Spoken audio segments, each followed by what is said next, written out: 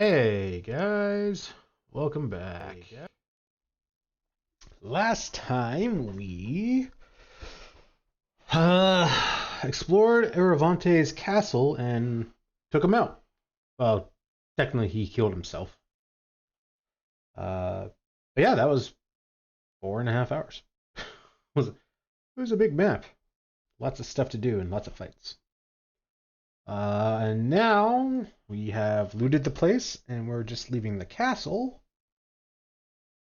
And we are going to, I assume, finish off the chapter and do some kingdom stuff.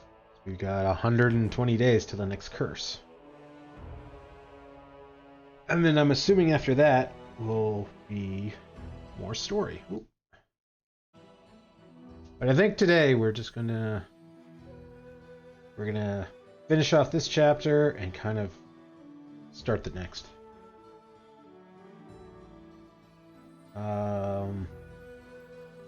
Just as a reminder, this is probably going to be a shorter stream.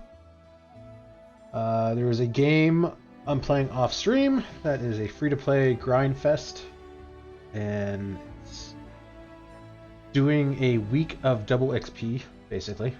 And it started last Wednesday, and it should have ended today. But I'm still going to finish early and play it, just on the off chance that they either extended it or I'm able to, get the last couple of hours of it or whatever. Although I am expecting it to be done and, nothing to it. But I still want to try to take advantage if that's the case. So I'm thinking 2.5 to 3 hours. Mind you, I did say that yesterday, and we ended up streaming for about 4.5 hours, so you never know.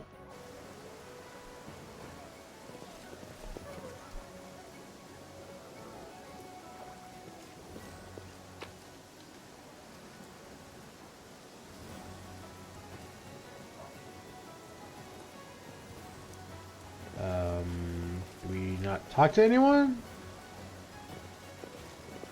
No? Oh, there we go.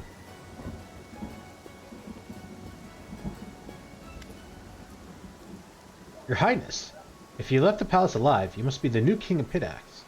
As victor, you deserve a much more stagely greeting. But I'm afraid we'll have to postpone the festivities. Your new subjects are in urgent need of help. Professor Irribold? What are you doing here? It's dangerous for you here. I came because I was worried about you, but I'm not the one who's in danger right now. There are riots in the city. A crowd has gathered around the Academy of Grand Arts, and they're out for blood. I beg you, you must interfere before it's too late.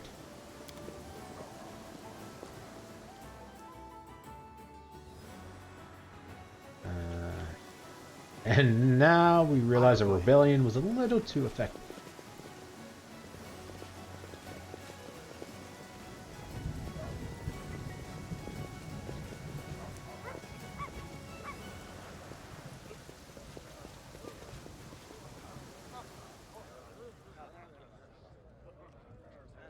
I like how it's a gentle murmur of talking to indicate a riot. Oh, they got pitchforks and flame and torches. Oh, and somebody's dead. A crowd of citizens, armed with whatever they could find. Legends, daggers, torches, murmurs indignity. They're listening to a student who stands above a young man lying in a puddle of blood. It takes you a moment to realize that the wounded body is Aldani. Far from Pitax's Academy of Grand Arts, Irribold's protege, and Lindsay's bully. An end to tyranny. An end to the... Oh, sorry, 1 second, guys.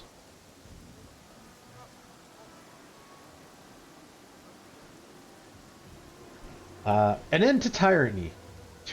An end to the humiliation and disgrace that despotic swindler Eravante brought upon our city. You've all read Lindsay's book. You all know the rot that festers behind this facade. Lies, bullying, violence, and sycophancy. That's a new word. Sycophancy.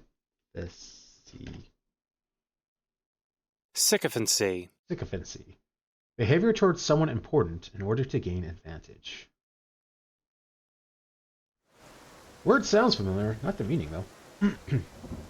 These are the arts Aravante patronized.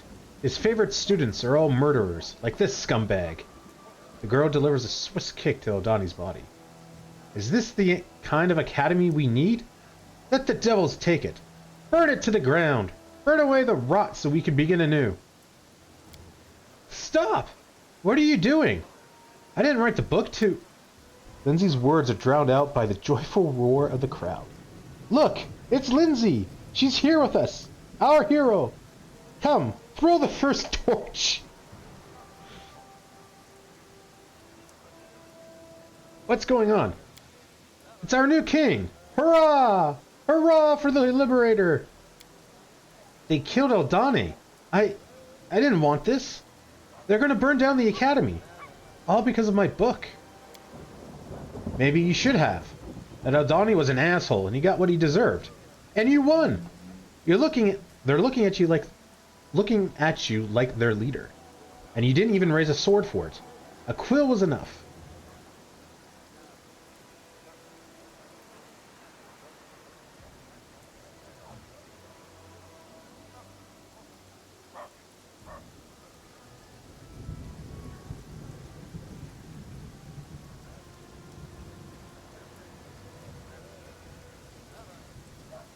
What are you doing? Shame on you. Look at yourselves. You're animals. This is how you act after I freed you from that tyrant? The crowd's enthusiasm dies out. After a bit of confused clattering, the rioters clear out. Oh, that was easy. Oh, that was really easy. Okay, I was kind of expecting more of a back and forth. Lindsay looks abashed, tears in her eyes. This is my fault. This is all because of my book. This isn't what I wanted.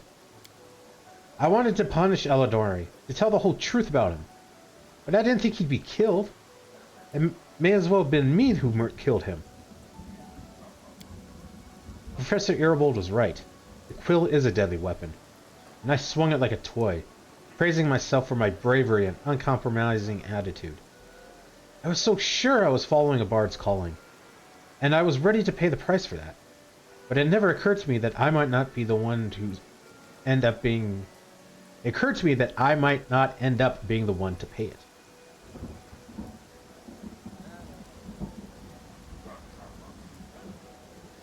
Bards don't necessarily tell the truth, though.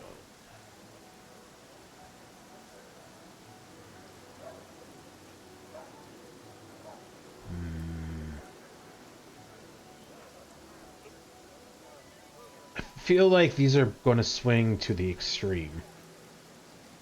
She's going to be too afraid to speak out, or she's just not going to care and just, oh, it wasn't me.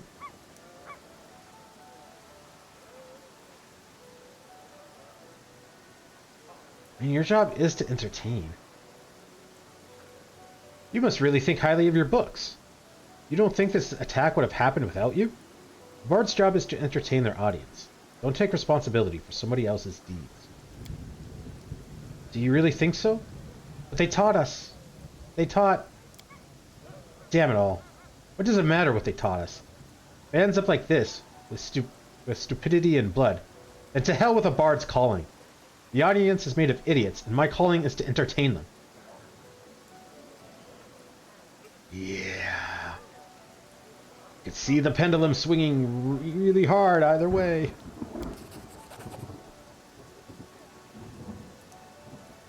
Succeeded in all available companion quests.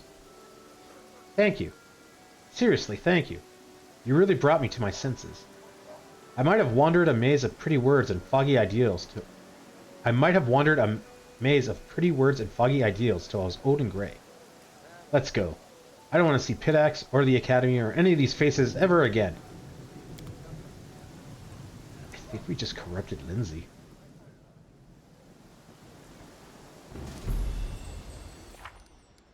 Oh gods.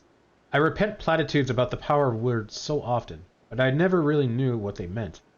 Only now, seeing the effects of the words I wrote with my own quill, do I start to realize their true meaning.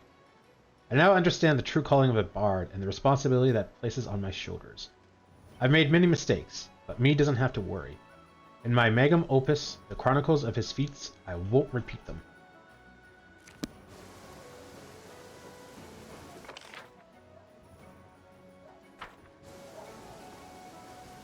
No, I don't like that. We're gonna go with the don't make sure it doesn't happen again. I feel like that's the lesser of two evils. It's kind of like me forcing my ideas on her rather than helping her navigate her own. So we'll just skip through all this again.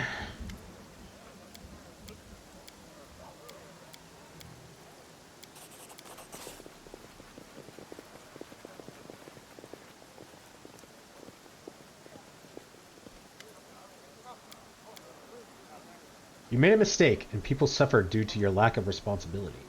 Remember this lesson, and make sure it never happens again. Oh, I'll remember. I'll remember this for the rest of my life. My old teacher was right. A bard isn't just some noose hawk. A bard needs to consider how her words will affect people more than just how truthful they are.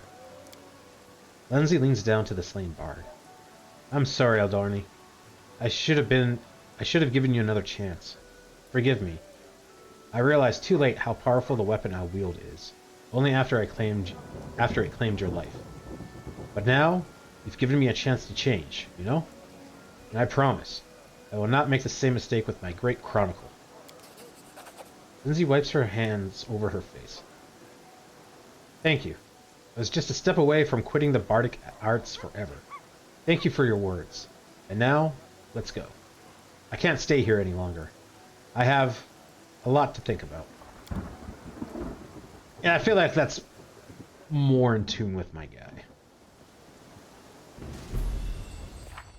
That's the same thing. So, I guess we just leave then?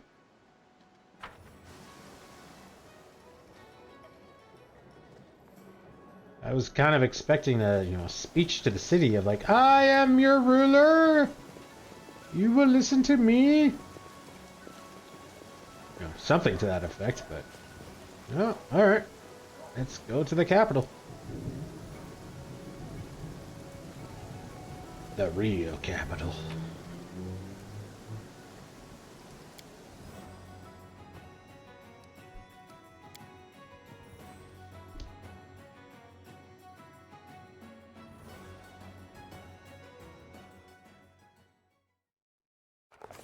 Irovetti was dead, and good riddance. Our ruler added the crown of Pitax to the crown of the Stolen Lands. But behind the dead monarch loomed the shadow of a much more dangerous foe. That is such a creepy, henchman? Lieutenant? Whatever? Alright.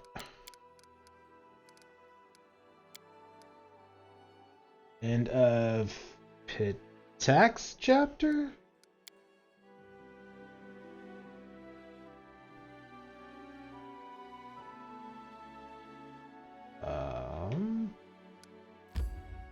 I was hoping there would be already a teleportation circle there. There it is.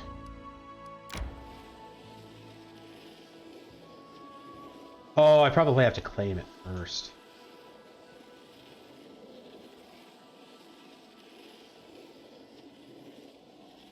Resting would be nice, don't you think?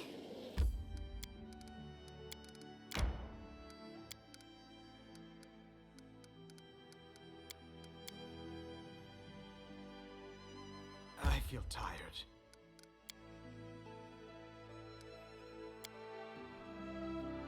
To the main square.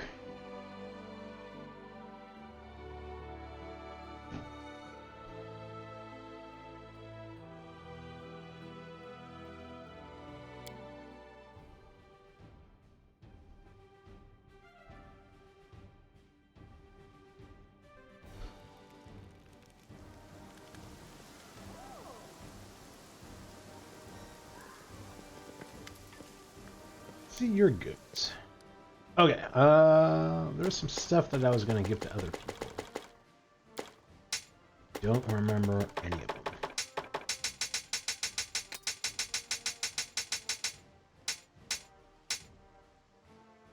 That's the old sword. No one uses that.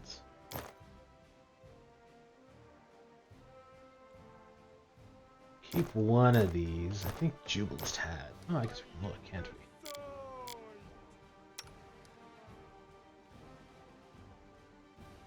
Enchantment +1.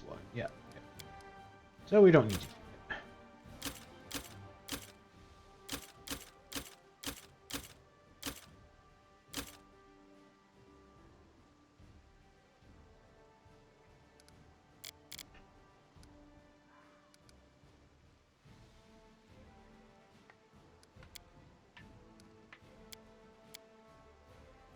Does Red use medium armor?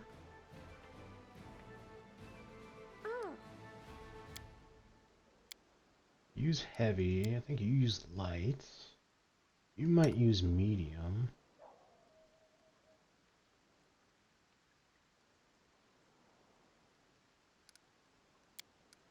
We'll hold on to it for now.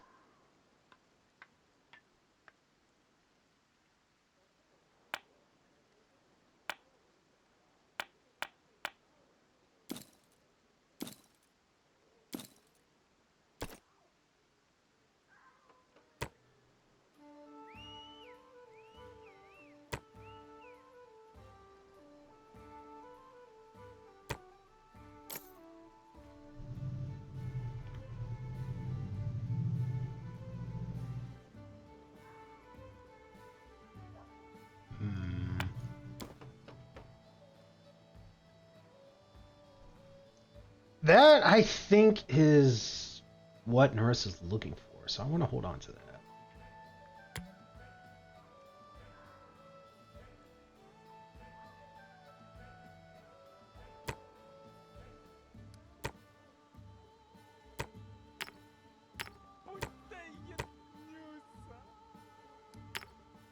Okay, we can sell that now.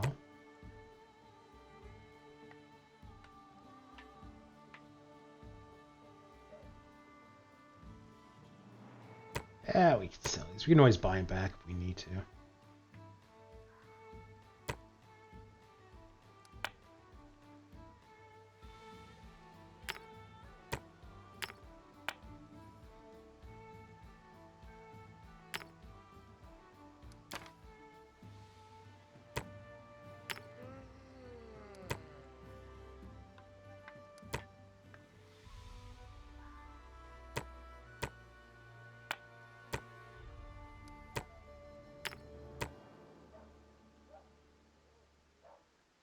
Okay, and I was told this is a story item, so I'll hold on to it. It's £0, so we'll just keep it on us. Yeah, that's a lot of money. Damn, we broke 1 million! Woo! I are rich.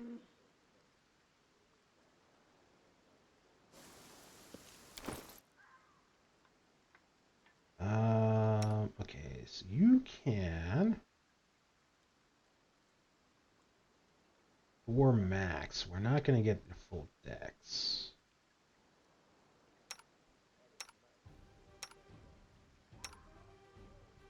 Reg can. I think this might be better off for you.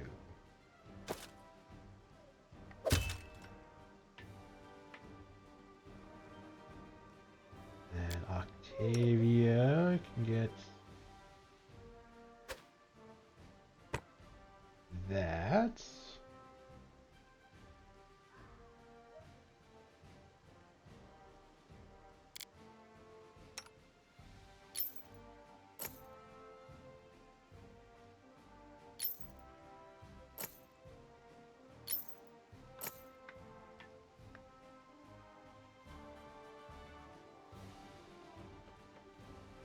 Constitution.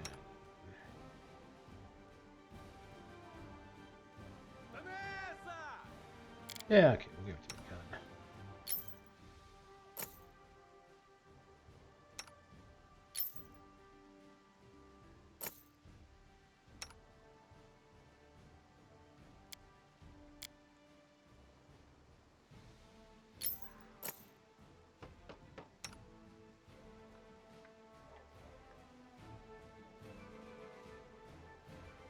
Sport intelligence, that doesn't matter anymore.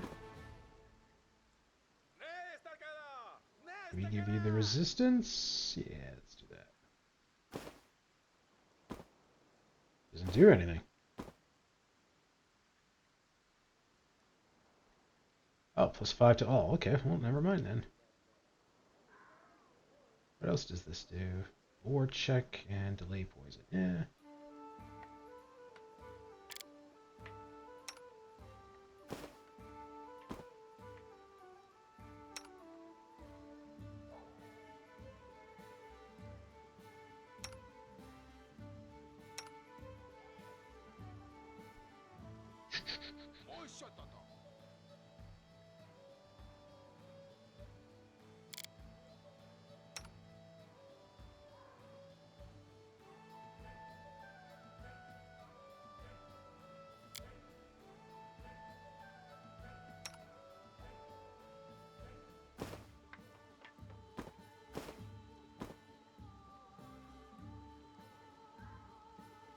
Kenra. No, it's you.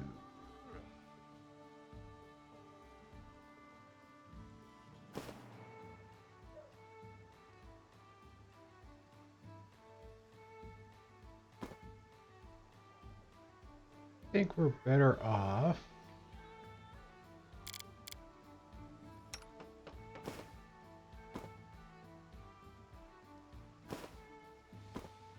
Put that on just because of the lore check. I'm sure you're good at, yeah, good at that.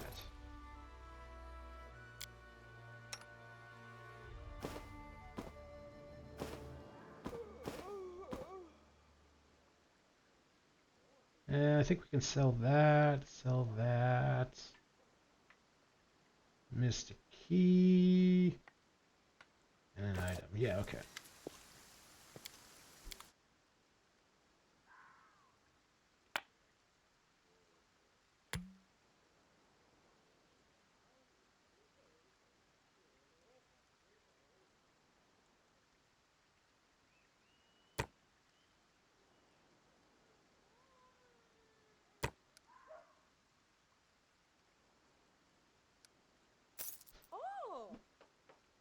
Oh my.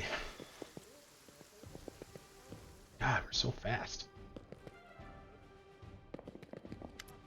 Spend some time to get, and I'm done. I'm fast. I'll go ahead. Everyone counts on me. Our normal speed is 3 times faster than everyone else. And then I can like double that.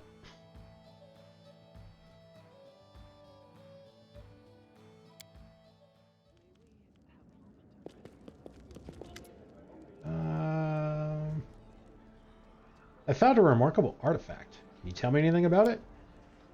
Not all artifacts wish to reveal the truth about themselves, but I'll do my best. Let me touch it. Give the briar to the storyteller. The storyteller takes Briar gingerly. The look on his face is hard to read. It may be awe or unbelievable tension, perhaps an anxiety. Can't say that word. This burden is far heavier than my shoulders can carry, but I will attempt to tell you as much as I can. I see the light of a distant world. I feel maimed and scarred by the words.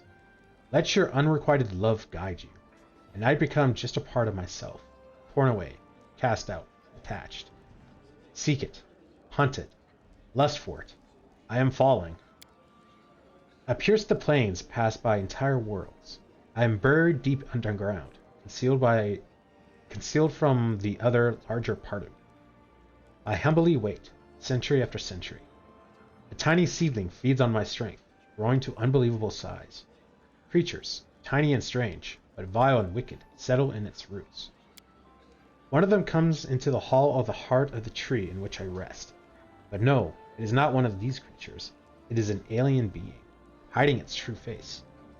It throws me through the portal, straight into the craving hands of the one who calls himself King Eravante. Storyteller stops speaking and sighs heavily. Forgive me. I cannot glean anymore. Thank you for your help. It is I who owes you a debt for all the amazing stories I've been able to touch over our acquaintance. I'm gonna leave.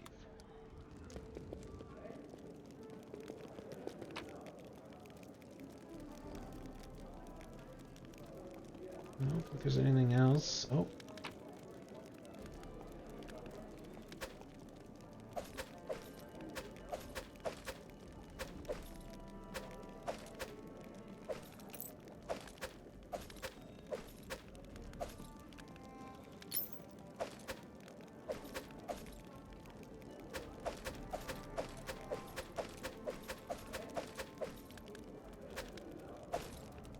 I'm gonna take this. I mean, we're pretty into the game. There's someone special I'm supposed to sell these to. I would think that I would have found them by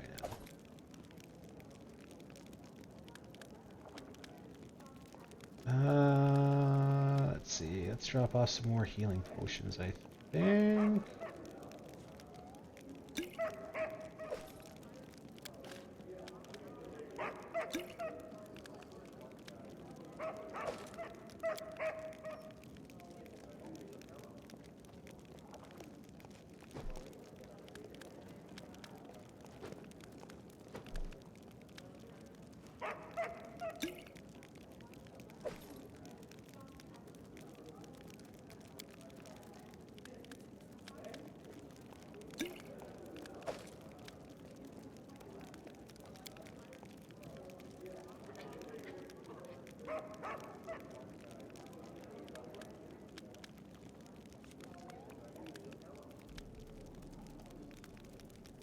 This is a restoration potion.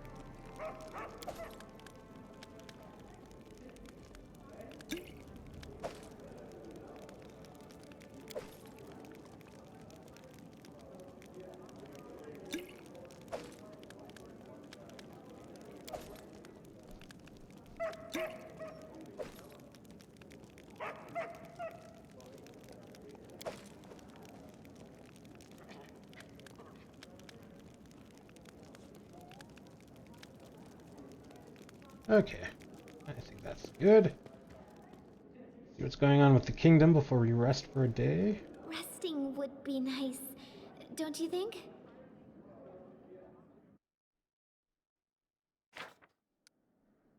Eclipse. The recent solar eclipse has the people frightened. Many of them took it as a bad omen, referring to the Kelid shaman's calendars, which foretell a bad year. The fear is turning into panic. People must be made to hear reason. The dangerous rumors have to be stopped. Try. The reagent persuaded people to unite and stand firm against any hardship or misery. The citizens are pulling together. They're prepared for whatever happens. Moderate Pitaxian influence. Pitaxian agitators are trying to lure locals away from the Stolen Lands, promising a golden age under Eravante's rule. Some have already left, and the rest are considering the proposal. Your kingdom will fall soon. To avoid that, you have to advance the main plot and continue the following quest, War of the River Kings. Triumph. The reagent's people successfully persuaded the locals to remain. Several who left the kingdom for Pitax have already returned. Plus 23, 20, 20, 20, 20, 20. Holy shite. What's our economy at? Ooh.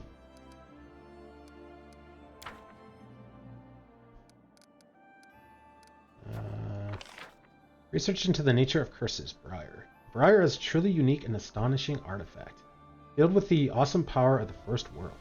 Or perhaps it's even more than just a powerful artifact. By studying Aravante's attempts to use Briar, we could possibly discover something ourselves. 120 days. Jesus.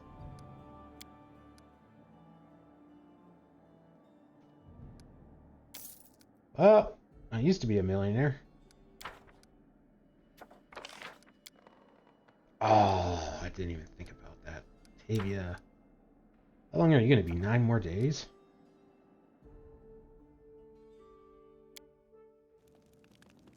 I feel like if there's a curse to research, it's probably that one.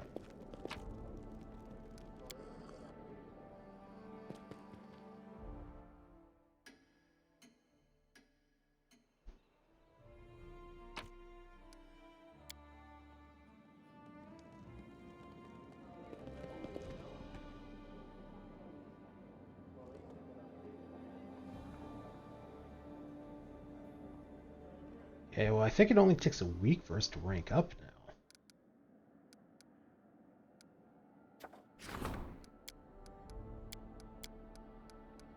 Jubilis, 19. Tristan, 16.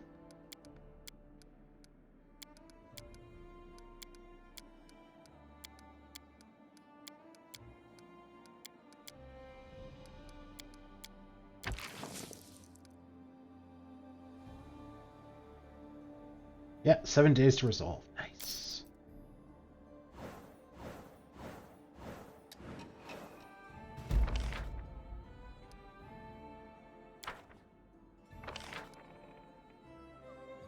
Oh, we need to level up our economy. The Pitaxian crowd awaits an audience. It's time to decide the fate of Pitax. Counselor awaits.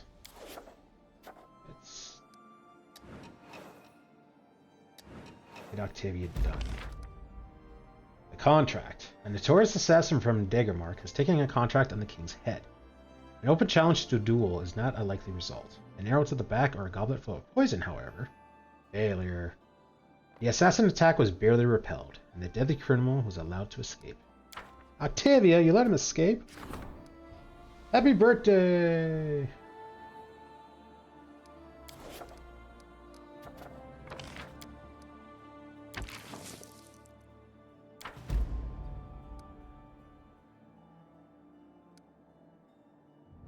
All right.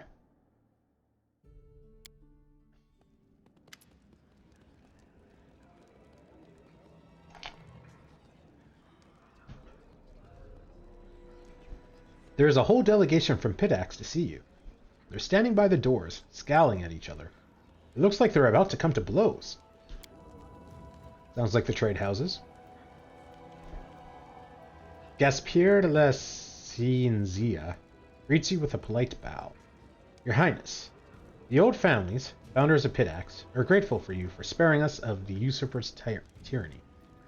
Allow us to assure you of our loyalty. None of the trade houses seek the Pitaxian crown, which is rightfully yours, of course. If it would please you to appoint a governor to oversee the city, all the 4 families humbly recommend me for this position. Can I get representatives from the other 3 houses to kind of confirm on that?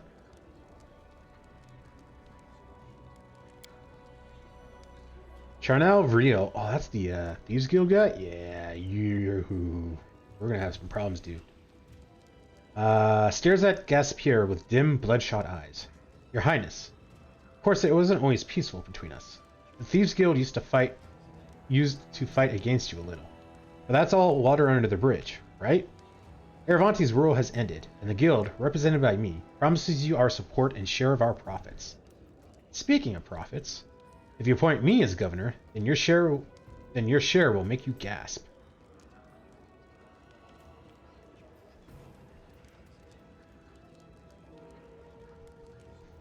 No, it's probably better to have a local. I appoint Gaspierre La Cinzia as governor. Thank you for your trust. Allow me to pledge our allegiance once again, both mine and that of all the old families. Carney grinds his teeth in anger. Is that so? Very well. So, you've decided on the governor. Would you like to say anything to the visitors, or are they free to go? There's a whole crowd of them waiting in the hall. Guards! I sentence Carney Veneer to death. Take him! You won't get away with this! Do you hear me? The guild will find you. You'll be weeping blood. You'll eat your own guts. A wise decision, Your Highness. The city will be safer and cleaner without him. I think that's the first person we put to death. Wait, did we put him to death or did we arrest him? Yeah, we put him to death. Okay. You should feel honored. First person in 5 years game time that we've done that. The guards drag away the gnome, kicking and screaming. Lindsay, what's next on the agenda? You must decide the fate of the Academy.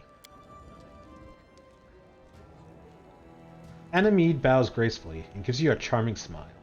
Congratulations, Your Highness. Pitax is at your feet, and, as promised, I contributed to your victory. Now it's your turn. Will you hold up your end of the arrangement?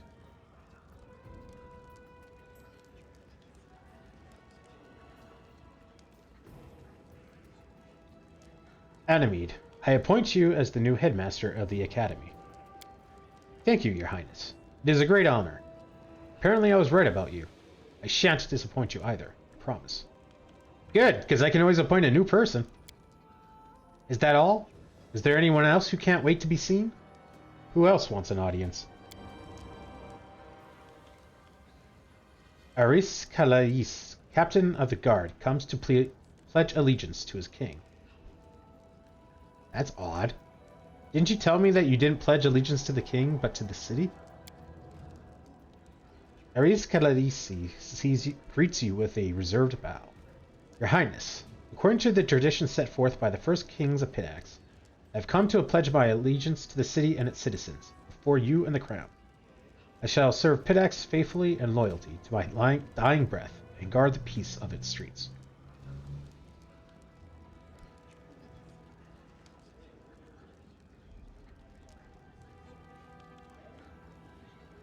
I accept your pledge. Serve the city as you have before. Thank you, Your Highness. I must say, now that you so wisely spared the city of that scoundrel Carney Vernel, it will be much easier to keep order. Very well, I shall take my leave. Saluting you, Aris Calais leaves the throne room. Well, we're done with the guards. What else is left? Ah, yes. Ilori Naisky and her river razors.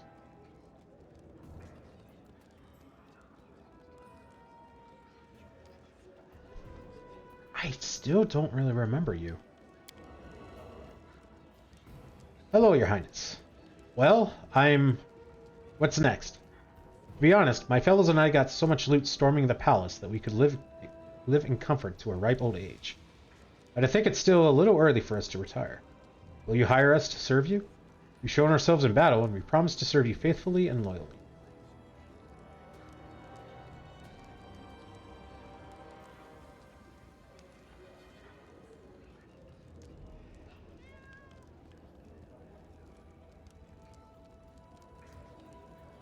I'll hire you, but on one condition. No more robberies. From now on, you're a military combat unit within my army. It's a deal. Oh, I mean, at your orders, Your Highness. With a gape-toothed grin, Iori leaves the armor. No one else. Well, what a day. I see it's not easy to rule. I'd rather break up a pack of ravens than live through another day like this. You've returned the city to the old trade houses. Frankly, under all the velvet clothes and pretty words, they're just plain old bandits. But old and familiar ones, I guess. Or old and familiar ones, at least. I guess Pitax will go back to what it was like before Aravante. Community plus 25, loyalty minus 3, military 17, economy 15, relations 14, divine 4, arcane 5, stability 6, culture 28, espionage 21. New event, pacify Pitax.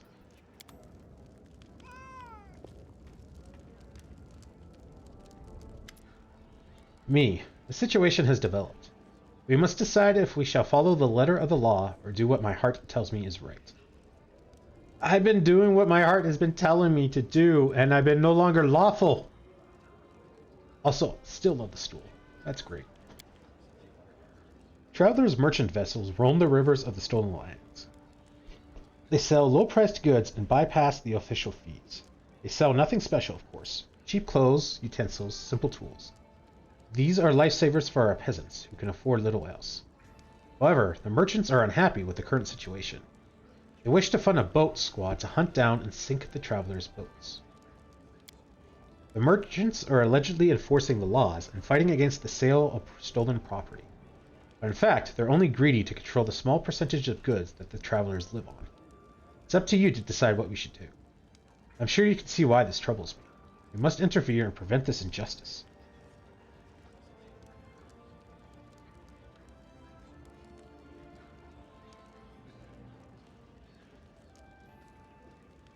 Let the merchants know that their efforts are not required. If they touch any vessels that isn't theirs, we will have to resort to force. Thank you, me. The law doesn't always grant protection to those in need. New event. The Helping Hand support the counselor's endeavors.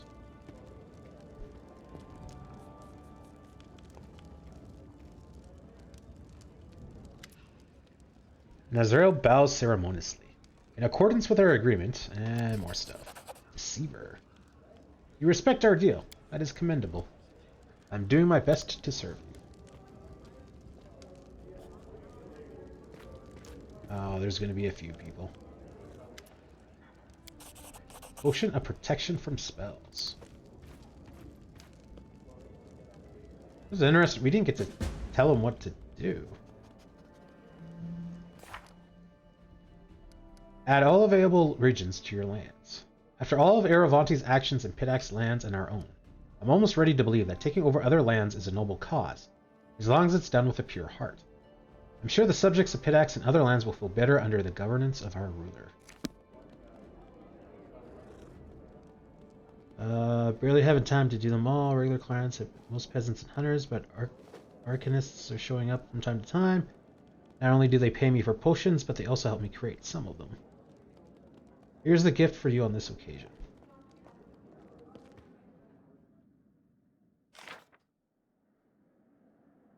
+1 relations, +1 espionage. Nice.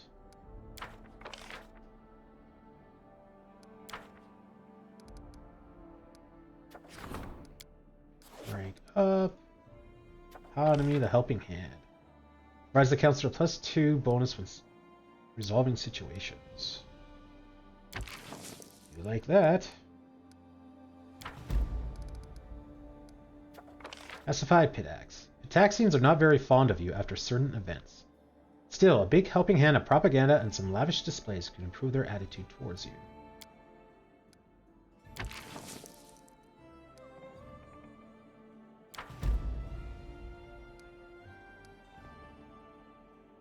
Good old Pitax. Pitax has returned to its old ways. After all, with or without Aravanti, the city has a spirit of its own.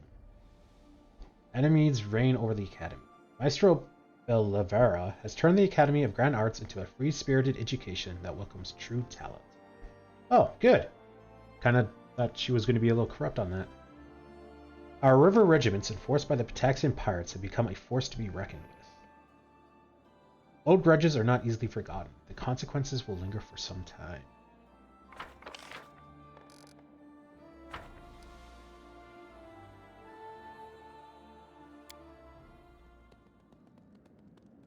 The path is clear. Alright. Still doing that. Getting close to that. I don't know how to do that. Got about 120 days for that. I don't think we're going to do the magical prison.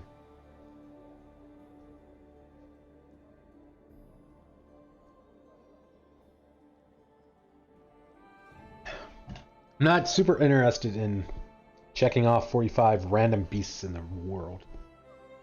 Well, we might cheat and do the dimension door trick. that was mentioned earlier.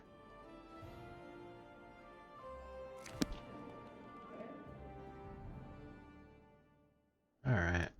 Rank up.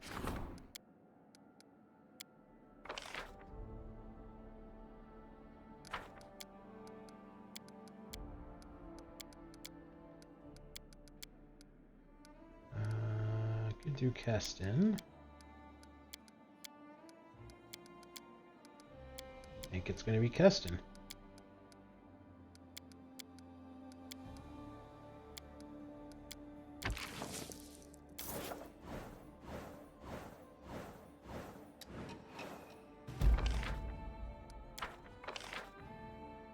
Balance. An envoy of balance and priestesses of a wandering commune of...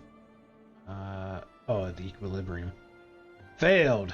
The public debates didn't resolve the problem. The priestess's teachings continued to find support among the peasantry. When the wandering commune assembled to depart the kingdom, some decided to join them. The celebrations were spectacular. Everyone participated in the revelries. The power of blood. Success! The treasurer promised the Hemotomancer respect and untold riches. And it worked. Even a scholar can be enticed by fine wine, exquisite food, and lavish clothing. The gnome has all but forgotten about her research, but she sends flowery letters to his colleagues, telling them of the wonders of this magnificent realm. Cool. Oh, we've almost got maxed out on BP through the 88 BP? How did that jump? That was like 78 the last time we looked. Tracking the throne thief. Success! The minister was able to trace the thief's hideout to a ring in 1,000 voices.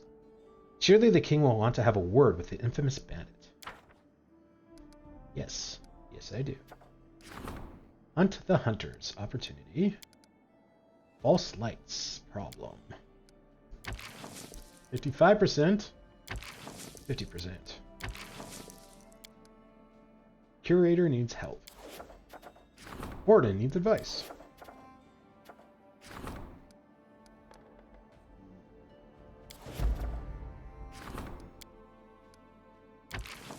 %25 chance. Jesus. 34 DC. How the heck am I supposed to keep up with these things? In the name of art, King Aravante somehow managed to turn his bandit kingdom into a flourishing center of the arts. You can do even better and turn Pitax into a true cultural heart of your lands and all of your surrounding kingdoms. Each lighthouse in the kingdom provides +1 culture. Each town hall, let's do culture. Each town hall provides culture. Yeah.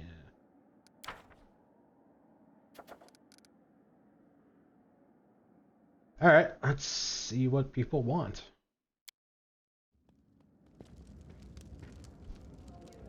More stuff.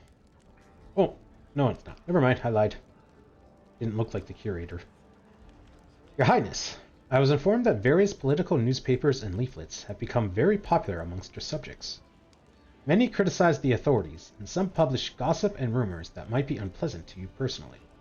However, the very appearance of these things and their popularity among the people are signs of great success we've managed to achieve in education. True. I don't think we should act. If we try to stop the spread of such newspapers, we'll only be adding fuel to the fire. Leave everything as it is. We'll let them have their discussion and allow their readers to make up their own minds. My experience shows that only a free society is capable of criticizing and eliminating absurd ideas, more effectively than 1,000 censors ever could.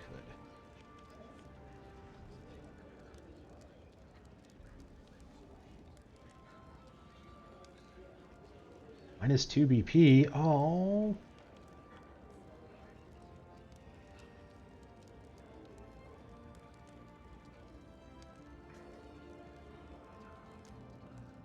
All political media banned. Execute the slanderers.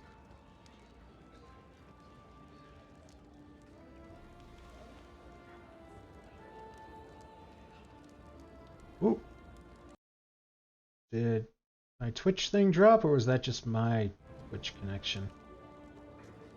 Since I'm dropping frames, yeah. but it's not coming back. Seems to be okay on others. What's going on with mine?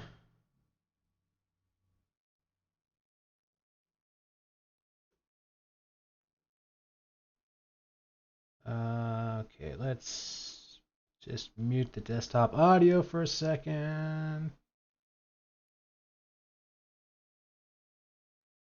Just see. That's so weird. I have another Twitch stream going on in the background just to kind of collect channel points. Oh, there we go. And then that's working on someone else. Let's go to my channel.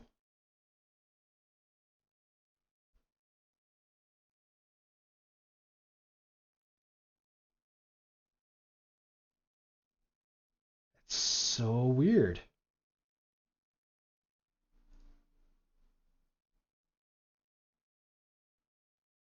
Why is my channel having issues? I'm not dropping frames. It claims that I'm live, but I just can't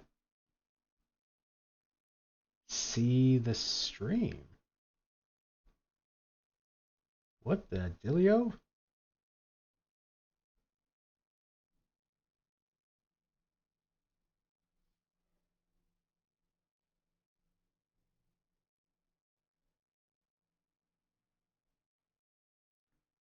Click here to reload. No, now it says I'm offline. What? Oh, wait, no. Okay, now it's back. Because I should turn the desktop audio back on. Okay, there we go. That was weird. I think it was just me. Must have had some kind of internet hiccup or something. Well, I guess it's not an internet hiccup because I would have been dropping frames. I don't know. Weird. Anyway, we're back. Or I was never gone. One of the two. This gives me 2 community and 2 stability. But I'm going to be paying 2 BP a week. No, that's not worth it. The River Kingdoms guarantee the freedom of speech. We will not interfere. The words of a wise and confident ruler.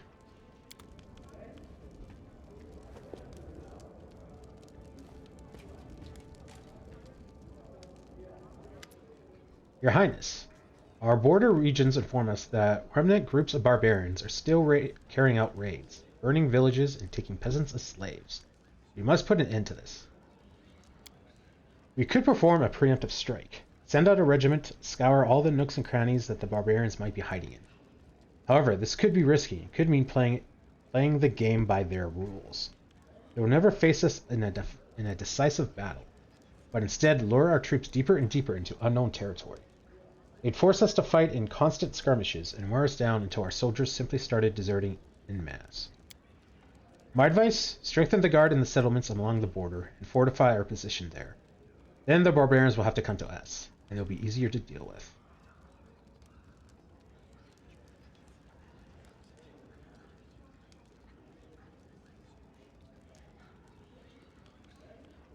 Alright. I wouldn't be surprised if that's exactly what they wanted us to do. Wait, hang on. That's chasing them. That sounds like we're also chasing them now. This choice is yours. In that case, I'll increase the number of guards in our border settlements. We'll see how the savages like to fight real warriors instead of unarmed peasants.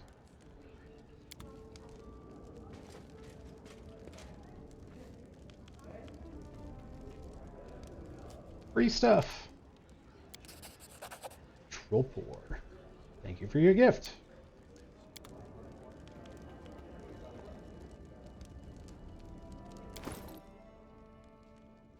Deceiver Dagger. +3 Agile Dagger has its reach increased by 5 feet. Grants its wielder a +5 luck bonus on all stealth skill checks.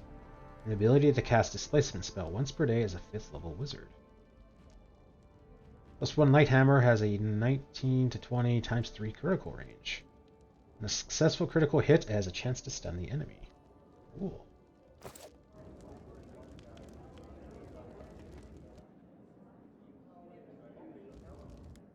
Continuing on.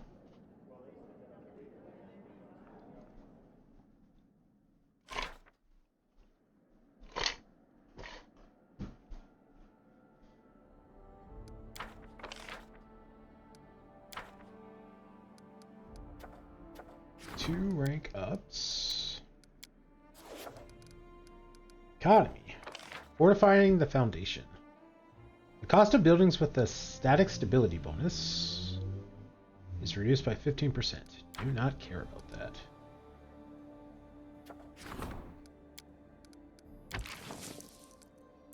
Alright. Rank up. Who's next?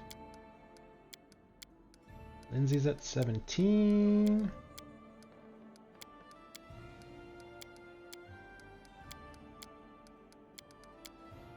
Kristen's at 18. So we'll do Lindsay.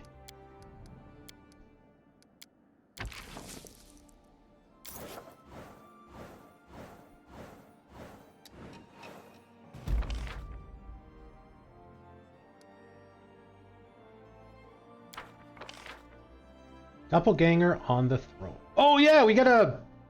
Shoot, I forgot. We found out where our throne was. Should deal with that. Failure. The reagent's representative failed to reassure the people that their idea was absurd. The peasants not only concluded the reagent was conspiring with the traitors, they were ready to take up arms and seize the palace. The guards continue to arrest the misguided rebels, but their numbers grow by the day. Helping hand.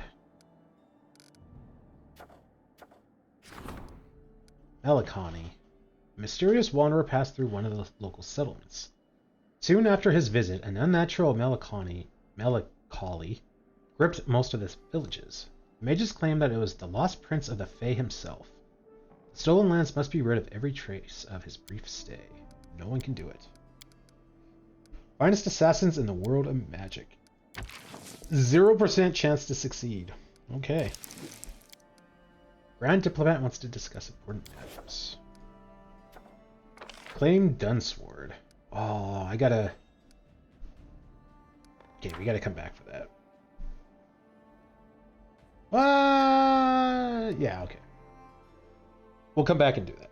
Because I forgot, we gotta go chase down the throne. Although I really like the stool. There's an issue that demands your attention. 7 archers want to bring their fleet to Novo Boro, allegedly to combat piracy. But in fact, they simply can't accept that the elves of Karian are trading dwarven wares with the 5 Kings Mountains. Control over Novo Boro will allow 7 archers to collect duties along this trade route.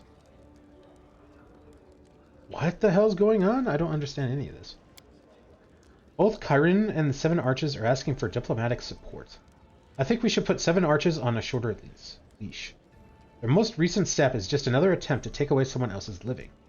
We should also bring our own fleet to Novo Boro to steal their initiative. But it's better to have Chiron as an ally.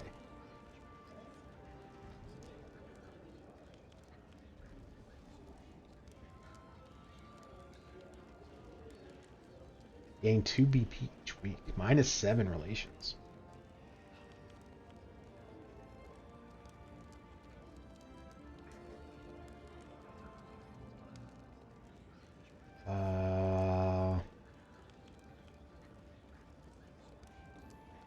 What?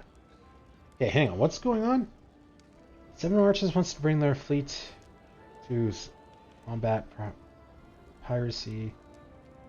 But in fact, they simply can't accept that the elves are trading Dorn wares with their control over Novo Boro will allow 7 archers to collect duties along the trade routes.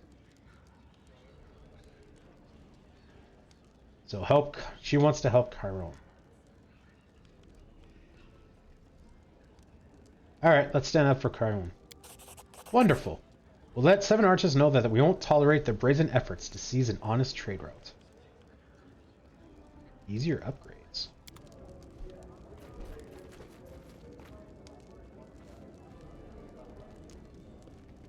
Okay, let's go deal with...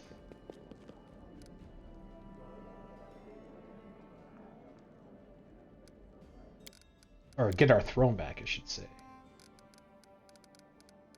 Leaving on an adventure.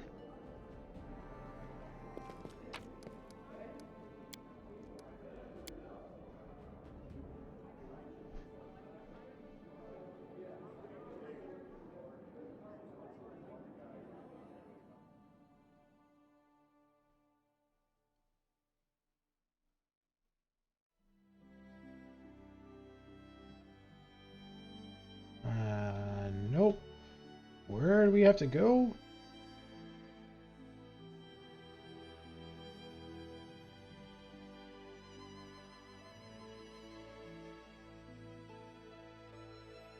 God, I wish I could zoom out more.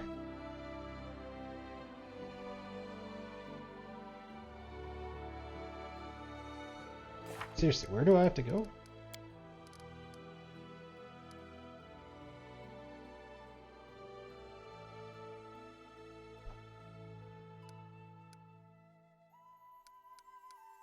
Did we not know?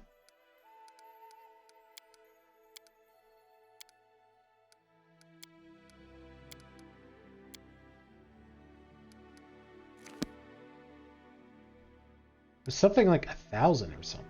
1,000 hills?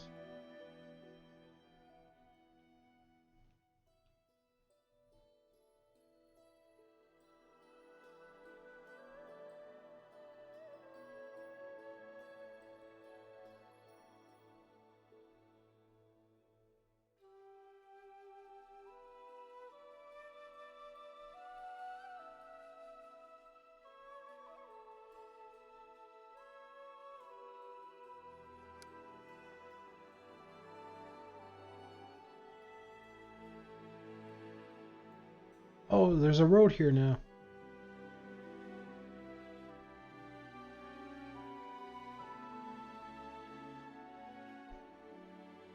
I don't see it. Maybe we just upgrade then.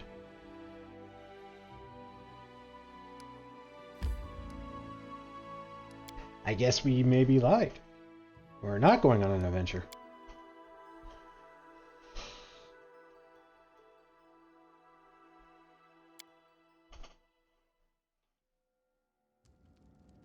Could have sworn that we're supposed to go somewhere for that,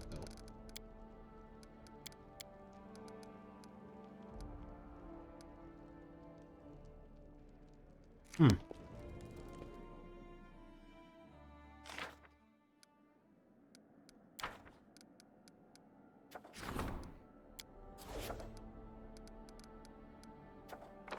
Easier upgrades. Region claims and upgrades cost 25% less. Well, I think we've only got one more left. 2 more left. 30 days.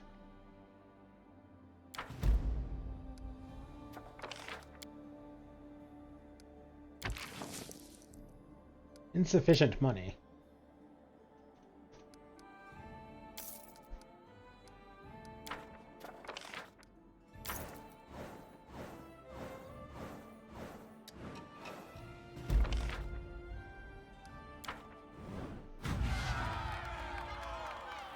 Oh, there's still an area down here. Oh, maybe these are 2 areas. Alright, maybe it's a good thing we're doing that upgrade then.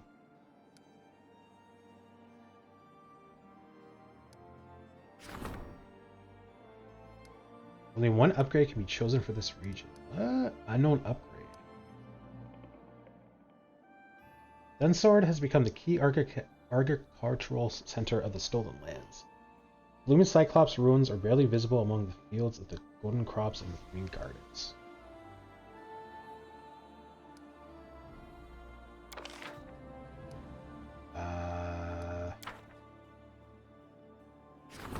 I can do that anywhere.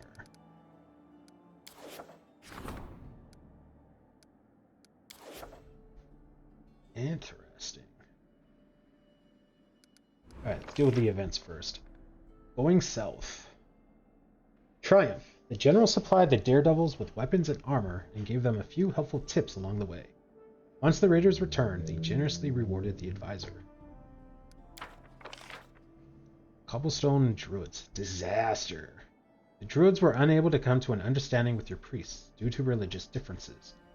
The improvements made in the Beggar's Quarter were too minor to really change anything. False lights. Success. The villains have been dealt with. The guard tracked them down and arrested them during a night raid.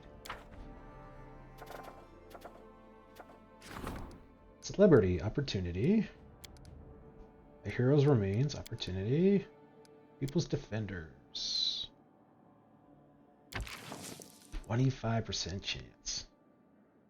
Steel Valkyns adorns seekers of justice and patrons of the people who proclaim that the peasants of the kingdom are oppressed. Pretending justification, they have invaded stolen lands or luring common people to Andrian, urging them to throw off their chains of oppression and resist the legitimate enforcement of law. Treasures of the Ancients. A gang of tomb robbers is digging up old burial sites and selling the loot abroad. Every day, mighty artifacts, ancient relics, and priceless scrolls are being taken from the lands of the king. This cannot continue.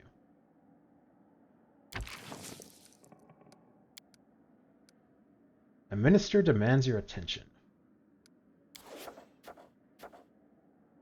Okay.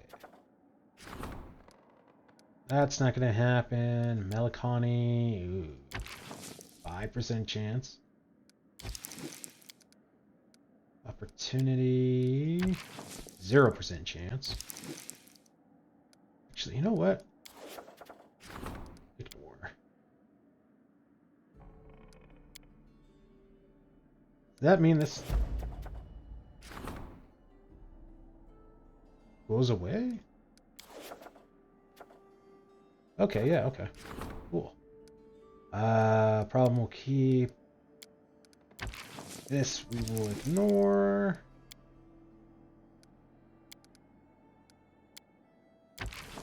"45% chance? That's not too bad." Legendary scholar of Absalom is traveling the River Kingdoms giving a series of lectures about the circulation of souls in the universe. The famous half-elf should be invited to the capital. Such a visit would greatly benefit the subjects of the kingdom. Yeah, we could possibly do that. Heroes remains. 16% chance. Let's ignore that. Okay. 1 point makes it 50% chance.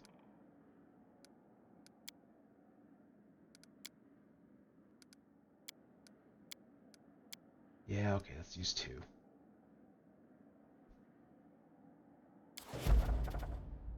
Kind of hurts. 65% chance. 45, yeah, we'll try it. Oh,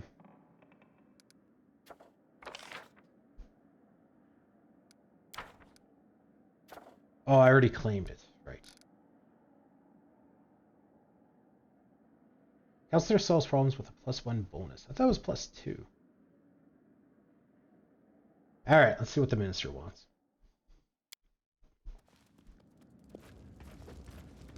That's not the minister. That is the minister. Never mind, I don't know what my people look like. We shouldn't have gotten caught, but we've been caught. I don't understand how. Litrin learned who blew their spies' cover. In retaliation, they seized our own agents and executed them. They mean to send us a message. But what troubles me more... Ikun sighs. What shall we tell their families? Do we promise them that we won't disown them? That could be dangerous. Do we renounce them? That would be disgraceful. Our advice is to take care of their families, but secretly. The dead would have wanted this.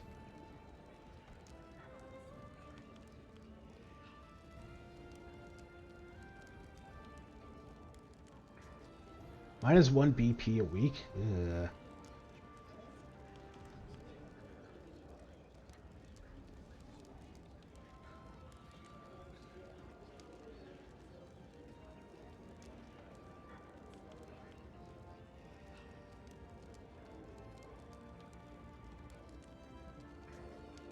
Nah.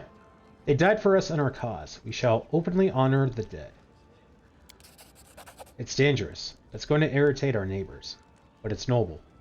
Death doesn't seem so frightening when you know you won't be forgotten.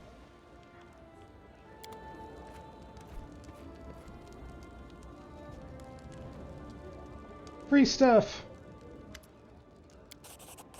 Eels Circuit.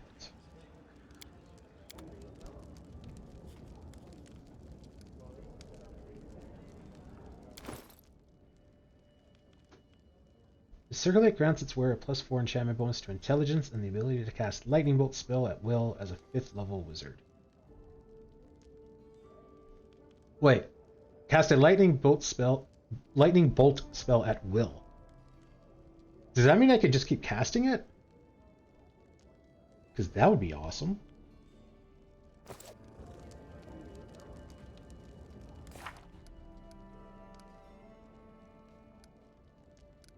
I think I'm going to Google this real quick because I feel like we should know where that is. How are we on the... Oh yeah, we still got quite a few days. Runaway Throne.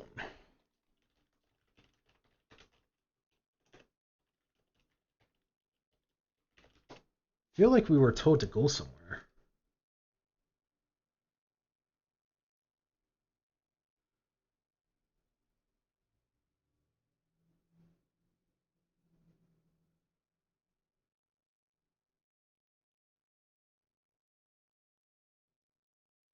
Complete tracking the throne to reveal inconspicuous ravine.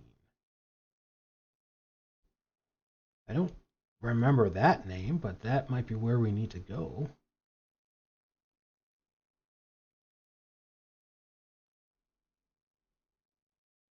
Where the heck is that? Alright, let's try leaving on an adventure again. Whoa.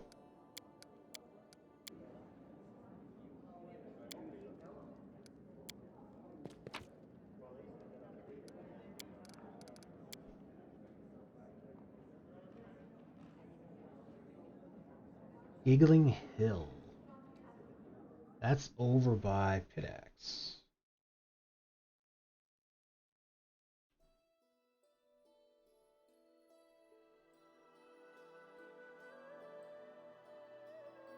Okay, so that's, I guess, where we have to go. I thought it was like 1,000 something. Teleport to Dire Marshes. Save.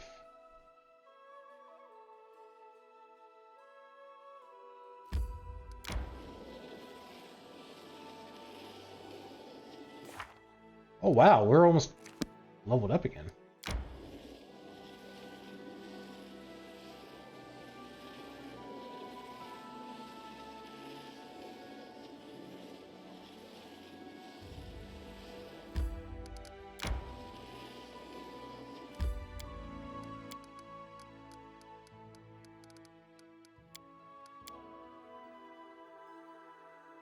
A quiet place, hidden away from the main trade routes, and the perfect refuge for those who wish to remain unseen.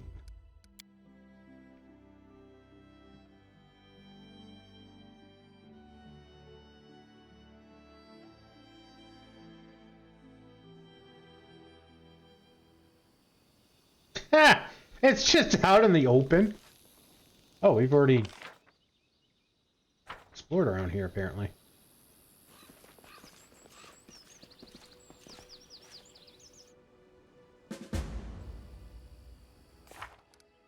The royal throne was found being sold by a goblin haggler.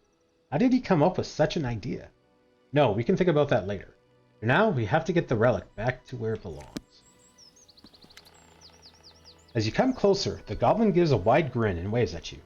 A ramshackle cart beside him is sagging under the weight of the junk within.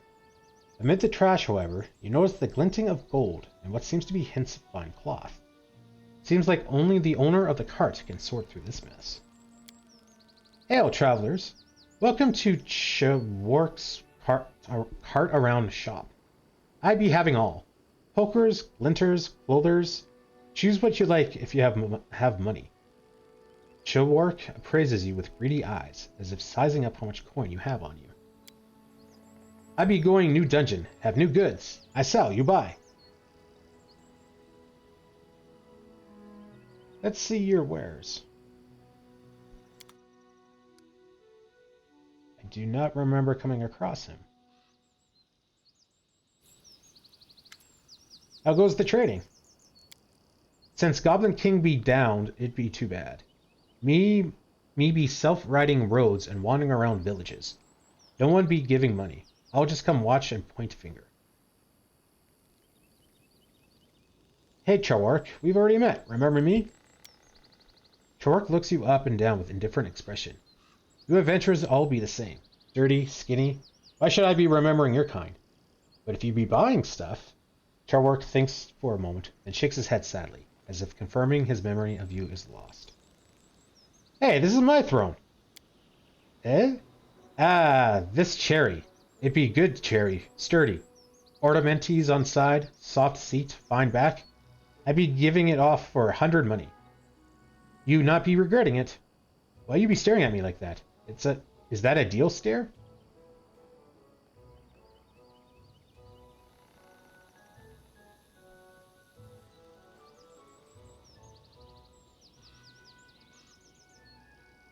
How did you manage to get in the first place? Look what I have! The goblin digs a wand out of the depths of his cart. It be doing whoosh, and doors go open. I be entering, taking all good stuff and leaving. Charwark hastily tucks the wand back. I be having some other whooshy things, but I no showing them to you. They are mine and not for sale. Are you crazy? This is my royal throne. How can you demand gold for that which is rightfully mine? Charwark is still, trying to wrap his head around what you said. That true? He scratches his ear. Right. Me be asking too little. It'd be worth 200 money. Yeah. You will return my throne this instant before I hang you from the nearest tree. Charwark screeches and drops to his knee. Have mercy, adventure. I be mistaken. I be not doing it ever again. Charwark wings his hand. You want bribe? I be giving you bribe. Many valuables I be giving you. And take Cherry back. Just don't hit me no more. 45 XP. After a bit of adventure, the throne is restored to its proper place, and we could breathe easily once more. Yet, while everything ended well, I still wonder, should I record this regrettable incident in the annals of our kingdom?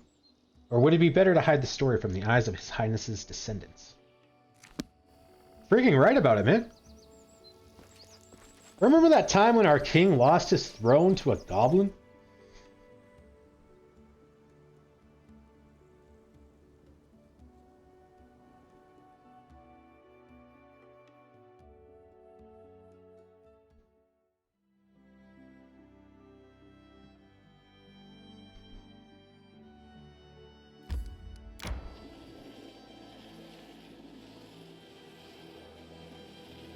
Resting would be nice, don't you think?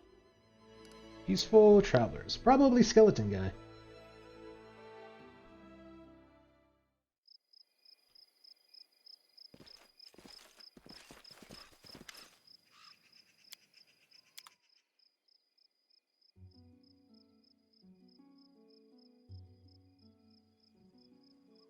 Ray blocker. +4 bonus on saving throws against all spells of Evocation School.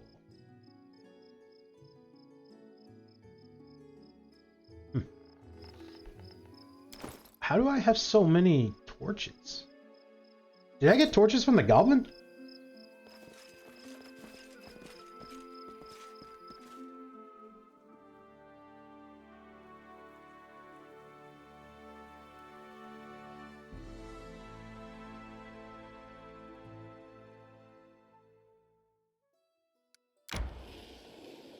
I'm hungry. When we stop?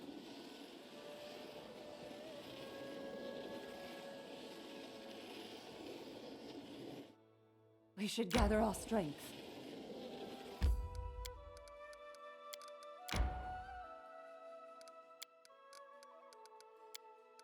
Okay. Where in Dune I Sword feel tired. should we put a new city? Thinking here? Kind of centrally located in the middle, so it's nice and fast. Might be a good spot. So we go from Varnhold. 1, 2, 3, 4, fifth one from the right.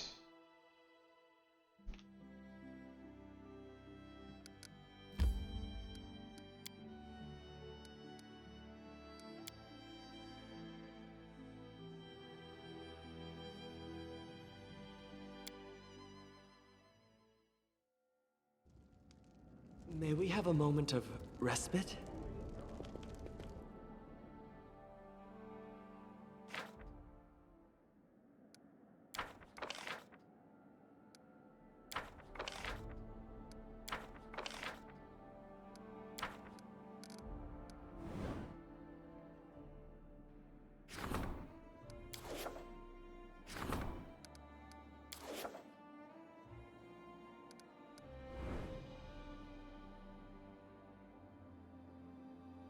that's Varnhold.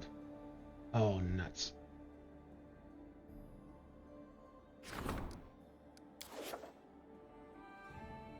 Think it was here.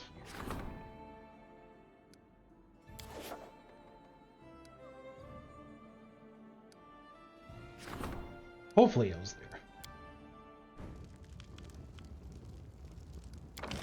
there. Okay. Put up walls.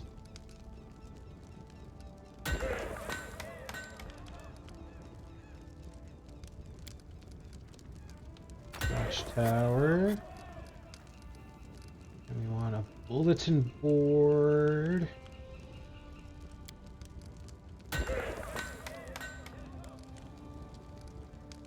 Can't do a hospital because I think you need to be up one. We'll do a teleportation circle.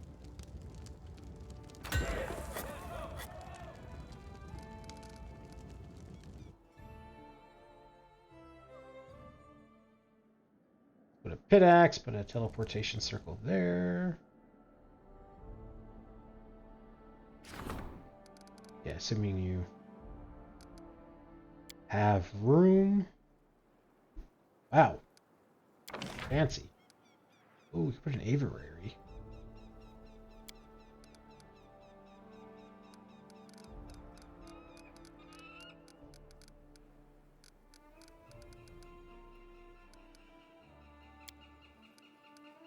The watchtower for the espionage. Aviary, sure.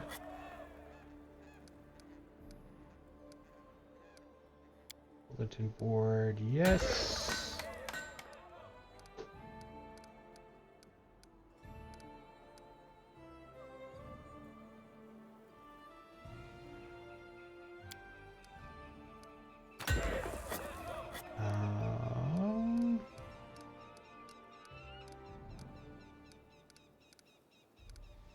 And teleportation circle.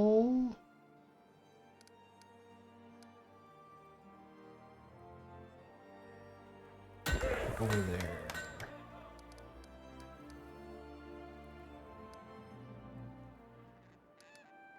Alright. New rank up thing.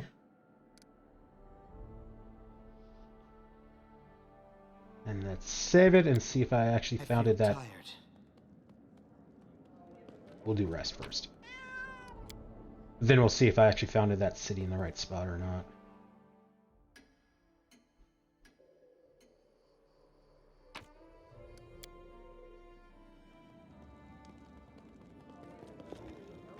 Save and check.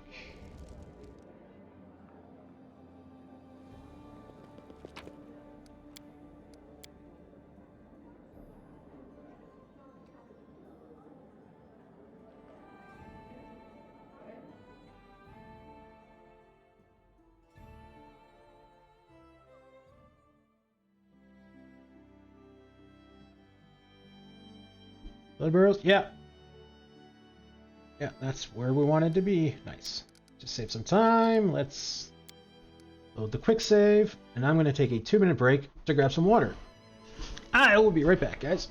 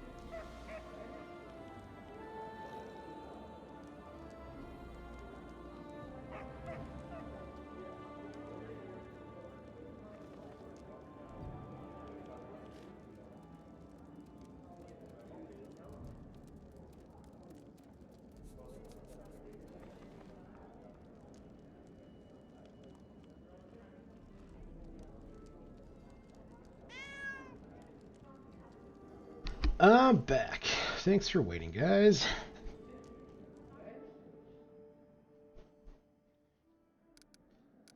More ranking up.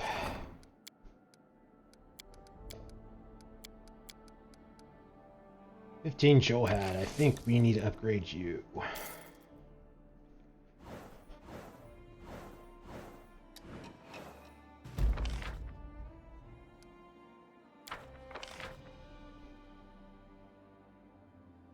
Ooh, -6 loyalty and culture. Oh, that sucks if you don't even attempt it.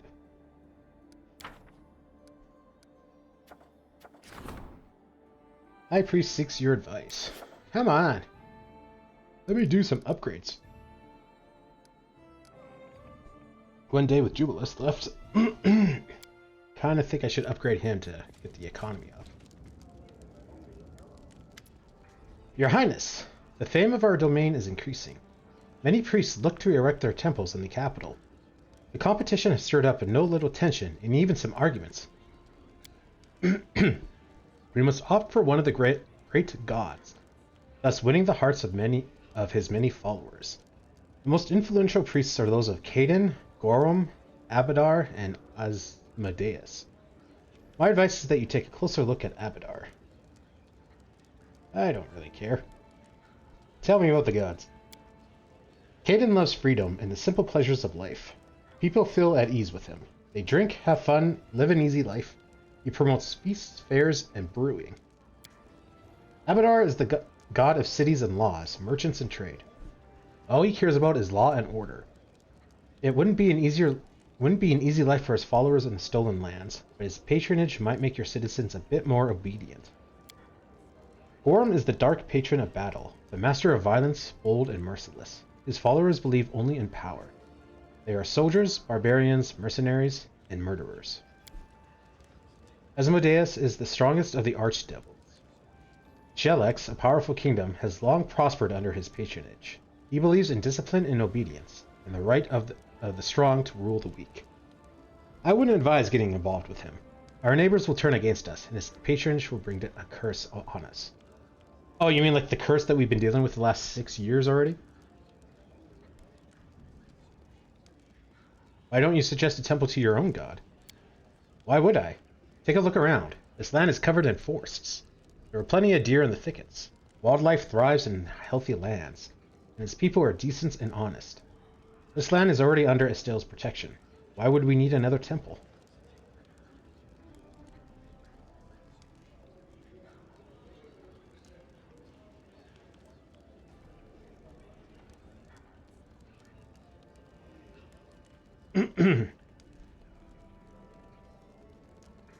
Alright, sure. I will allow Abadar's followers to erect a temple in his honor. This is a wise decision, Your Highness. Abadar doesn't have too many enemies. No one will be sorely disappointed with your decision.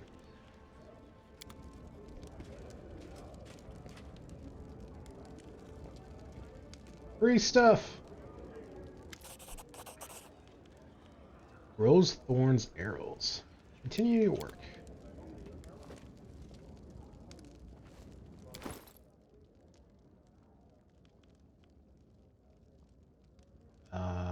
Where is the quiver?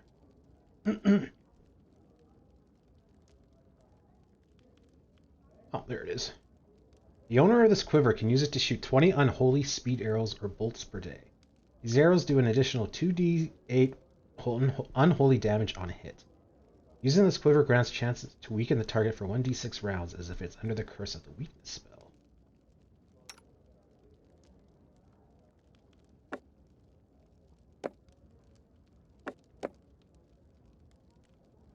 Give it to Lindsay.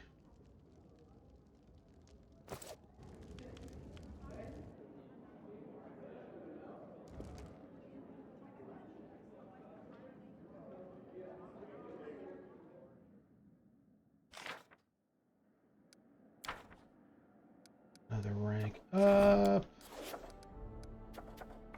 Divine Protection from Fear. Provides immunity to fear effects in the claimed region. Sure.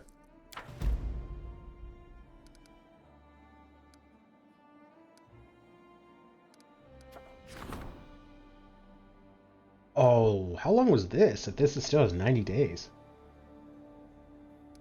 Yeesh. Alright.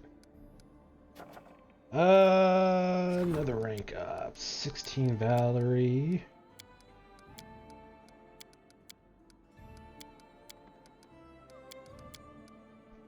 $14 Cotton. I think we need to level you up.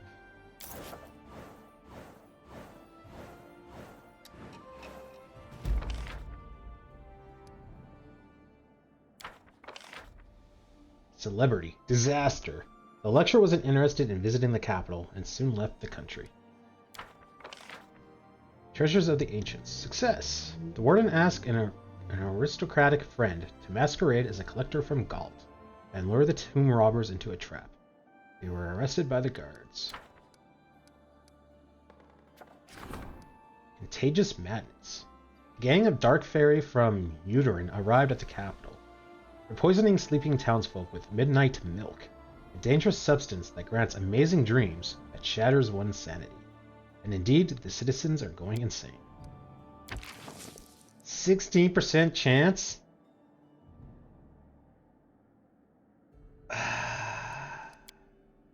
Yeah, no. Well, we're just gonna feed you to the wolves. Power of Blood. Doing this again.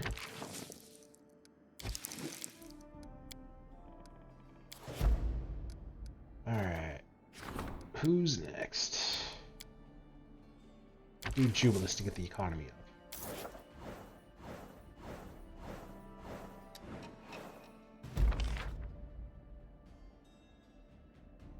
93 a week.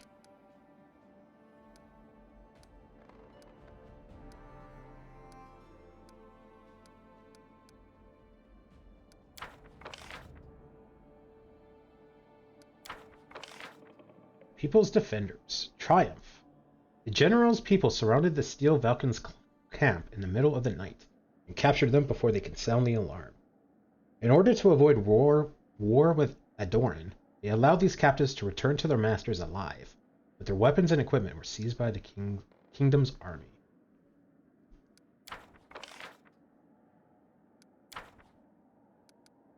Training.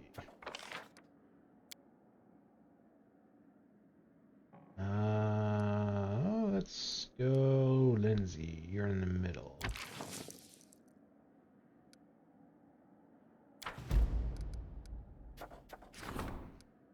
Chainlings. Terrified parents swear that someone is taking their children and leaving something else in their place. Truly, these pale, dark-haired girls with huge eyes could be nothing more than changelings, the offsprings of hags. But where are the real children? They must be found at once, and the kidnapping stopped. Well, that's not going to happen. Doppelganger on the throne. This one again. 31% chance.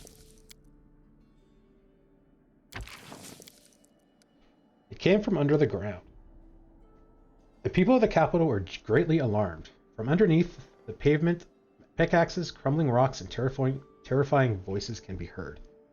Everything points to the denizens of the Darklands. They must be digging an enormous tunnel to conquer the surface world. It seems they intend to begin in the heart of the Stolen Lands.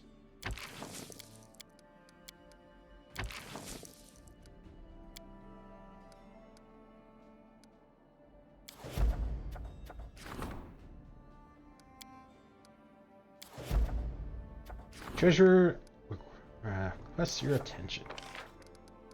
Oh, and we've almost maxed out our economy. Alright, what do you want? Kind of annoying that I can't just have like a month to like upgrade people.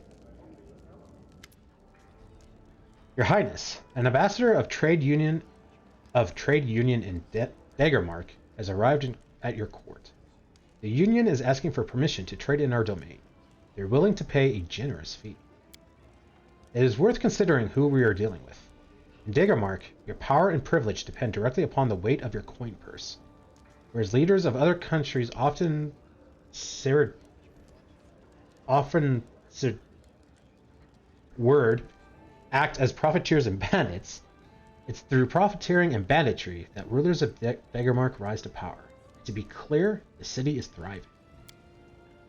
I often hear praise of the intelligence and business accoutrement of Daggermark's citizens, but never any praise in their honesty or ethical perspective.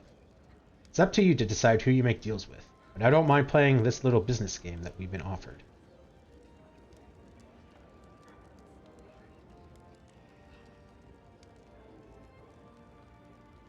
Send them home. You have no interest in their offer. You must remain sober. Never play with someone more skilled in shuffling the deck. You don't want to be taken by a card sharp, right? I have no idea what you mean by that. Items. Ocean of Displacement.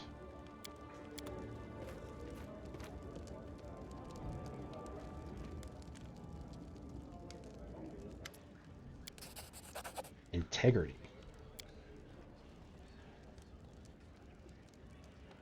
After you and I brought that wretched moorland to justice, peace has once again filled my heart. Thank you for returning tranquility to my life, Your Highness. I would like to give you a special gift and thanks. Give me some time and freedom to work on my own, and I will make something very special just for you. Why didn't you set to work on that special thing you were making for me? Thank you. Believe me, I'll spare no effort or time. You won't be disappointed.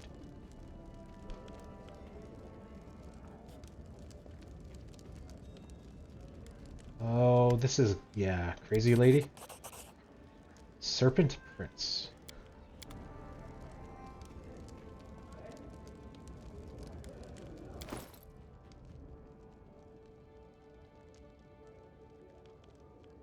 +3 corrosive bar shard has a higher critical hit multiplier.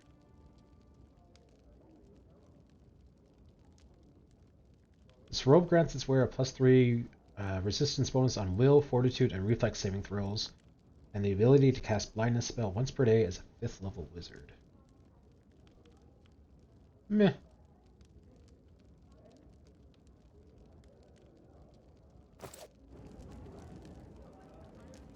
I'll go ahead. 72 days.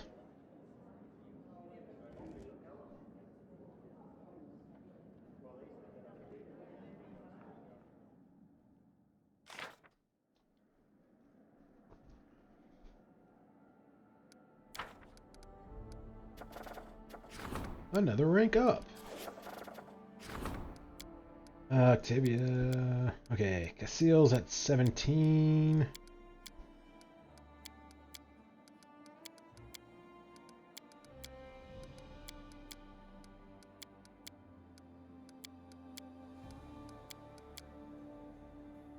Cassiel it is.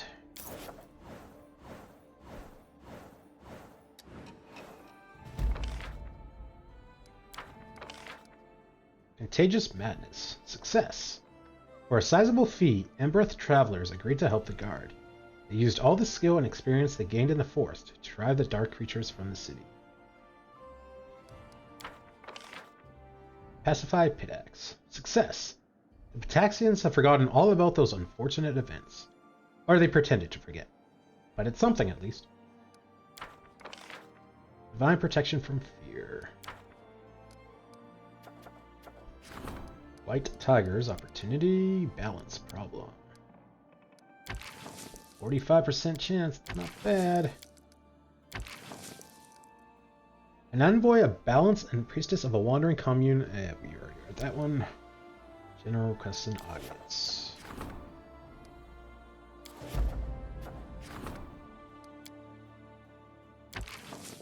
%31% chance, huh? Alright. 20% success. Just ignore that.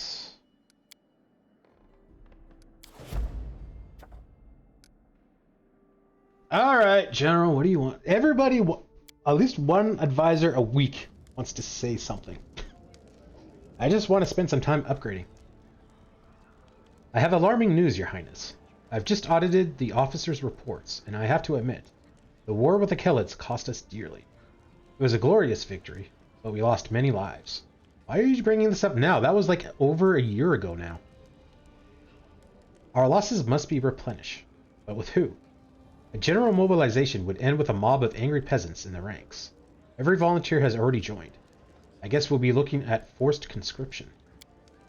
The other option is mercenaries, which is far worse. I've never trusted those who fight for money rather than honor or duty. It's better if we recruit peasants by force. The training they'll undergo will make them realize that it's the right thing to do for their own families and their homelands.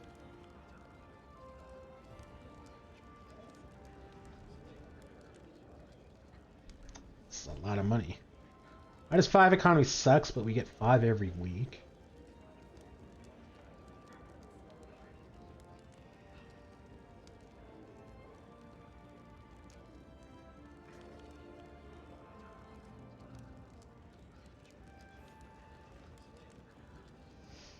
I don't trust the mercenary army. They've got nothing to lose in defeat.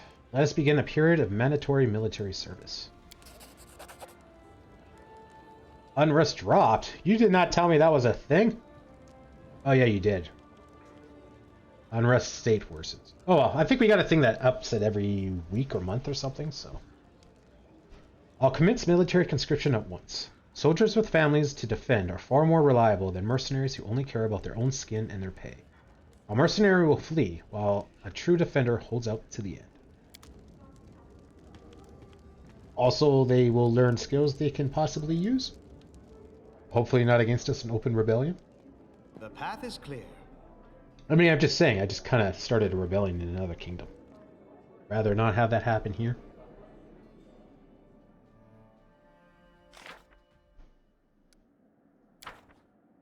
Another rank up thing. Defenders of the Land 2. +1 morale bonus to attack and damage roll while fighting within claimed regions.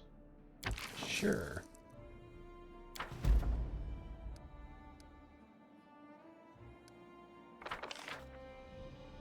Let's... Oh, okay, now we maxed out on the economy. 94 BP a week. Not bad. Alright, who's next? Tristan's at 17, Storyteller 17.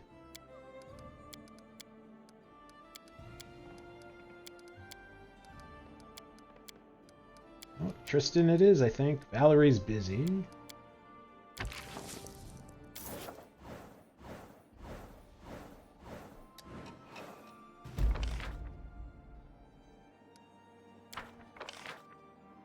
White Tigers. Opportunity missed. Doppelganger on the throne. Success! Your agent arranged a meeting between the ruler and the people. We're finally convinced that the true king sits upon the throne. Thoughts of rebellion quickly faded, and the drunkards who began the stupid rumor were arrested and punished. Oh, I didn't even... I'm assuming I'm sitting on my throne again. Wanted to look at that. Oh, look at that. Counselor awaits. I guess we'll see if we're still sitting on a stool or not. Kind of disappointed we don't have the option. Yeah, I like the stool better. There are more and more workers in the kingdom, and our families and our farmers require plots of fruitful soil. The ordinary people regard you as their defender against the inequity of the merchants, and they have come to you with a request. Can't read. Your subjects wish to clear and plow some nearby oak groves, where wealthy men, both local and Beveran, have hunted and sport for many years. The merchants won't like it, but I'm sure you can see that food for the children and the elderly is more important than sport for the idle. Wouldn't you agree?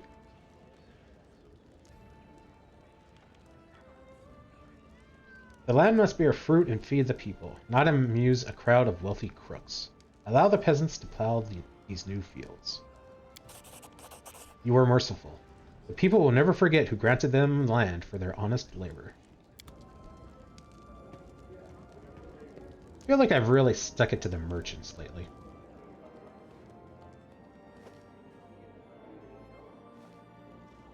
Where are we at here? 58 days.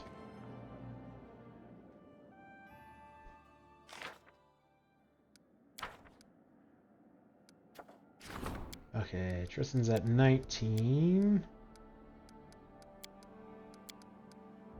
Valerie's at 16.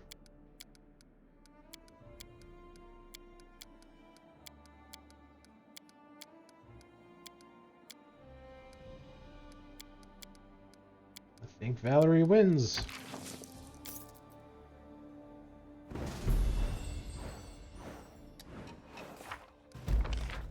How to build a kingdom.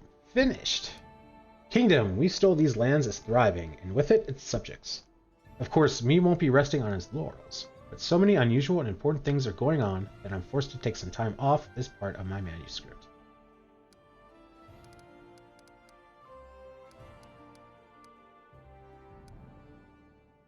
Rank 8. Oh, and we get up our economy again. Changelings. Triumph. The advisor dispatched hunters, and when they captured the leader of the hags, they made her tell her where they could find the stolen children, and all her accomplices. The hideous creatures were slain, and the wailing children returned to their parents' arms. The people are praising their king. Balance. Triumph. The warden caught a few of the priestess's followers as they were stealing money from the local town hall. The priestesses and her pupils tried to explain that they would never condone such behavior, but no one stood up for them when they were deported from the kingdom. Came from underground, failure. The treasurer hired some miners to collapse the invaders' tunnel, but the hapless laborers ended up literally falling into the heads of their enemies and were torn to pieces. As dusk turned to night, hordes of creatures emerged from under the ground, striking at the heart of the capital. They have already retreated back into the Darklands, leaving a trail of victims behind. -7 stability. Yeesh.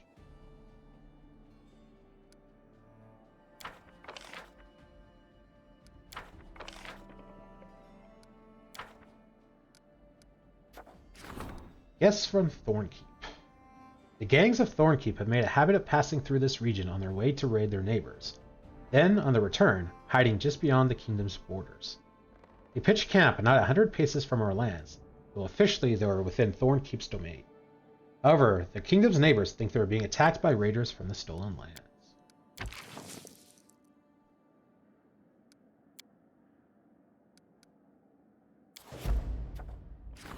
Regent demands your presence, of course.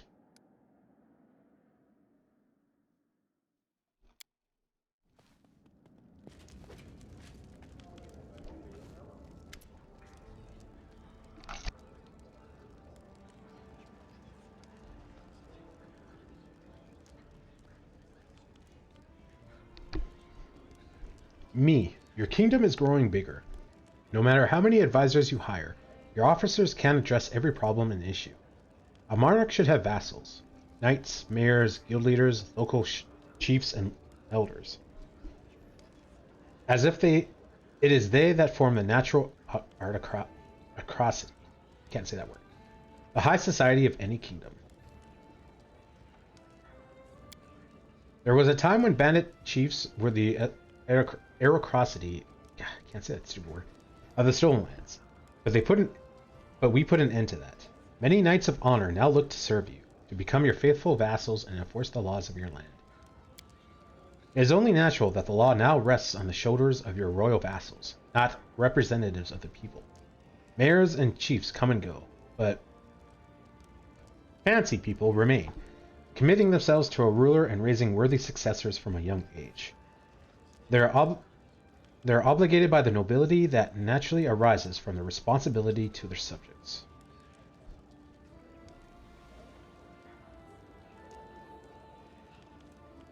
Blue blood community.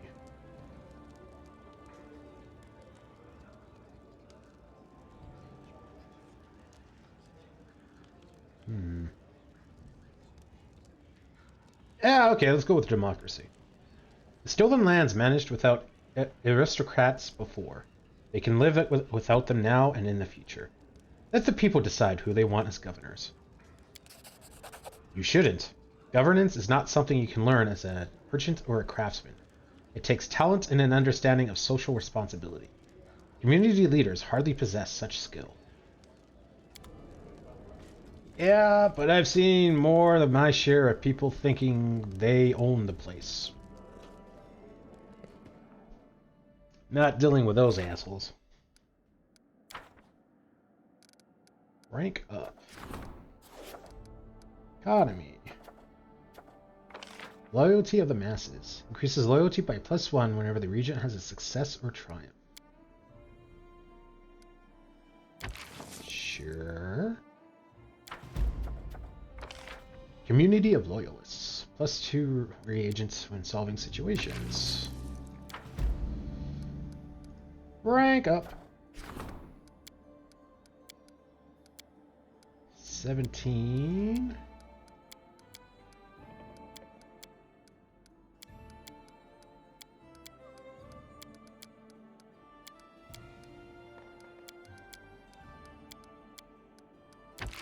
You win.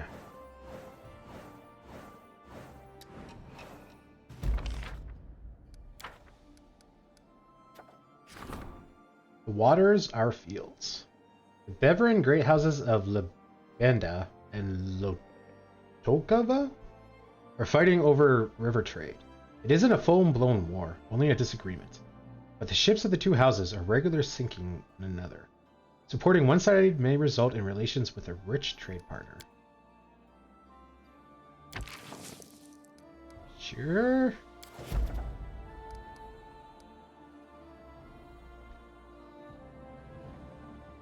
Okay, next person.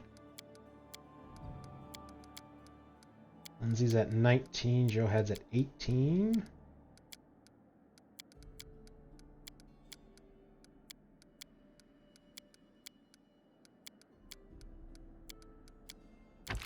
All right. Yeah, we're back up to Serene.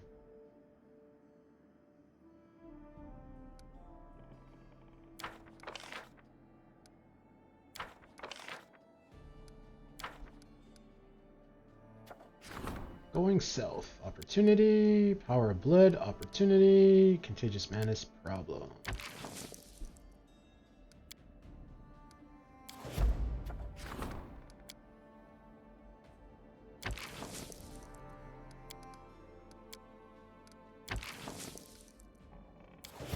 Alright.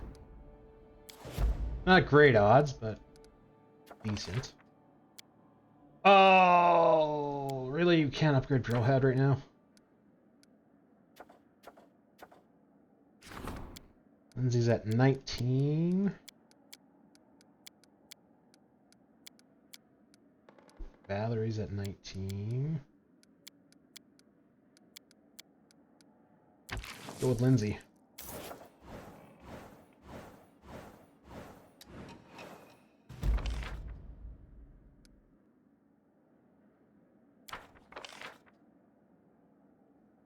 Guests from Thornkeep. Triumph. The guard closed the border and with the help of a local militia caught every last one of the bandits. After learning that these roads were safe again, the merchants returned with their caravans. Waters are fields. Failure. The ships sent by the advisor failed to establish peace on the rivers. The two people will continue their petty war. Anyone who tries to intervene will be severely punished.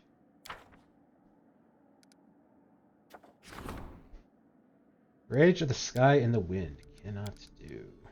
Defender of the forest. 45. We'll put one up here. Oh, I really don't want to use Ikun though. Because Ikun needs to be upgraded. Damn it. Alright, start the event. Grand Diplomat wants to discuss something. It's been a while, so that's not bad. We got like 3 upgrades out of that. Probably getting close to the curse now. Me, I have some bad news. It looks like we did well to keep our distance from Mazir. Our warriors arrested a smuggler crossing the border. He was carrying a large quantity of Ramir's tears. A magical drug that could break any man's will and turn him into a shivering addict. He also carried letters threatening our merchants. Ramir's plan was to cripple trade by manipulating our merchants after getting them addicted to the tears. Now that his agents is in our hands, Rezimir is offering an apology and a substantial compensation in gold. If we set aside thoughts of revenge. I agree that we should extend some courtesy and spare the lives of Rezimir's subjects. But gold is not good enough. We should request a treasure from Rezir's private magic arsenal, which is rumored to be stocked with many curious items.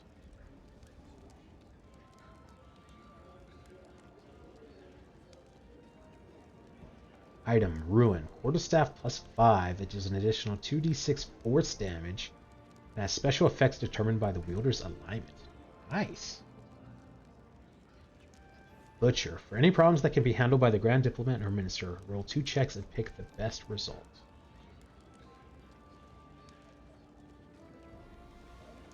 Let's go with the item.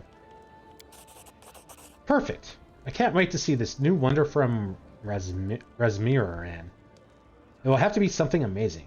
After such a diplomatic incident, we won't accept some minor trinket. You will allow me to study the gift, won't you?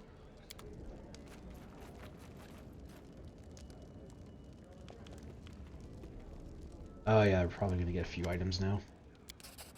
Rod of Power Source.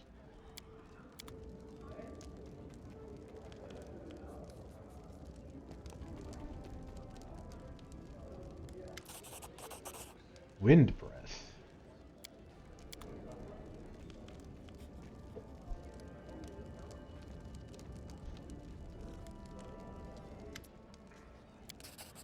Blazing Omen.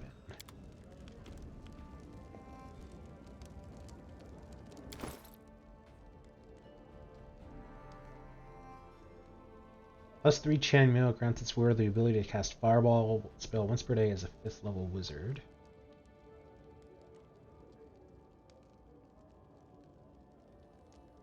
Rod of Power Source. This heavy, softly humming rod grants the wielder a +4 bonus to Conjuration School spells DC, and the ability to make up to 5 spells to cast per day empowered, as though using the empowered spell feat. Regular rods can be used with spells of 6th level or lower. Do that to Octavia.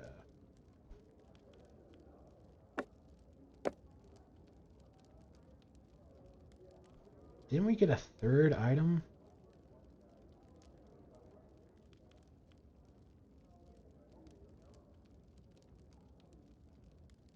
Wind Breath. This amulet grants a +4 morale bonus on the wearer's initiative checks. Meh.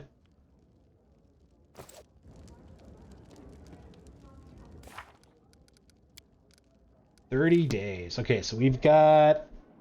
I think we can do 2 more upgrades, because usually it's about 2 weeks before is when it cuts in.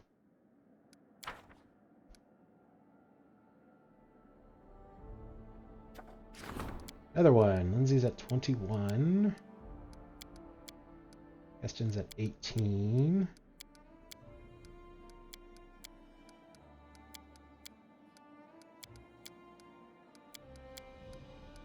We'll do Keston. Oh yeah, we gotta do training.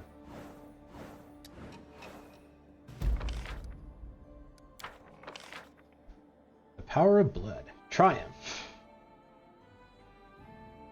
The Hemotomancer finished studying the samples she gathered and presented her findings at a forum organized by the curator. Scholars from all neighboring lands have gathered to listen to her speak. Ancient curse is upon us. Contagious madness. The priest's prayers banished the dark fae from the capital. The wild folk thought better of crossing such a serious foe. 2 training.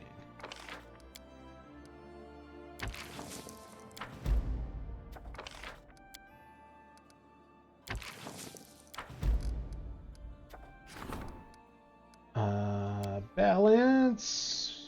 Only send Lindsay on. 61% chance. Nice. Warden needs my advice. And right. Still got lots of time for that.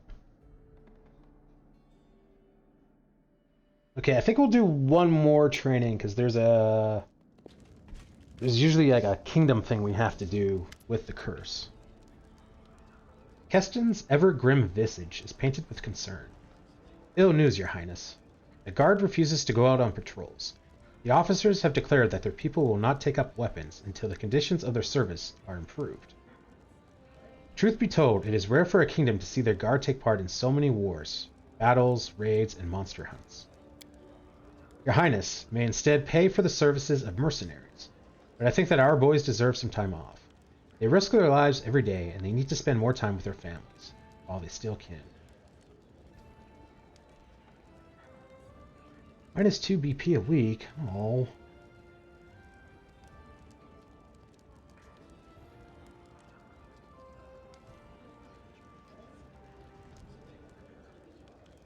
Wow. This is the only thing where we don't lose money every week. A tired warrior is no use anyway. Let our guardsmen enjoy their rest, so they so deserve. A slight smile crosses Keston's lips. Thank you, Your Highness. I'll go tell your people the good news.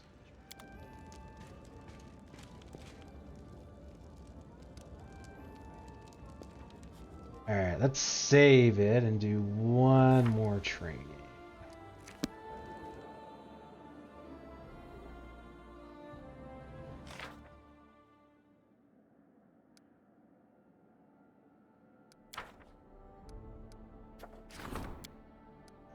Keston's busy.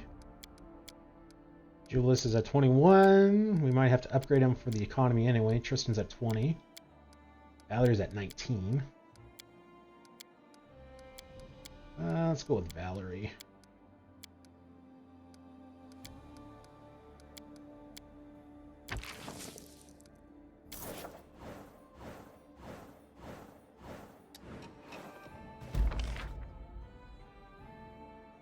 He's at 9. And we're losing 2 BP.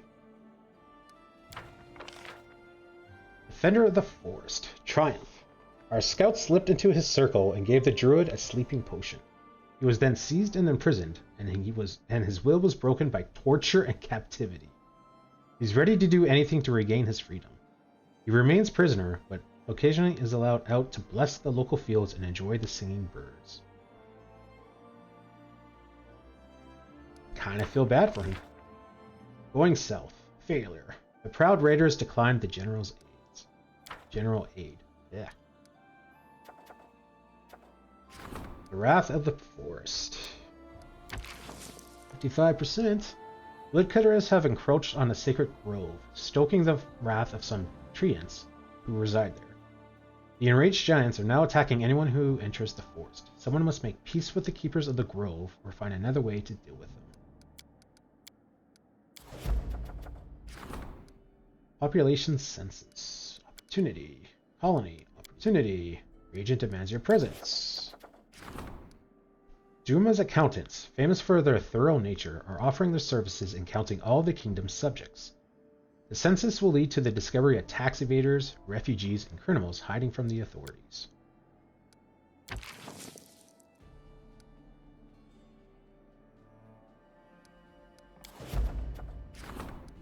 A group of daredevils from the capital have got it into their heads to take a risk and wish to create a new colony on the border of the Stolen Lands. They ask for His Highness's consent and protection. Oh.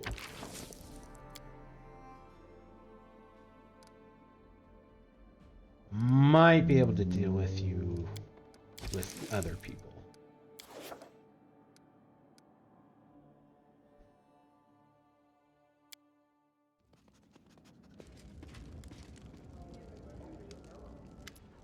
Me, I'm proud to serve you.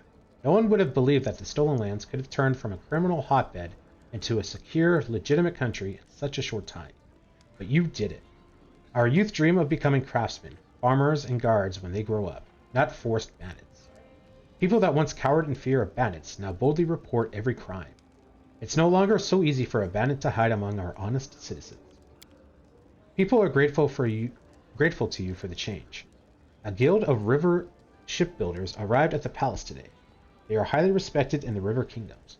They would like to thank you with a gift for ridding the rivers of the pirates who sank the ships they built. How should we put them to use?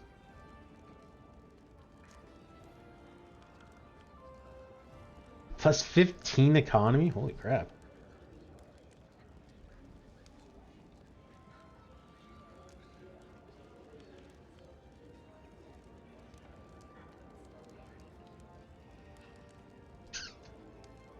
Let them remember their less fortunate neighbors. Let every poor man or vagabond find their place on a ship that sails towards opportunity, shelter, and wages. This is wise. It is best to reduce the number of desperate people in our kingdom. I will pass on your suggestion.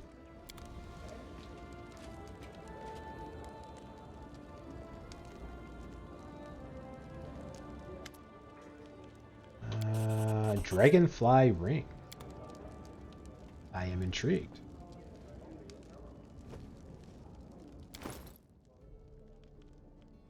This ring grants its wearer a +8 enchantment bonus to dexterity, and the ability to cast cleanse spell 3 times per day as a 9th level cleric. Damn.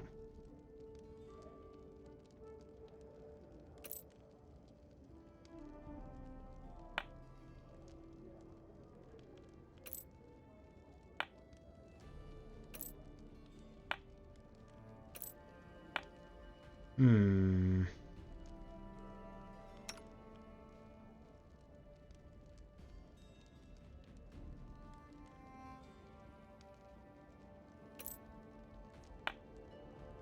AC goes down.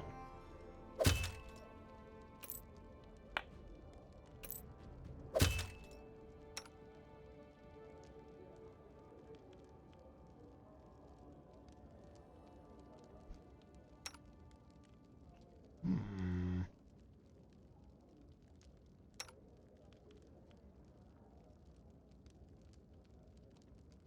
I don't know. Who should get it? Let's maybe give it to you. That does nothing.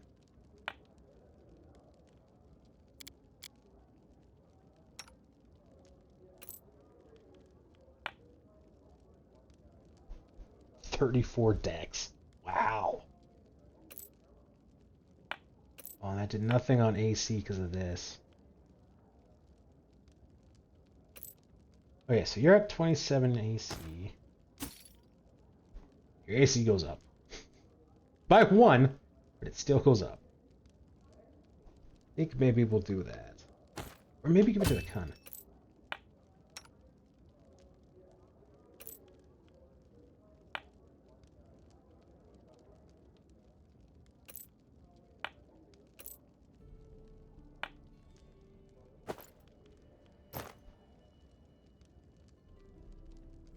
Yeah, I think we'll give it to the Kun.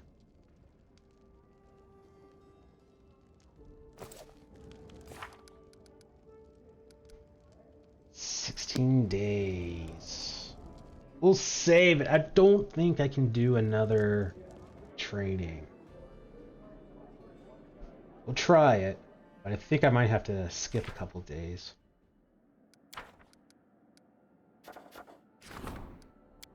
On the chance that we can. 19.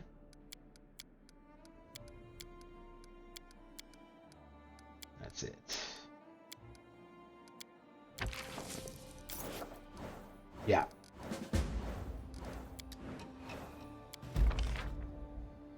Yeah, we gotta skip a couple days to get the problem thing.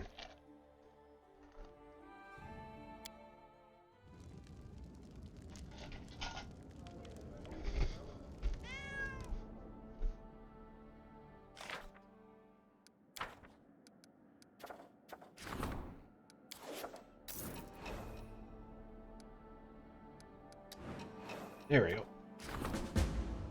Hunting the Wild Hunt. The kingdom's villages are being decimated by the Wild Hunt. Frightened citizens speak in hushed voices about bands of Fae hiding in the greenish fog, announcing their arrival with the sound of a bugle. It's almost impossible to fight these hunters who never miss and leave no tracks, unless one somehow comes to an understanding with the commanders of the hunt and their monarch.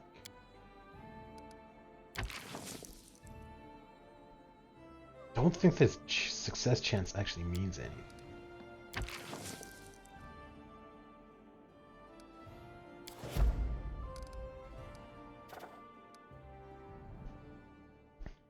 The Wild Hunt, huh? That doesn't sound like Witcher 3 at all. Or Witcher in general. Alright, we're leaving on an adventure.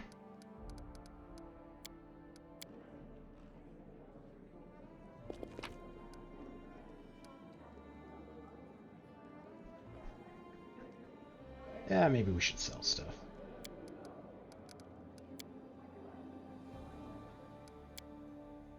We did pick up a bit of a collection of items from free stuff. Oh man, it is so warm in here.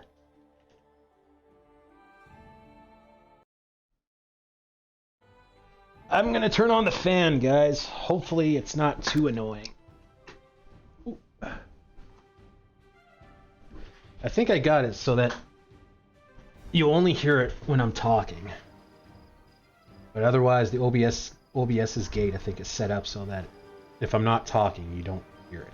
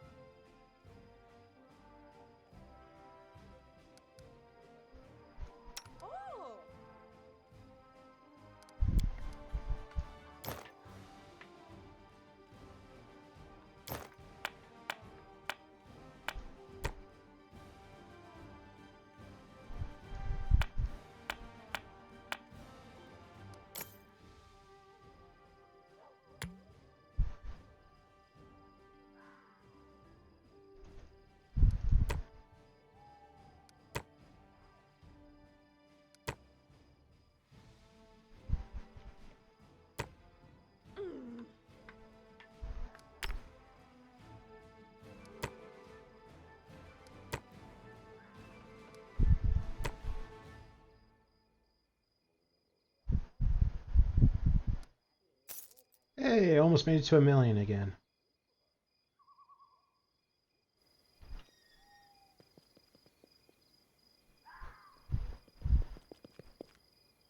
Alright, now we're leaving on an adventure.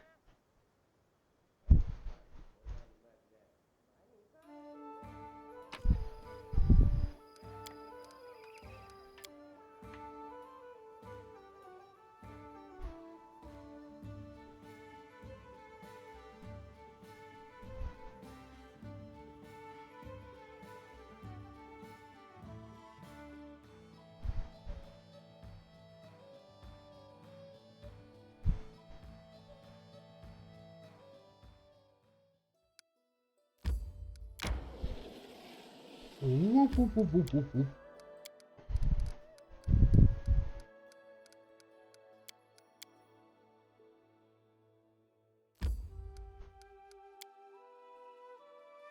Alright, let's see how big of a pain in the butt this fight's gonna be.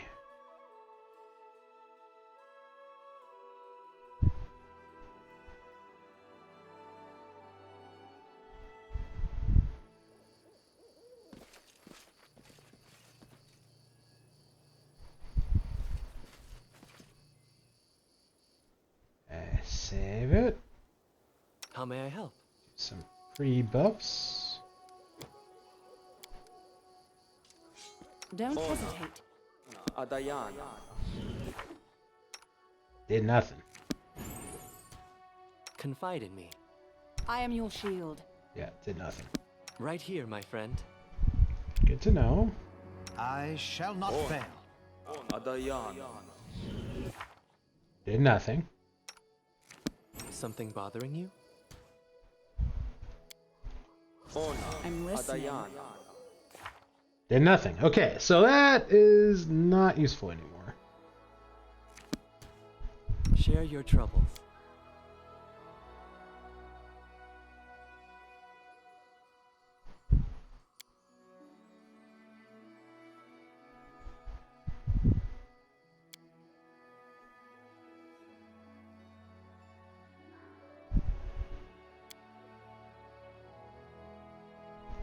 Don't think we need Death Ward.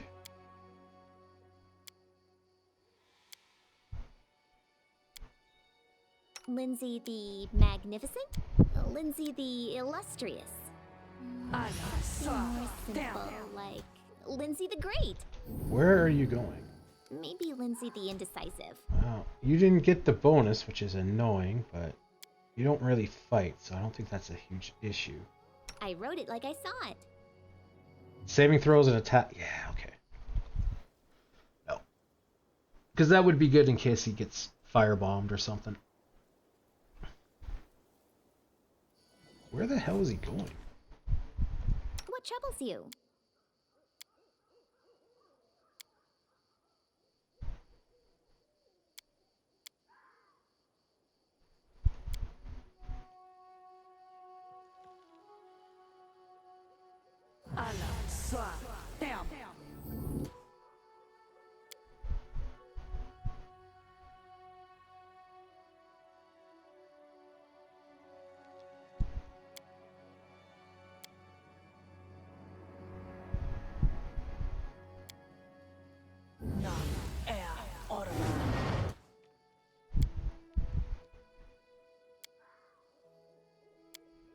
Something bothering you? I think that's all she can do. So before we forget, let's replace that.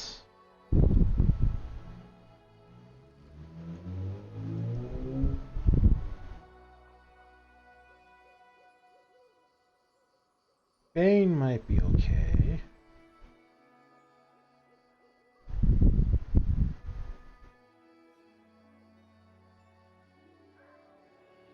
Yeah, let's go with Bane.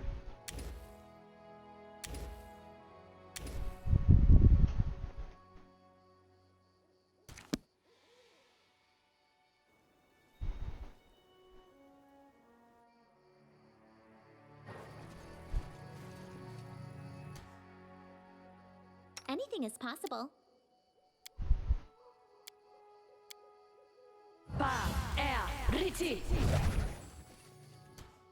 Here. I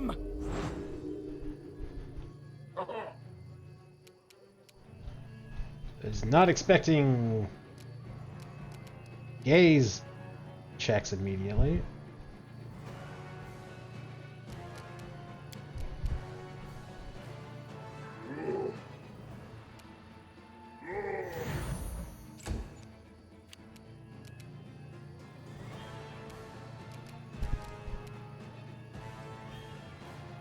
You're just a scout, so that makes me think there's going to be a couple of waves.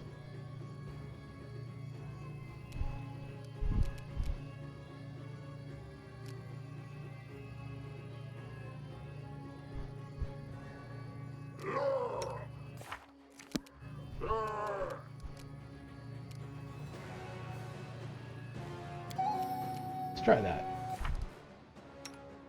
53 AC. Serves you right.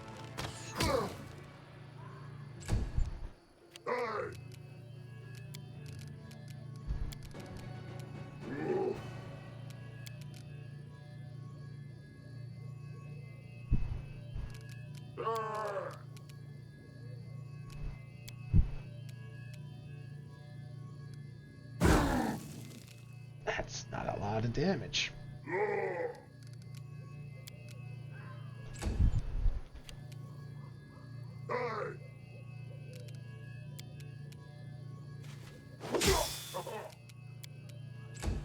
.53 AC. I don't think we need to fight defensively.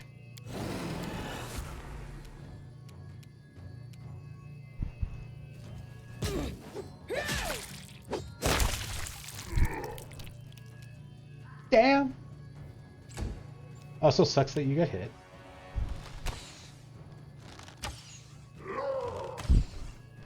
Wait. Again, I didn't get to go. Why did I miss my turn?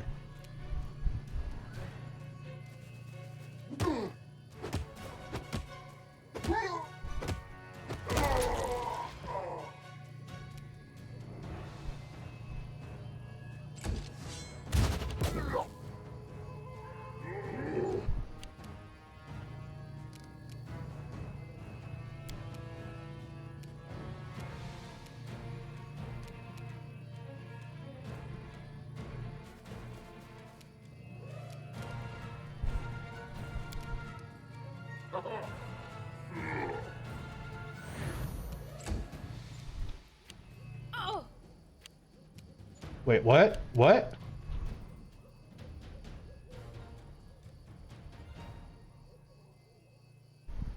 Confused. Paralyzed. Okay. Let us strike as one.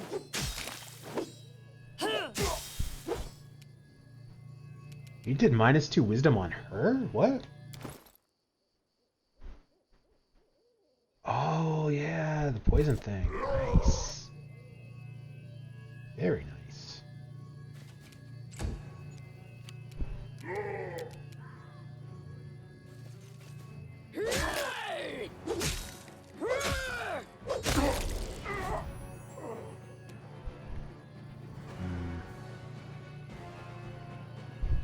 Portal still open?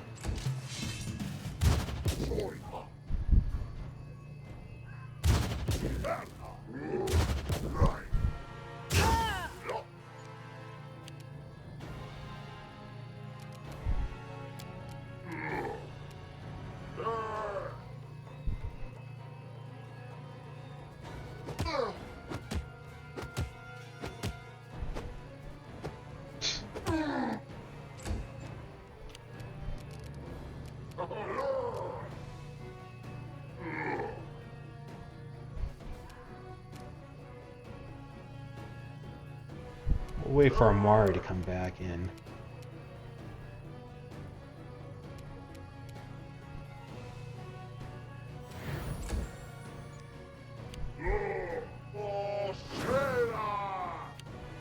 Oh, that's not super great.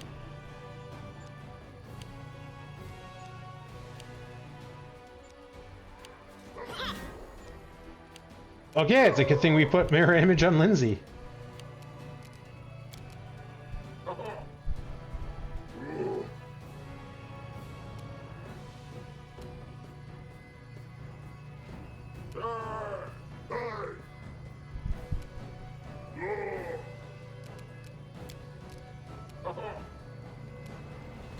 What is going on? Charge! Why are you not charging? Okay, cool.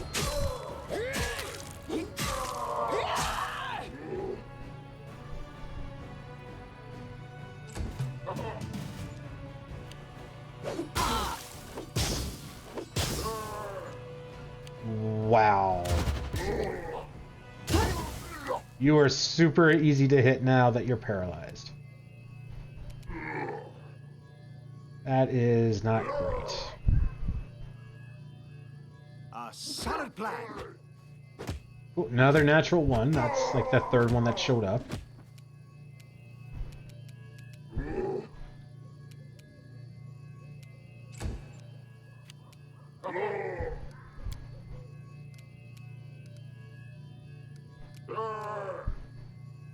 Aborane Center.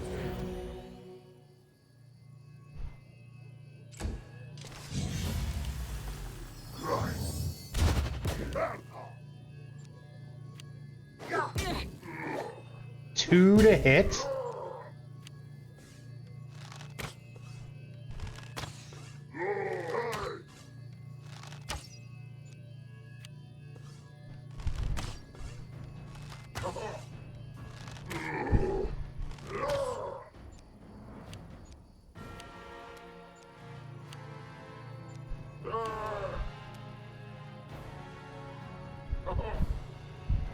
Tear them apart! Look at me, Gorum!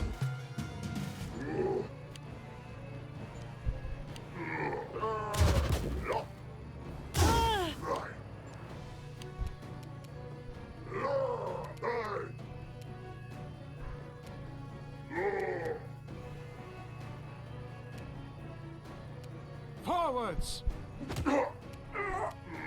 Should have still attacked.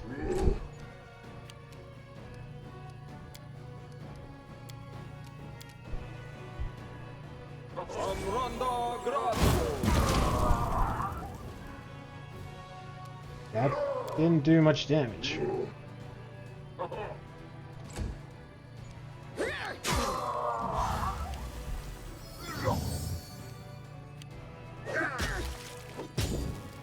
Critical hit for 8. All right.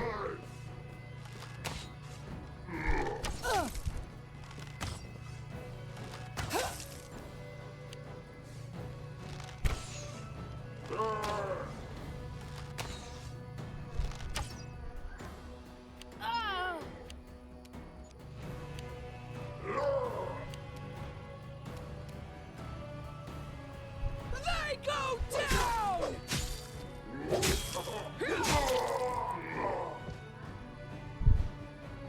This person is not standing up. I don't understand why.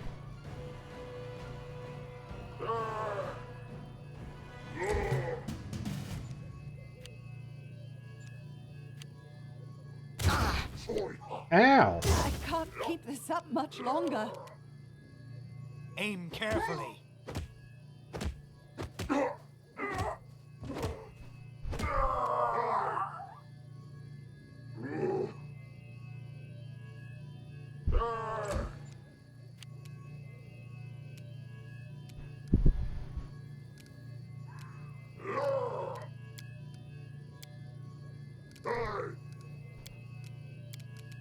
Patricium Turinos!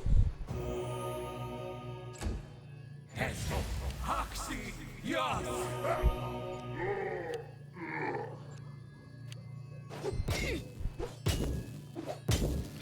Well, she's easy to hit, but they're not doing a lot of damage, and she's got a lot of health.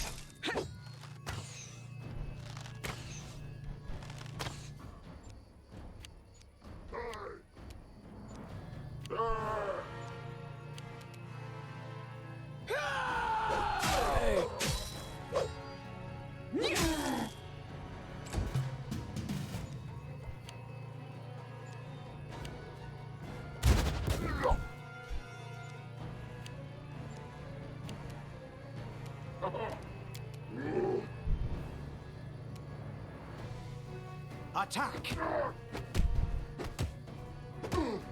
My skills exceed yours. Nice.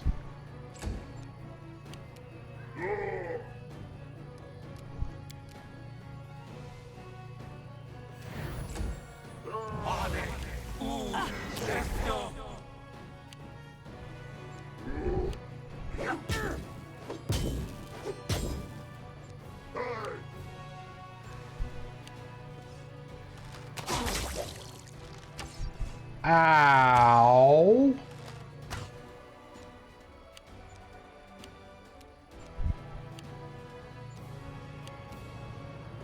Bring it! There we go. That's kind of what I thought. I figured these guys were gonna like keep coming back until that guy died. Ah!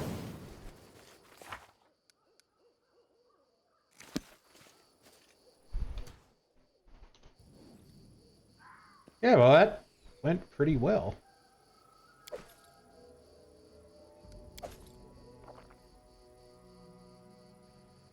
Surprisingly. Twin crystals. +5 agile keen. This +5 agile keen two-bladed sword deals force damage instead of physical damage. Cool.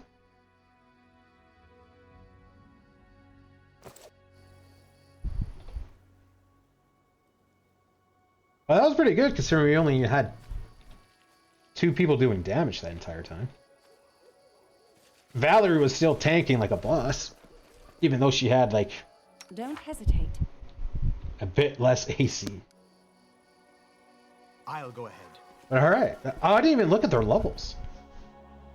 That was a good fight. I like that. That was kind of challenging, but also like easy enough not to break a sweat. That was a good fight. I like that.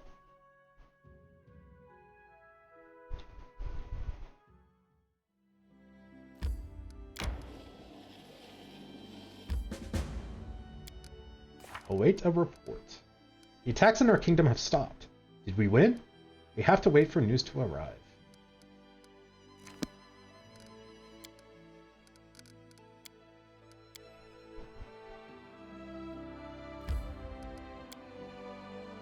let us sell some stuff. The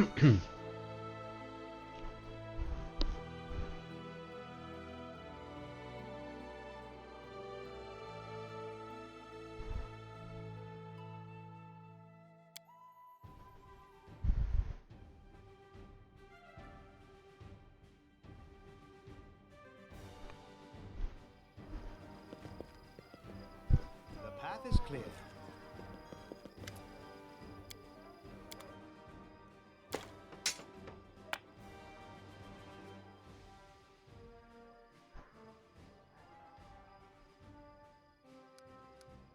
I bet. Hey, we made $1 million again.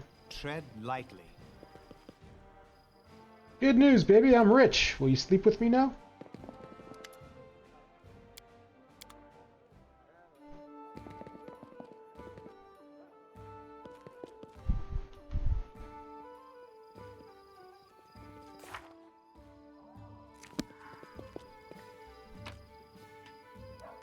I might have to Google where to find an emerald necklace. I have absolutely no idea where to go for that.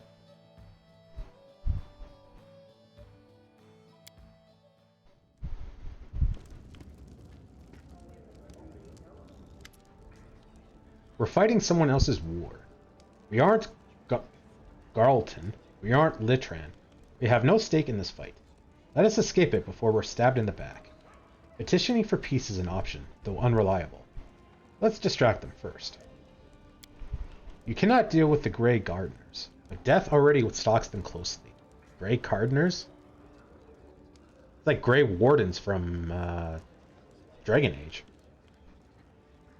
Goran Goss rules Galt, and he is wary of the Gardeners. They decapitated more than one of his predecessors, and he'll strike if we give him a target. He'll find a good reason, a betrayal. We can expect to be left alone after that.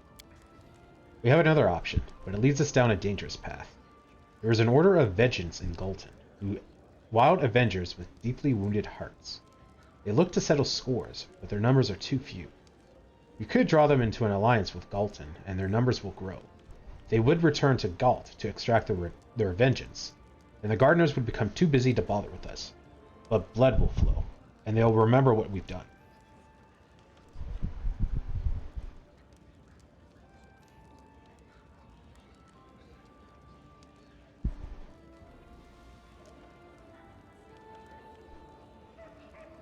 I'll trust in your judgment. Very well. I'll send Goss all he'll need to know about the Grey Masks.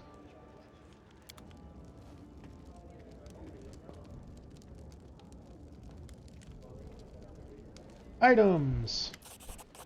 Wild Guardian.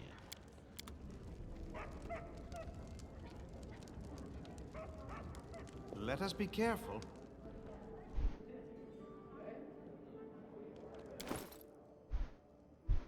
Oh, it's a heavy shield.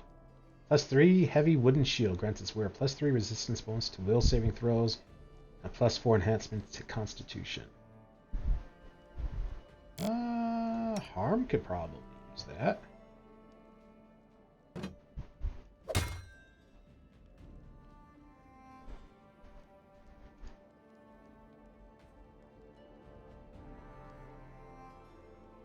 Oh yeah, we got food and stuff to put away.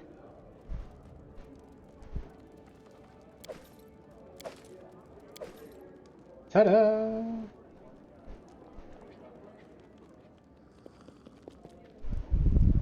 Oh, we should. Don't think there's anything new in the kingdom, but we should rest. Hunting the Wild Hunt. The kingdom managed to persevere and enjoy peace once again. Hey, we triple-digit espionage.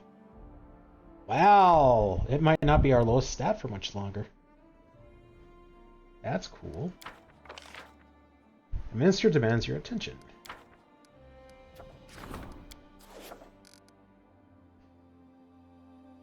Cool, I guess we'll just keep ranking up until the next chapter starts.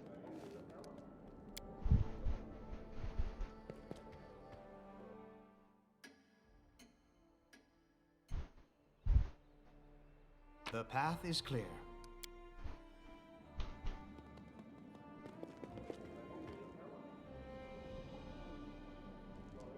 More upgrading. Seems like we're finally getting a handle on problems and stuff. We're no longer at like, for the most part, at like 16% chance to succeed.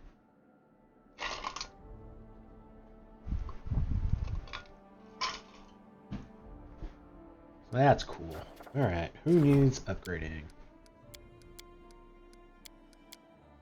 Castile's at 19.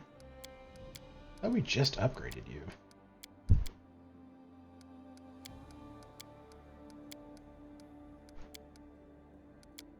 Alright. Still it is. Kind of funny that our military is lagging, considering that was like our highest stat for such a long time. Balance. Failure.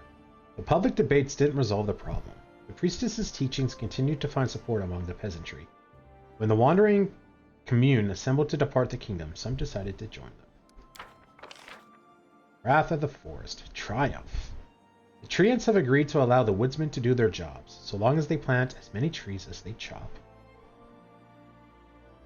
Woodcutters have encroached on a sacred grove, stoking the wrath of some treants who reside there. The enraged giants are now attacking anyone who enters the forest. Someone must make peace with the keepers of the grove or find another way to deal with them. It's a good way to deal with them. Strengthen Castile's skills as a general. Yeah, sure. Oh my god, we're at triple digits BP per week. Awesome.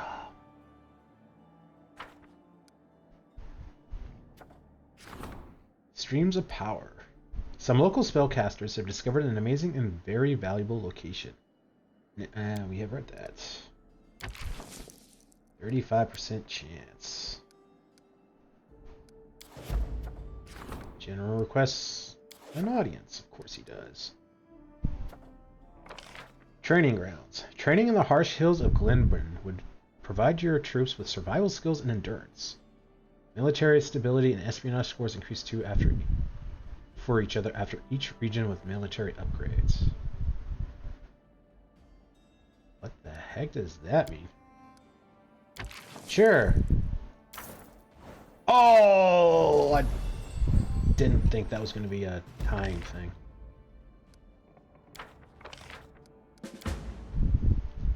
Ancient Curse Part 7. 264 days. My god, can this curse just stop? Can we, like, do something, guys? Like, this is getting a little ridiculous. Choking death. 35% chance regardless. Chairman of the Outlaw Council. It's an opportunity. Visitor awaits in the castle. Alright,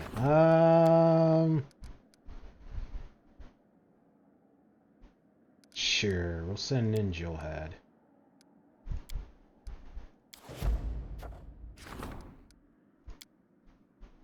Damn it! Still got time to solve this, but God, that was silly of me. Usually I look. Why didn't I look? 1/3 chance. Let's skip it.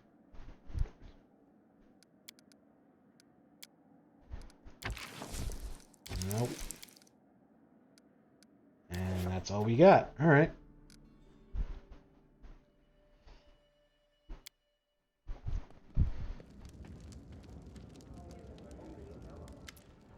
Your Highness, our army has grown strong enough to be reckoned with. There are others who look to support our army and share in the glory of our victories. Representatives of 3 unions have arrived at the court to offer their services. Unfortunately, we were forced to select only one, and the others will have to leave. This is a matter of their insistence, something to do with prestige. Who should I make a deal with? I dislike Arcani Merium. They're dishonest thugs. And that Kurgus priest, he looks like he's about to burst with smugness. His strength is impressive, but I don't like his bragging and vulgar manners. As for Alkenstar, have you seen their weapon? It's magnificent. I would love to be trained to handle it. And the tactical perspective it offers, nobody here possesses anything like that. Okay, so you like Alkenstar. I should talk to their ambassadors. Who would you like to know about? The halfling in black. They're right there? We're just going to talk like they're not here?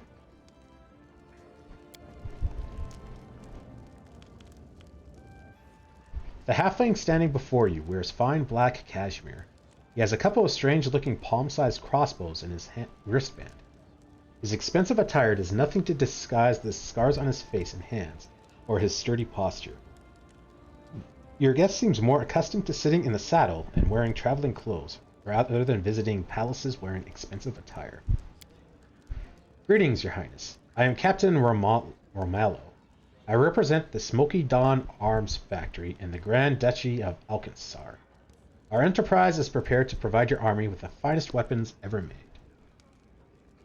What exactly do you have to offer? The captain's voice grows serious. We will provide your soldiers with our weapon, teach them how to use it, and make sure the weapons are working. Believe me, each bolt shot by our crossbows will cost the enemy an equal amount in gold. I should make clear from the beginning, we're not selling the technology. Your engineers won't be permitted to repair the weapons. They're to be handled exclusively by our specialists. However, if you're interested in any of our non-weapon technologies, our Grafman will gladly train yours. What makes you think I'd prefer odd toys over time-honored magic? Because you're smart, Your Highness. Firstly, our toys are way safer, and their failure is far less dangerous than magic cast awry. Secondly, anyone with an eye and two hands can use our weapons. That makes things a bit simpler for you, doesn't it? Tell me about the weapon in your wristband. The captain grins and pats his crossbows. I'm really surprised we let people with weapons come and talk to us. Granted, I am like a warrior king, but still. So, you like to know how they're operated?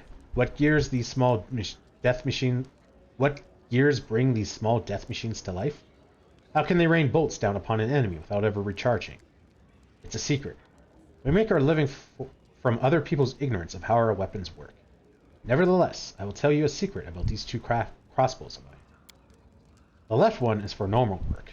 I use it to kill bandits and thieves spying on our secrets. It's loaded with ordinary bolts. This sounds like Witcher. The right one is for special occasions. Each of its bolts bear the name of a rascal who wronged me or my family. When the right one is empty, my travels in Glorien will end, and I will return to Alkenstar and find myself something else to do. That's awfully forthcoming. Tell me about your motherland. Where is it? We don't hear about it often here in our domain. Alkenstar is halfway around the world. You see, magic, how can I put this?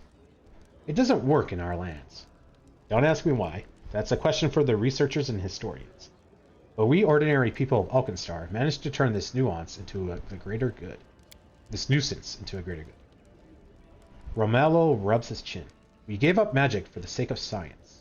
No country can compare to Alkenstar in terms of its technological marvels. We didn't just survive. We're doing very well here, where a mage could never endure. And we are willing to share our findings with anyone willing to pay a fair price. Thank you. I need to think.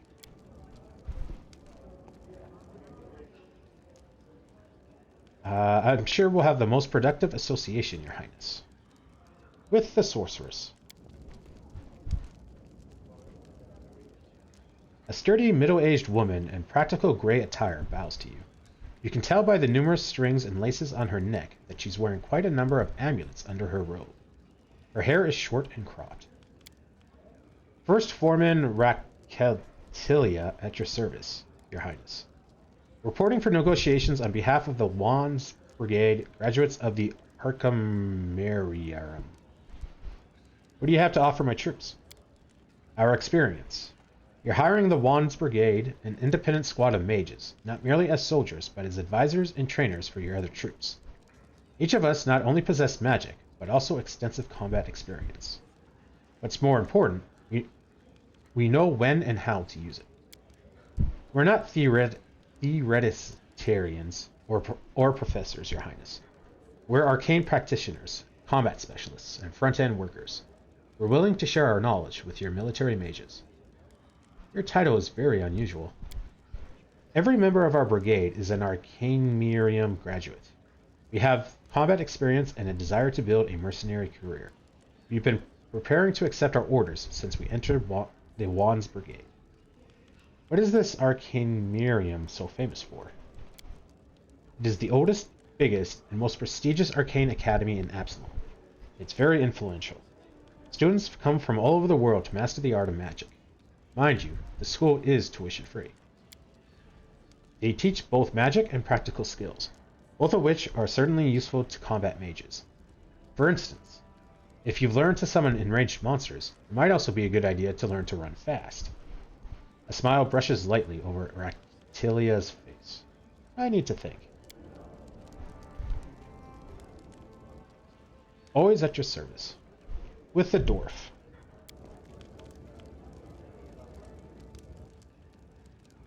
An unusually tall and sturdy dwarf with a shaved head bows to you. Despite the weather, his feet are bare, and he's wearing a simple vest over his naked torso. His mighty but pleasant voice fills the entire hall. Greetings, Your Highness. I am Wuga, priest of the glorious god Kurgis. I believe it was not by coincidence that the road brought me and my comrades to your land. How can you help my army? Your soldiers are brave, but weak. By the will of Kurgis, we'll sort out your pathetic forces. My priests know how to strengthen a soldier with magic that will give them the power and speed of a mighty animal. If that fails to protect them, our prayers will heal your warriors and restore them to perfect fighting form. Tell me about your god. Kurgis was a Taldran villager of remarkable figure. He traveled around towns, visited trade fairs, took part in every competition and show, and always won. It's only natural that everybody was jealous. His rival set up a trap for him during the competition. He died, giving his life to protect the other participants, but his glory lived on even after death. Few mortals are deemed worthy of joining the godly host, and Kurgis was among them. What is your church? Our church is young, and we don't have an established hierarchy yet. We wander from town to town, healing the diseased, mentoring the weak and the sick, teaching them how to harness their own powers, inspiring those who are able to reach beyond their own boundaries. We do not build temples, we believe our bodies are the temples. A tent in a field, that's all we need. It disgusts Kurgis when people cripple themselves, so we reject alcohol and stupefying potions. I shall prohibit these among your soldiers. The spirit grows stronger in a mighty body. Kurgis dislikes foul play, so cheating is also illegal.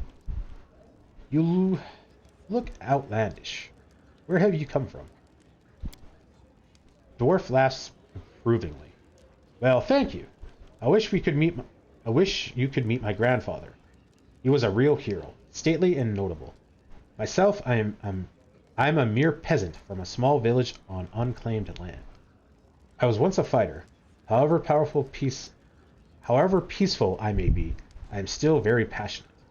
When it comes to wrestling, I can best even you, though now I'm a priest as well. Yeah, I'm a pretty powerful monk. I don't think you can beat me in wrestling. I need to think it over. Try throwing a kettlebell up and down. Physical effort stimulates the brain. In fact, it doesn't matter. Your visitors will wait as long as it takes. I have to pay 3B. Oh, we just got to triple digits, man.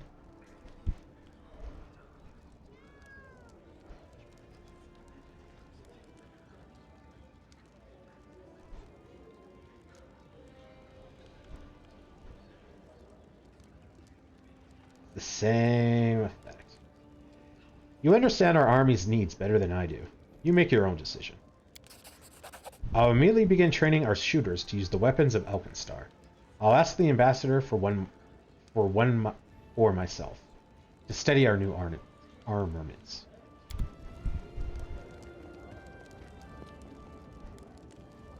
That was an interesting one. Your Highness, the Wild Hunt has been defeated. Your quick and effective actions left the attackers no hope. Your grateful subjects would like to present you with this humble gift. I'm a millionaire, that's like nothing. Another attack awaits, though I doubt it will come soon. I have a feeling that Nerissa won't hold back this time. It will be the most terrible blow yet. I only hope we can survive it. I agree with the storyteller. I visited the Bald Hilltop, and the portal to the First World is almost stable. It appears by the time of the next attack, it will be ready enough to become a permanent bridge between Glorion and the First World. The way I see it, we've had enough of being afraid of her. If Nerissa wants to attack us herself, then let her come. But she won't, will she? She's going to hide from us, tucked away in the First World, until the bitter end. I suggest we deal with her army here, then move immediately to counterattack, before she musters the strength for another invasion.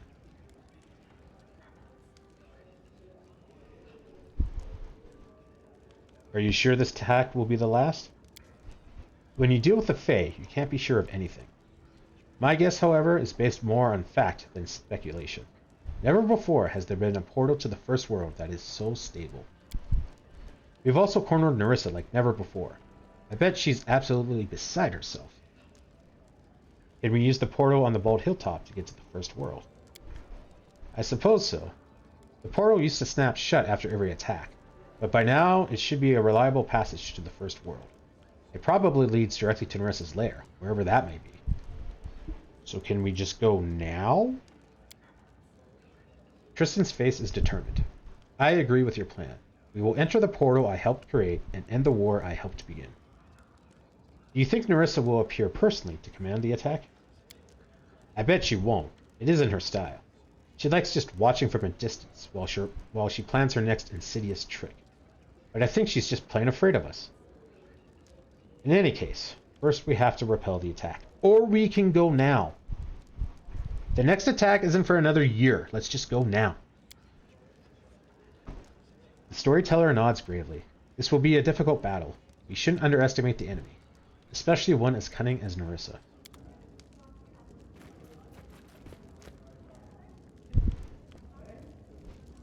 Free stuff! Windfall.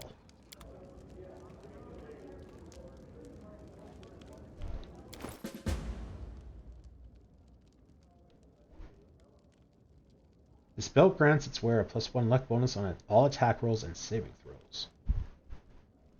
That's neat. Not really that great.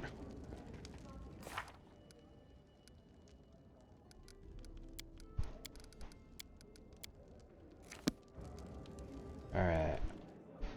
I am going to take a 2-minute break to grab some more water, because I am thirsty. And I might open up some windows, so it might be about a 3-minute break. But I'll be back as soon as I can, guys.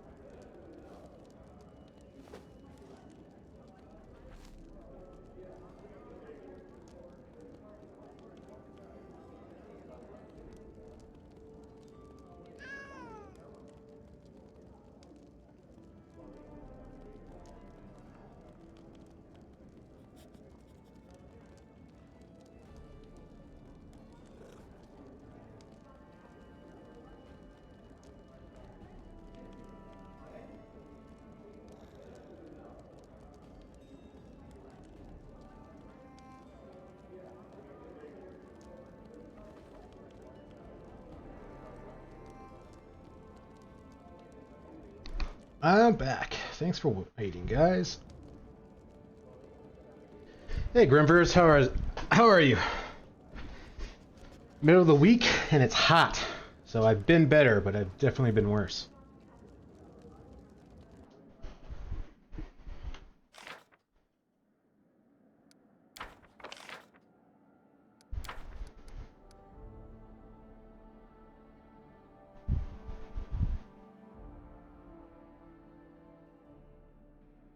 Man, we're getting a lot of buffs.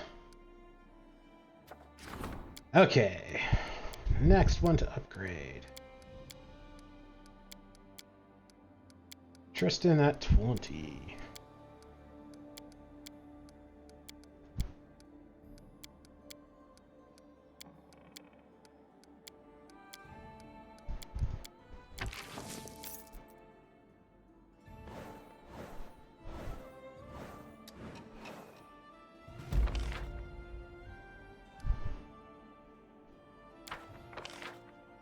Population census. Triumph. Jeroma's advisors and bureaucrats did an excellent job. Not only did the census identify tax evaders and other dodgers, but it led to the capture of more dangerous criminals as well as foreign spies hiding from the authorities. 5 community, 9 economy, 5 espionage. Espionage is no longer a low stat. That is awesome. Renown across Glorian. Kingdom has gained some renown across Glorian. Yeah, we missed that. Streams of power. Triumph. The workshop was quickly built and work began. It has significantly promoted magical skills in these lands. In addition, priests have discovered that their prayers here have become more powerful and they reach their gods more easily. They've established several sanctuaries nearby. Nice. Research into the cause of, or nature of curses. Briar. All evidence suggests that Briar is strongly connected with Nerissa, and with strong feelings like love, passion, and affection. It's not just magical charm, but something more, which affects different creatures differently. It could even twist one's mind, but isn't it what love often does? Our research supposes that the subject's willingness could be the key to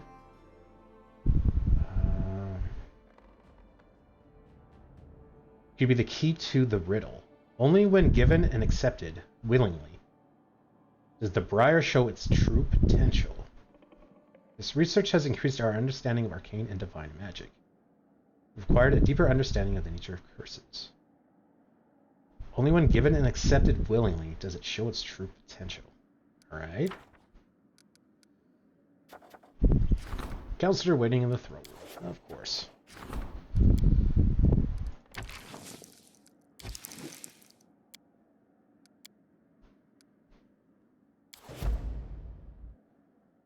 Okay. Who wants to talk to me about what now? Tristan looks worried, but unafraid. Me, your life is in danger. The merchants are angry with you for protecting your subjects against their plots, and now they conspire against you. Luckily, the people are loyal to you, and one of your loyal servants reported this treasonous outrage. We must make up our minds how to prevent this attack and neutralize the conspirators. One option is to entrust your treasurer with bribing some of them. Another is to order your minister to eliminate the traitors in secret. But that's more their style, not ours. There's not enough time to call in the troops, but your reagent addresses the people. Your faithful people will rally around you. -5, -10? Holy crap. Man, we really did piss off the merchants.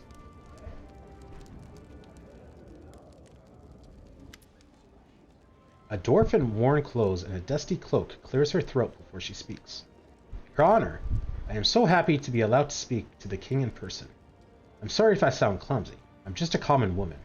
So don't know no courtesies. I am Dries Stingvag, head of a mining crew. I only troubled you to make a business offer. We're good at fighting ore. We've been hoping to dig for ore in the river kingdoms, but there are local laws. The dwarf waves her hand in frustration. It hasn't been easy, you could say. We were about to head out north, but we heard about your highness. Aren't we lucky? The most criminal lands of the River Kingdoms are now full of order and peace. So I decided to try my luck out here. Dree hesitates and then bows clumsily. Your highness, allow us to set up a camp in your domain. It'll be safer under your protection, and you'll benefit from it too. If we discovered an ore deposit, we can share mining. Just help us find us a spot of land. We're no cheats. We'll do the right thing and sign whatever agreement you got. What do you say? Is it a yes? Tell me about you, yourself, and your crew. There's nothing much to tell, your highness. I come from Brunderton, east of Rostland.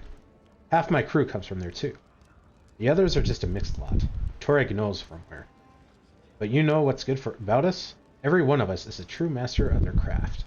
We're a great team of miners, dowsers, and mages. You couldn't find another like it.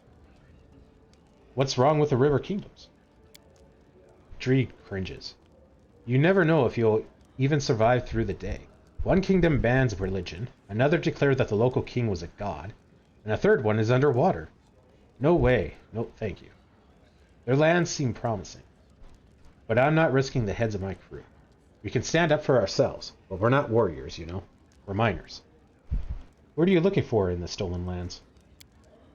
Well, the dwarf crosses her arms and stares at the ceiling pensively.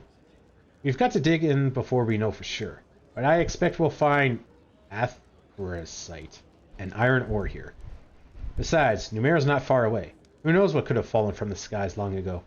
We could even strike adamantine and be rich.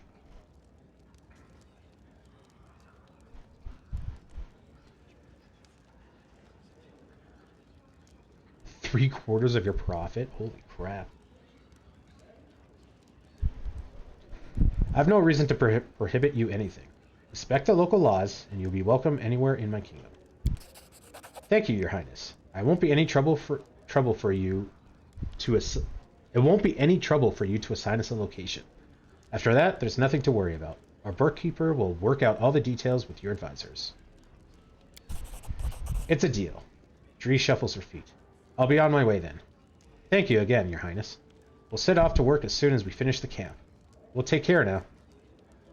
Do I have to spend money to set up your camp?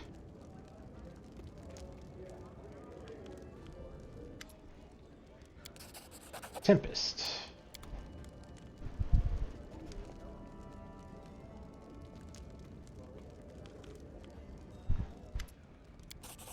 The Undaunted.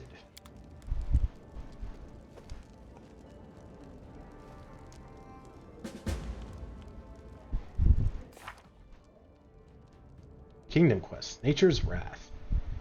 A mining crew led by the capable Dree Stringvag has recently arrived in the kingdom.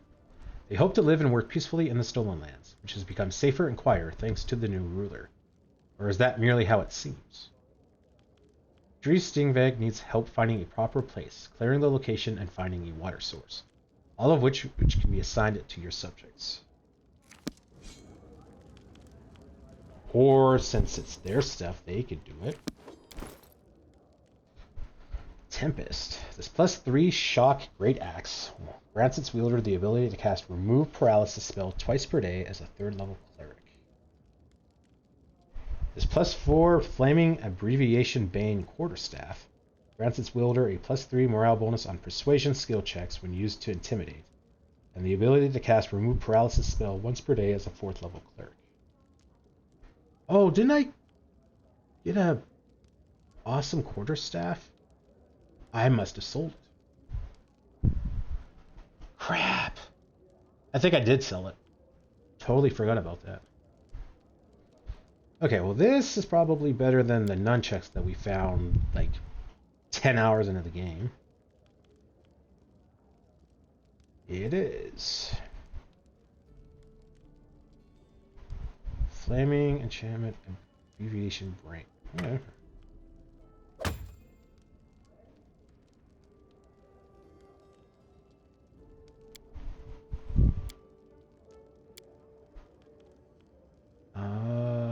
Windfall, blah blah blah. I'm kind of mad because I seem to remember that being an awesome quarterstaff.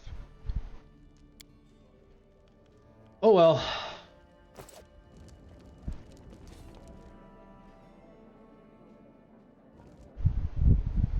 Next.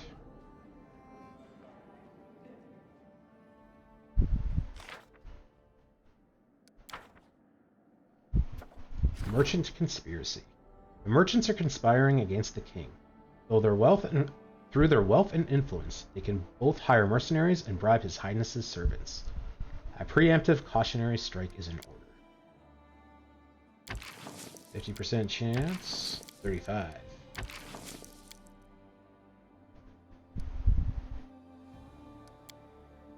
Do I? No.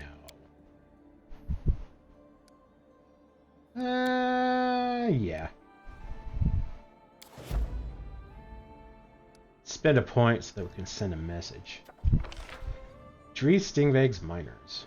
A group of Dwarven miners offer to increase the output of mines throughout the whole kingdom. It's 1 BP per week. Oh. So close. Almost up to triple again. Rank up! Octavia's at 18. I think you're probably going to be the one.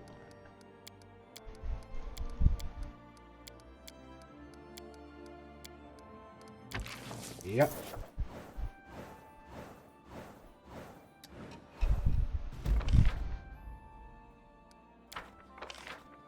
Chairman of the Outlaw Council, Baylor. Strengthen Casil's skills. Oh, that's a lot of events. And we did not send Lindsay on an opportunity. The water, our fields. Opportunity. Revolution. Confusion and unrest reign over the city. In taverns, hotheads speak of revolution, the abolition of the monarchy, and the establishment of a republic. Pamphlets calling for rebellion have already appeared in the streets. Most likely, one of our neighbor states is behind this, hoping to seize these lands for themselves. Right now, however, it is more important to rein in our subjects before the unrest can lead to open revolt. Ah, nuts.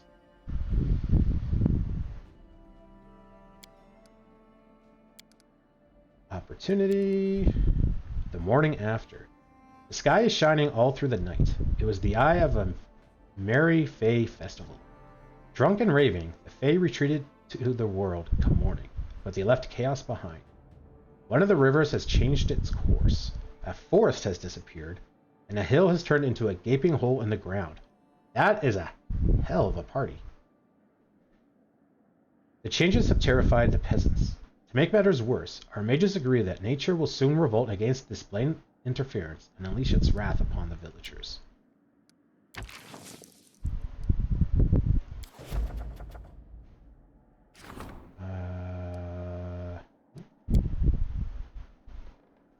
This one, I guess. The rage of the sky and wind. Gozreh, the god of sky and wind, seems to be angry. The king's subjects don't pay the deity enough tribute. If his wrath is not appeased, the kingdom will be beset by hurricanes, tornadoes, and floods. But how can one appease a god whose temper is like the storm?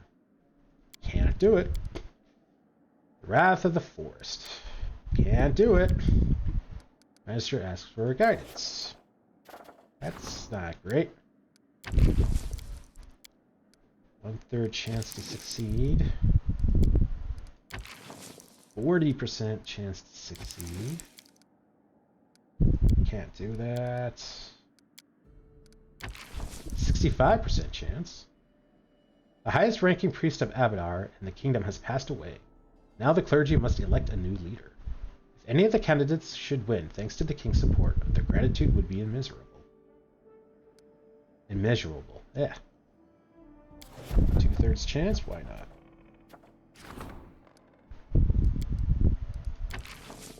Yeah, that was the 40%. Revolution can't deal with. Can't deal with.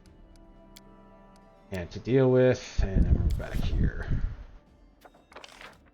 Strengthen the storyteller's training? Sure.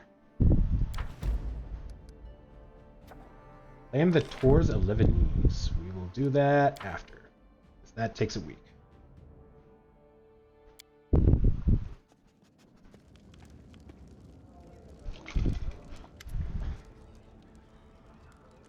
And an amazingly imprudent fellow, me. I've been approached by a wizard from Nyx, who has learned to create golems from piles of literal junk. Splinters of wood, rusty nails, broken furniture.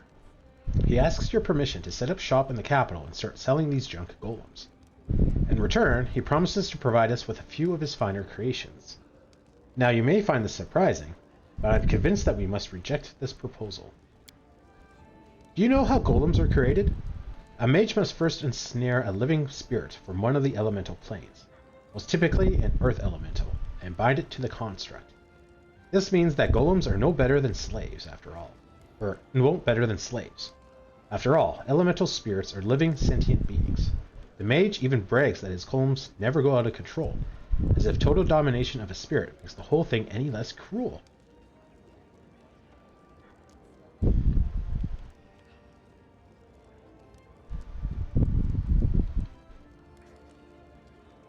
We shall not employ his services. Perfect. It will be my pleasure to get rid of this crook.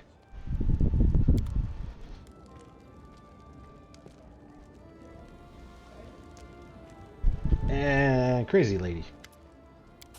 Oppressor.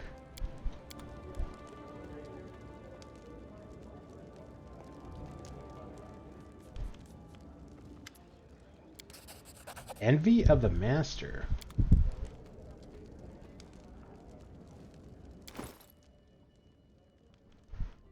I think that was, yeah, that was the sword we were using.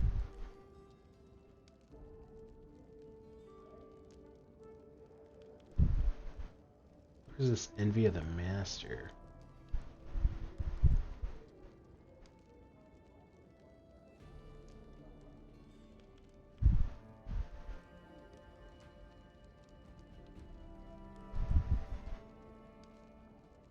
Really, where is it?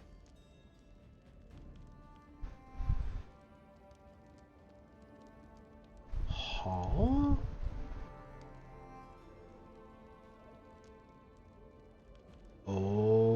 Okay, I don't know where it is, but alright.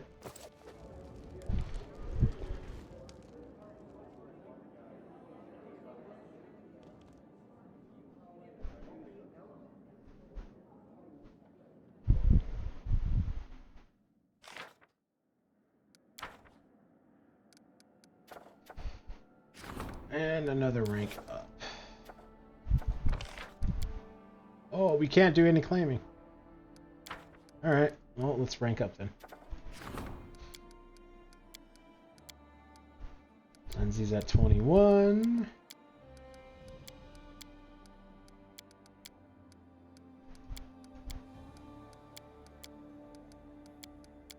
Alright, let's do Lindsay.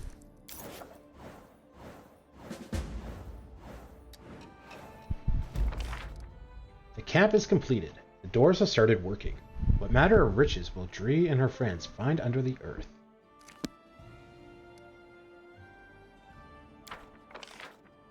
Choking death. Triumph. The priest summoned by the high priest managed to cure the diseased, and the epidemic stopped.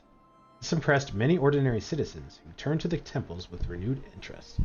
Plus 10 divine.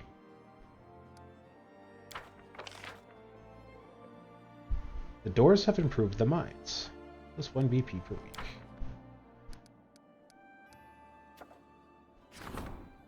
High priest seeks your advice. Grand diplomat wants to talk.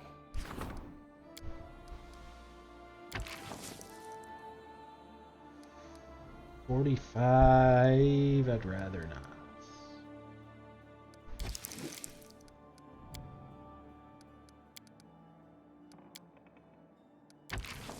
%50 chance. Sure.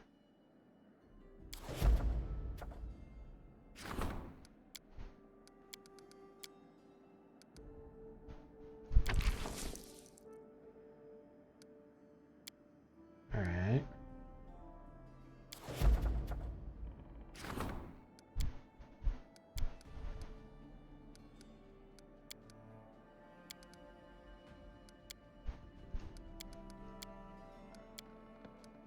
And that's all we can do right now.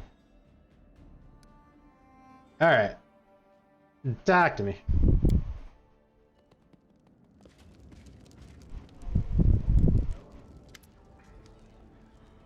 Me. It's all gone. The idols around the capital that we chopped down. There were some kind of security walls or seals. Now they were weird portals where they stood. And what's coming from them? Johed shudders and shivers, barely breathing out the last word. It's an abomination. The monsters are stalking the area, killing people and devastating small villages. Some wizards are demanding that the Magister to return the idols where they belong. They believe the idols can somehow drive away the monsters. What the hell are you talking about? The idols around the capital that we chopped down. When did we do that? I do not like this solution. We must face this evil steadfast, and never try to defeat one dark magic with another. Our army is powerless against the monsters. Our soldiers are trained to fight in the open, not to track monsters through a thicket. If only your highness could appear everywhere at once and repel each attack. But no, we must order the warden to call upon the people to resist. Gather the hunters, pathfinders, and those who know the thicket. We shall stand united. New event. Portal beasts.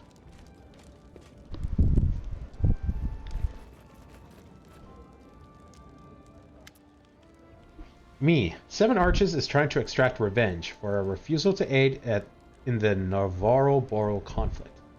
Not only have they cut off food supplies, their wandering druids hired to fight this crisis are instead spoiling our crops further.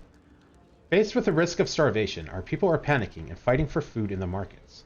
This must be resolved. We must take urgent measures. Sending the general's army to 7 Arches would be effective, but cruel to the local farmers. I have 2 ideas.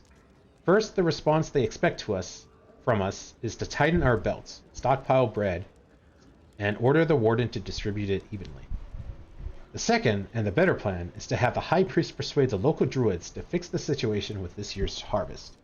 They normally stay out of such conflicts, but this is a dire emergency. We just sent out the guy, though. Johed is busy.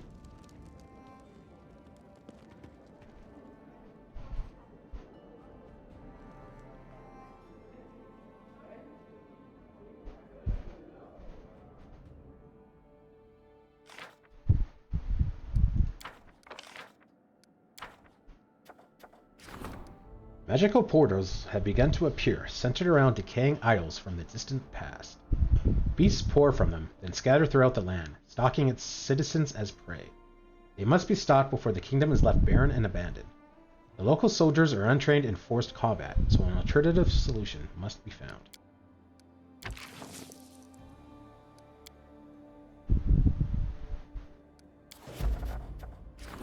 The Wrath of 7 Arches. 7 Arches has cut off our food supply, and their druids are spoiling the harvest in our own kingdom. In the face of approaching famine, the people are panicking and stockpiling food. How long is Johed busy? 13 days.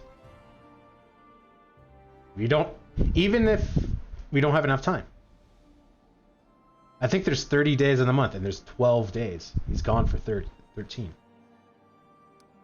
And then we just sent out Keston for 27. So we're sending in the military. 50% chance to succeed. Okay, Jubilus I want to upgrade because we are losing out on BP. And I think he's the only one we can. Yeah, we're losing 2 there, 1 there. Yeah.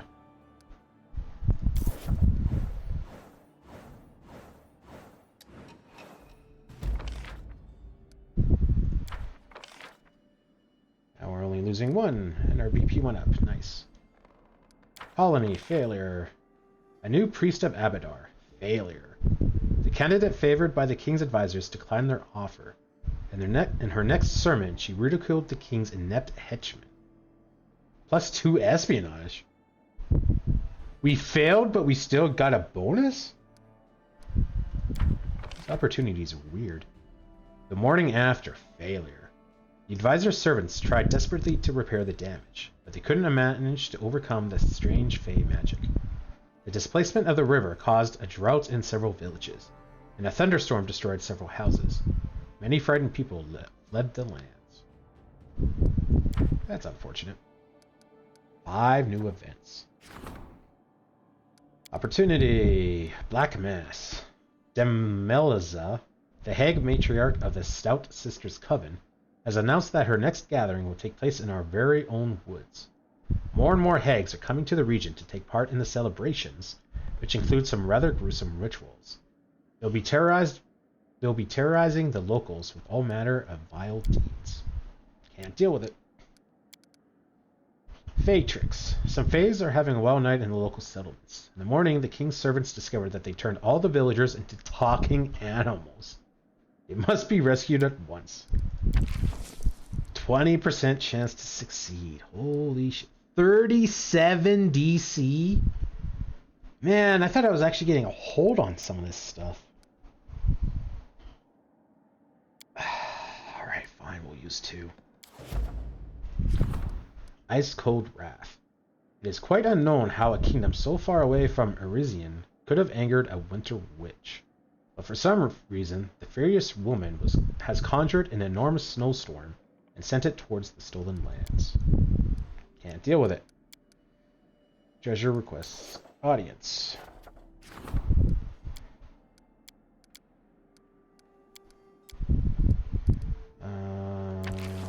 Econ's got a 55% chance. Sure, why not? A former high-ranking agitator from Shelix is now living as a fugitive, hiding in the stolen lands. Believes that some of the people here do not love their ruler nearly enough.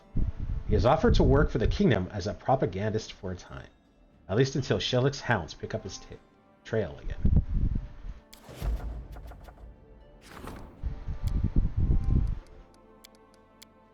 And that's all we got. Alright, let's talk again.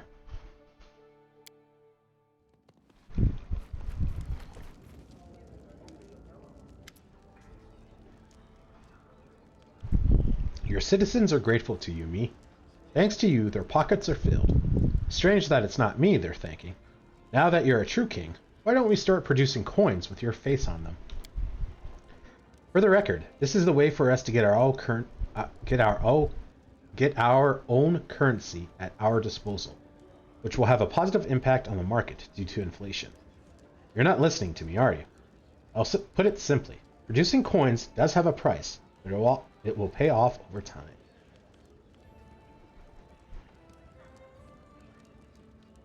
I kind of want to do that, not gonna lie.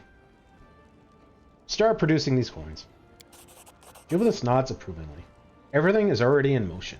Your decision is so obvious that it hadn't even occurred to me to delay the preparations. Oh, that would have been awkward.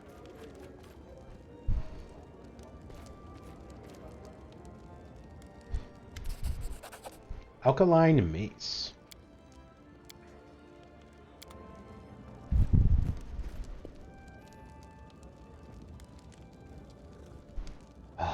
These artisan gifts are kind of getting annoying.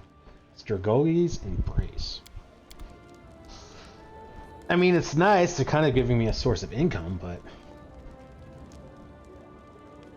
kind of getting over the animations and all that.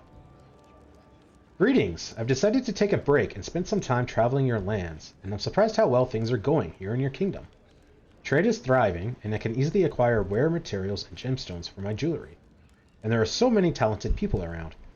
I left Restov to enjoy the peace and solitude for a simple country life, but I must admit, I miss the company of other artists. Finally, I have labored long on a special present for you, Your Highness. Mim is the best, isn't she? Life Veil. What the hell did that have to do with giving me a gift? What? I'm so confused. What did one have to do with the other? This +2 corrosive heavy mace allows its wielder to throw an acid bomb 3 times per day. Acid bombs launched from this mace deal 3d6 + 5 acid damage on a direct hit. That's kind of cool.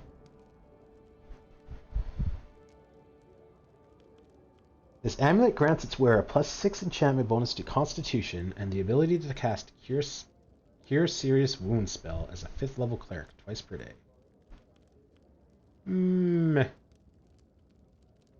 This cloak grants its wearer a +8 enchantment bonus to charisma and the ability to cast energy drain spell once per day as a 13th level wizard. Oh my. That's awesome. You're only going to go up by 2, yeah. Because this increases all kinds of stuff. I don't really want to give that up.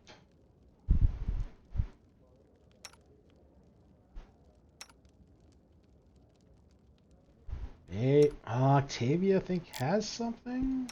No, she doesn't. You also have that. I like the wisdom because of the will save. Intelligence because you use it. Charisma, I couldn't take it or leave it. Oh, wait.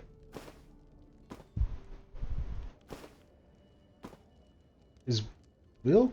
Will is charisma? Yeah, or no, it's wisdom. Yeah, it's not charisma.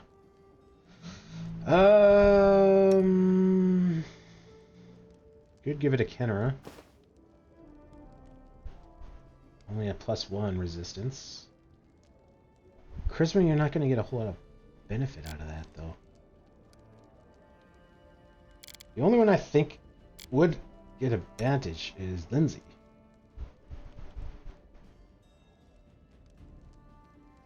Cold resistance 10. We haven't really come across cold resistance.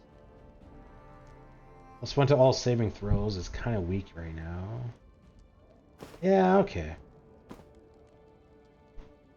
Oh, that... Just for like the 2 extra charisma because of the crown is kind of competing against that. And I think that's all we got. Yeah. Is this going to be like another year of upgrading before we can do another story? We'll go a couple more months, but if that's the case, then I think I'm going to call it for the night. Which probably means it's still going to go for like another hour, hour and a half, but I don't really want to do a whole lot of Kingdom stuff tonight. And then that probably means Monday stream is going to be Kingdom stuff. Ah, that's annoying. Oh well. Rank up. Economy. Minting coin. Provides +1 BP per day for each 1000 BP in the treasury. Up to +5 per day. Oh, interesting. So the rich is going to get richer then, basically. 500 BP. Yeesh.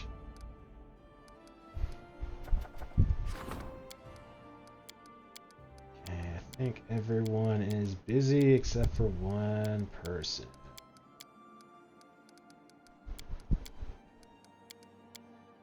Oh, I think everyone's busy. Can we not? Oh, we can't actually rank up? Oh, this is like a first. We've never ran into this.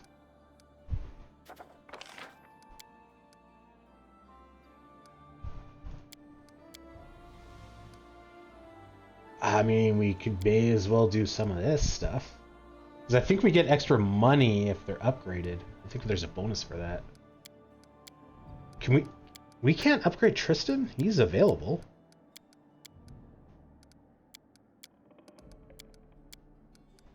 What? Why can't I upgrade Tristan? Vine? Oh, I guess. I thought it was 10 points to upgrade. Maybe it's 20.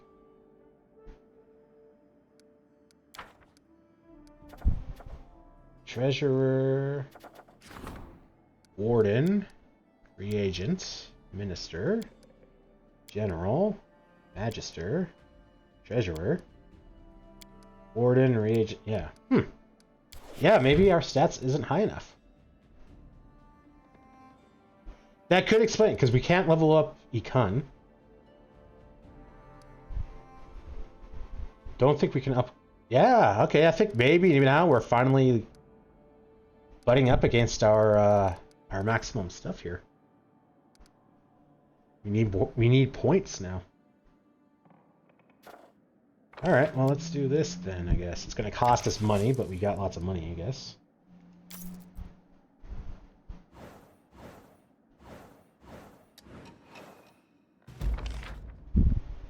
That did not increase our BP.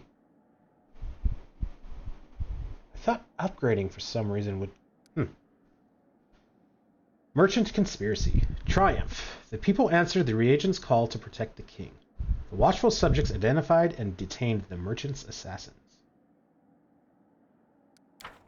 The waters are fields. Success. The ships dispatched by the advisor joined the Lodovka fleet and ensured their victory. They will comply with every term of the deal, although they've no doubt that the support was motivated by greed, not nobility. Rage of Sky and Wind. The grand ceremony was a success. The faithful flocked from every corner of the kingdom to take part in the High Priest's magical ritual. We didn't deal with that. And training is complete. Oh, we could have... Oh, we need him to claim.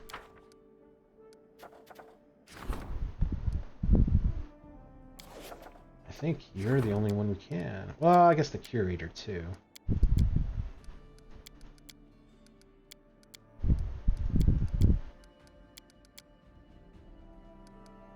Could do that. Yeah, you're the only one left. Nothing in training. All right, yeah, okay. Let's rank up Tristan, I guess.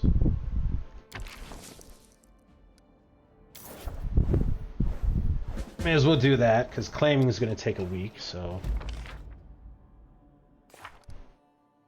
Increase the rank of the kingdom stats 75 times. It looks like we stole these lands will soon be Restov's equal in power and brilliance. What a pleasure it is to witness the prosperity of this young kingdom. Man. Fey tricks. Success. Powerful magic was used to dispel the Fae's enchantments. The people returned to normal and graciously thanked the king for their rescue.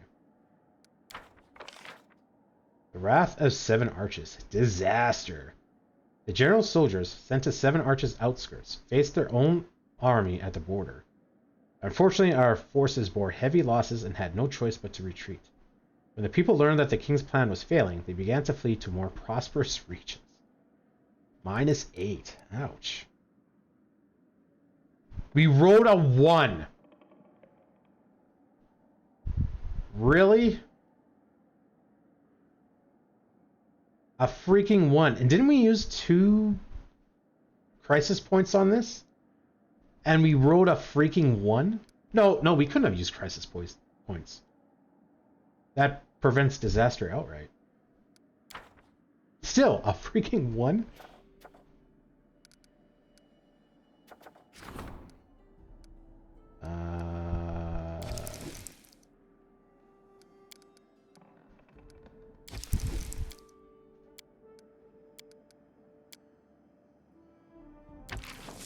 Lindsay, 50% chance.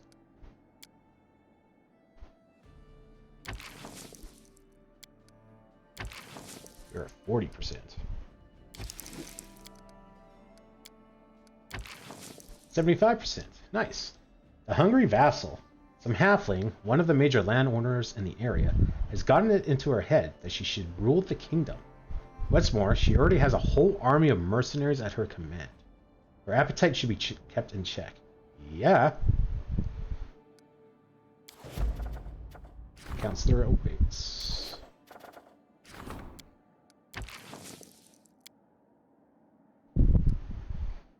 All right.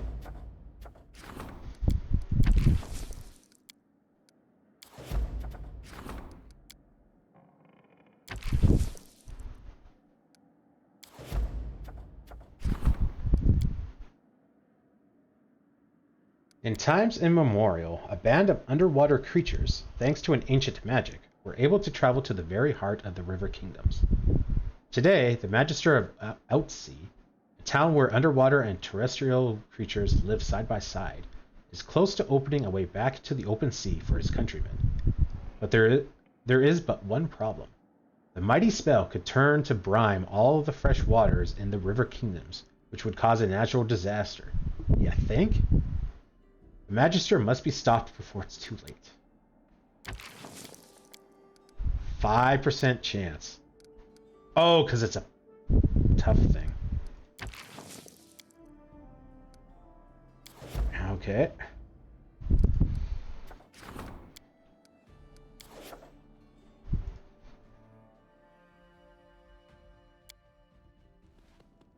I did not think we would take this long to upgrade our kingdom. I think it might be like... I think there's going to be nothing happening till we do the next curse. Me, the city council discussed the expansion of one of the districts today. The square in its center will be named in your honor, by unanimously consent. You deserve the love of your subjects. Not every ruler has a chance to enjoy it. But now for some less uplifting news. The guards have exposed a conspiracy of merchants. Well, that kind of took a left turn. All the plotters have been arrested, and you must decide their fate. The people are concerned that the rich merchants will simply get away with it. I believe your justice will be served rightly and mercifully.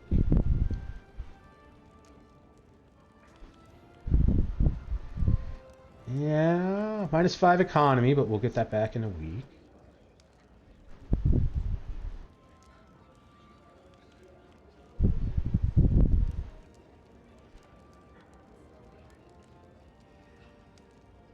We could maybe do that.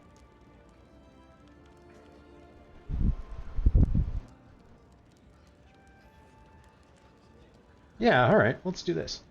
Free them from their chains. Also, free them from their wealth, their estates, their luxurious clothing, and other possessions. They'll be seized for the good of the state and its people. I heard it's only when a man has nothing that he recognizes true virtue. Perhaps they will become better and purer souls without their riches. Another visitor awaits an audience with you. He is the leader of the Druids of We Stole These Lands.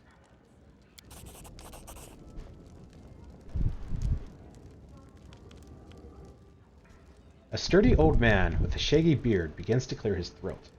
His penetrating eyes scan you, his face benign and respectful. Long live your highness.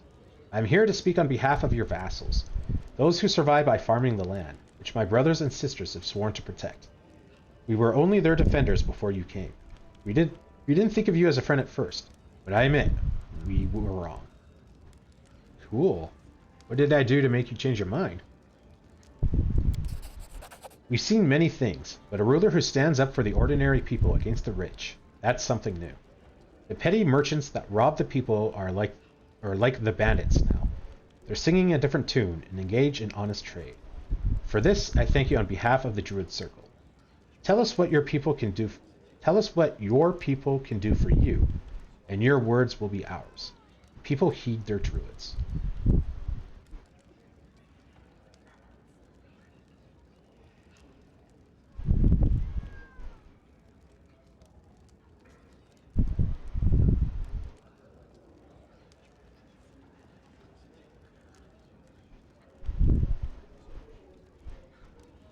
The merchants became wealthy because they know how to read and write, and they studied history and geography. Let the people send their children to schools, temples, and sages, so that they may learn and grow wiser. We'll do it, me. It will take time, of course, but eventually we'll be better for it. Plus 15 culture. Your people truly love you. However mighty or powerful a ruler may be, the Druids never bear gifts to tyrants or villains. Yay!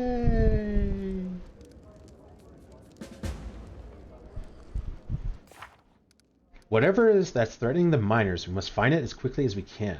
The best person for the task is the counselor or the curator. The former will use bribery, the latter rumor and flattery.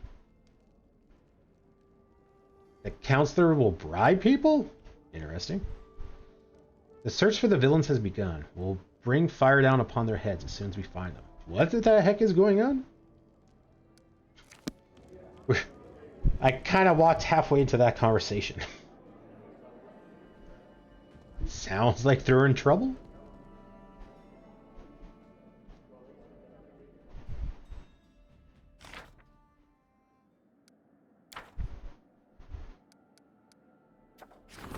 Nature's Wrath. Someone's been hunting the members of Dreistveg's Darwin mining crew.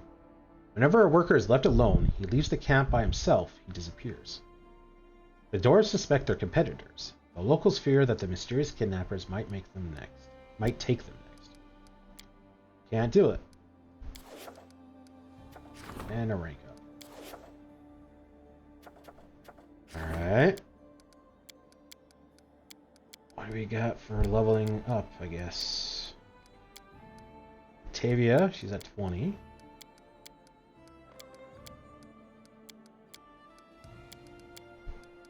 I think it's Octavia. Default. Default.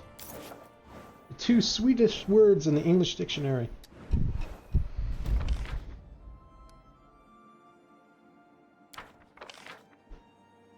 Revolution. Success. The guards violently suppressed the unrest. Anyone who questioned the crown's authority was thrown into prison or otherwise severely punished. However, the principal instigators remain in the shadows. They will certainly continue to incite their supporters to rebellion. That doesn't sound like the ideal way to handle that. Kind of sounds like pouring gas on a fire. The art of persuasion. Success. As ordered by the advisor, the agitator was formally exiled from the kingdom with much fanfare. The people who bore witness to the events hailed the ruler for his fairness and nobility. Community, loyalty, relations, espionage. Portal beasts. Triumph. The warden summoned the militia to fight the monsters in a brilliant raid. The monsters were killed, and the people celebrated the effectiveness of their attack. The king's reputation is growing quickly. So naturally that increases stability. Alright. 100% chance. Okay. I don't think I've seen that ever. 20 DC plus 21. Opportunity on Pure Blades as a third. I think we will ignore that. Curator needs my help. Magister wants help.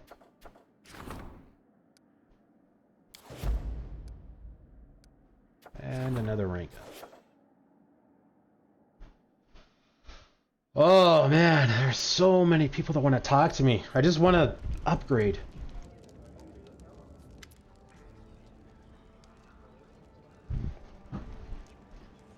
Me. I've just spoken to a Keled shaman, who came in voluntarily and surrendered himself to the guards. He and his brethren have fled their tribes. They know that they will never win, and that you're the best chief, as he puts it. Now they wish to serve you, and are even willing to share their knowledge with us. But I don't think we should take them up on their offer. It's not that their word can't be trusted, but our security is more valuable than any asset they could offer. Plus, the people are scared to death of them. They can summon ferocious beasts, and not long ago they were doing terrible things in the service of our enemy. I believe it would be best to simply command them to leave and never return.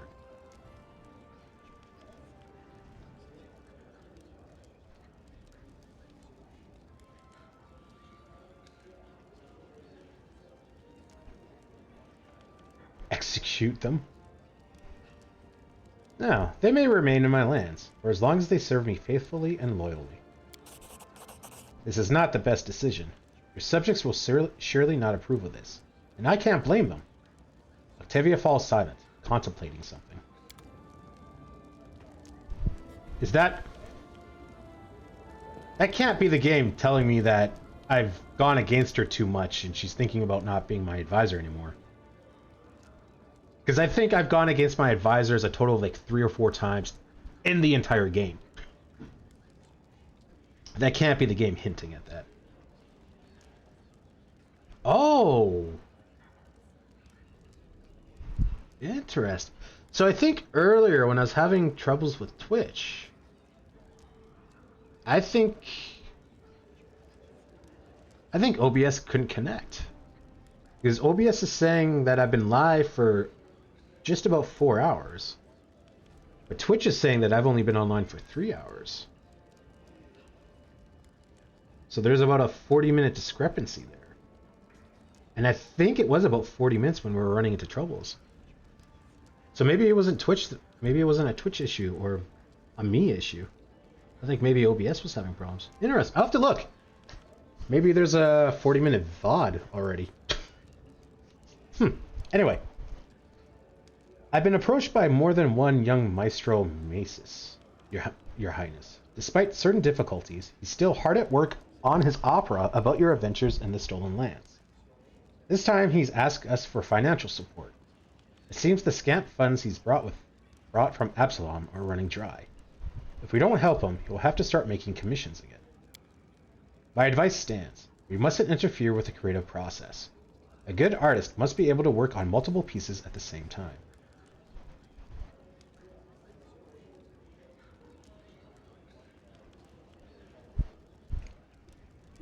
You are my curator. The choice is up to you. The storyteller nods. I shall inform the young man that he will have to rely on himself to overcome these obstacles.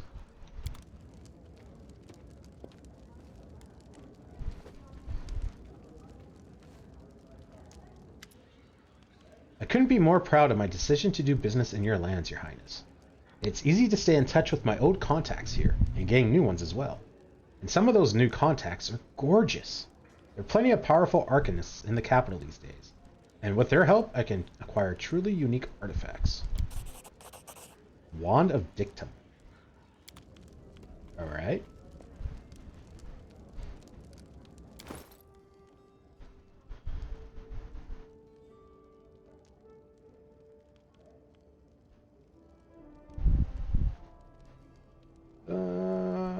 We should either really use these or maybe put them away.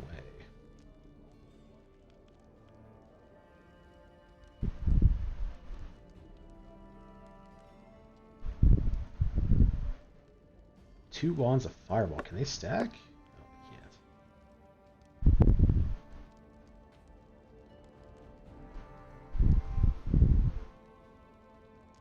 Ah, wand of dictum.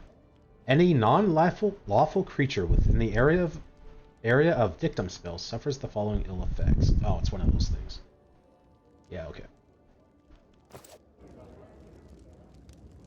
Ah, I'm still mad about selling that quarterstaff. We could maybe look at buying it, but I think it's going to be really expensive.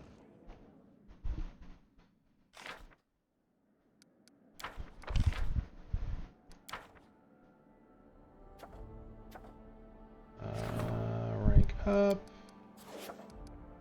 Other. Spell resistance discovery. Groundbreaking research has uncovered new secrets in spell resistance. Provides a spell resistance of 16 to the king and his companions while fighting in claimed territories. Sure.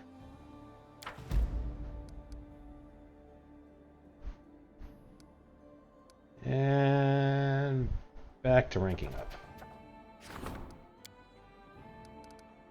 Castion at 21.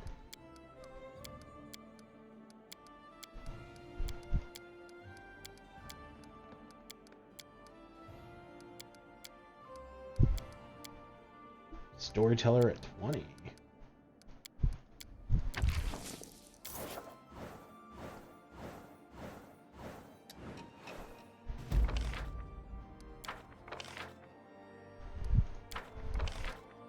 Black Menace. Triumph. A high priest gathered the best inquisitors and sent them out to hunt. Soon the region was cleared of the hags and their minions. The Debate. Opportunity. A famous philosopher has paused in his travels to debate the wisest of our local advisors on the correct governance of a country. Victory in this dispute would be an honorable badge, while defeat would be a resounding and disgraceful. 1/3 chance? No. The chief is dead. Long live the chief. The lizard folk of Artholhot are to crown a new chief. An invitation has been delivered to the capital, and it is meant as a great honor. However, the first matter of business at the ceremony will be the eating of the deceased king. It would be best to find a diplomatic way to politely refuse participation in this dubious ritual.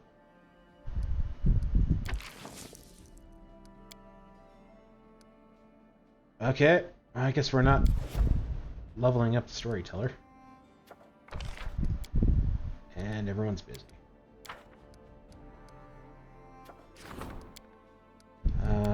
Okay, so I think Keston is going to be it, because I don't think anyone else was lower than 21.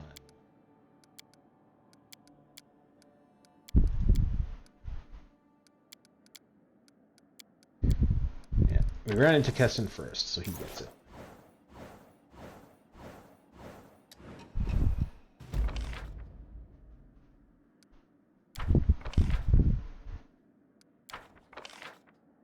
Salt. The general threatened war and this cooled the Outsea Magister's ambitions.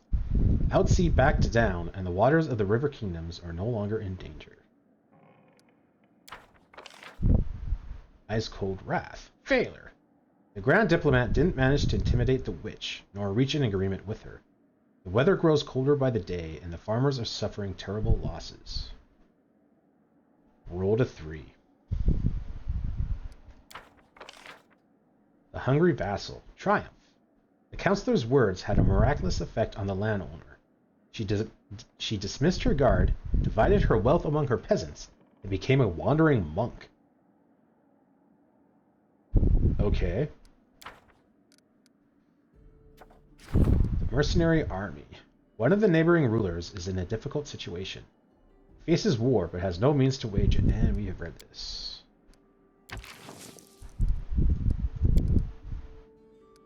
Raddan's eggs. The eldest Ragadan, Water Lord and Father of Dragons, chose these lands to carry his eggs. Soon his brood of young predatory dragons will hatch, and can be sated only by flesh.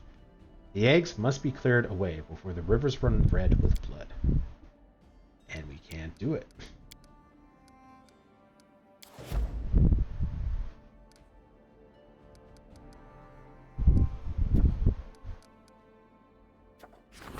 Alright, 21.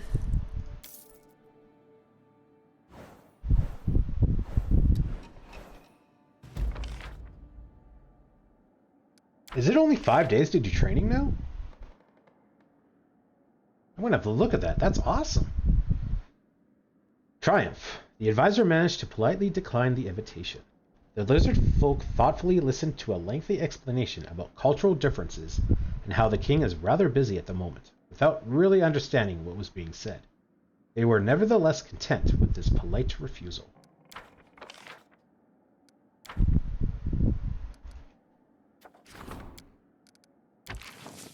%16 chance. I don't... Yeah, alright, fine. Don't really want to use 2 points.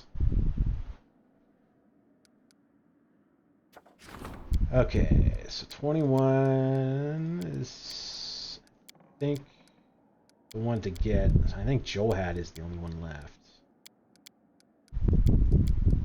Yeah. I'm not Grand Diplomat. Counselor. Nope, not Counselor. High Priest.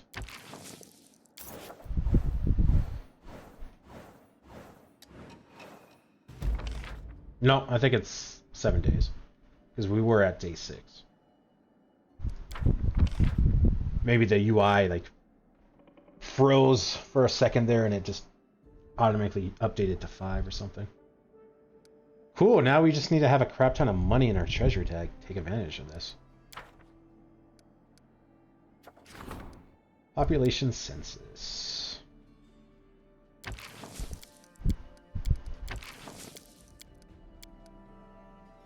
High Priest seeks your advice.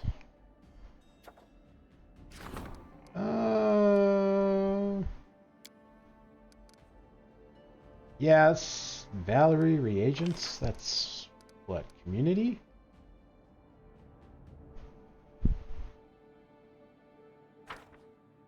Yeah, let's send you in. Yeah, community.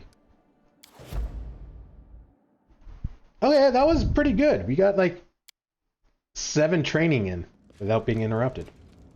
Of course, now there's going to be a crap ton of people to show up to give me stuff.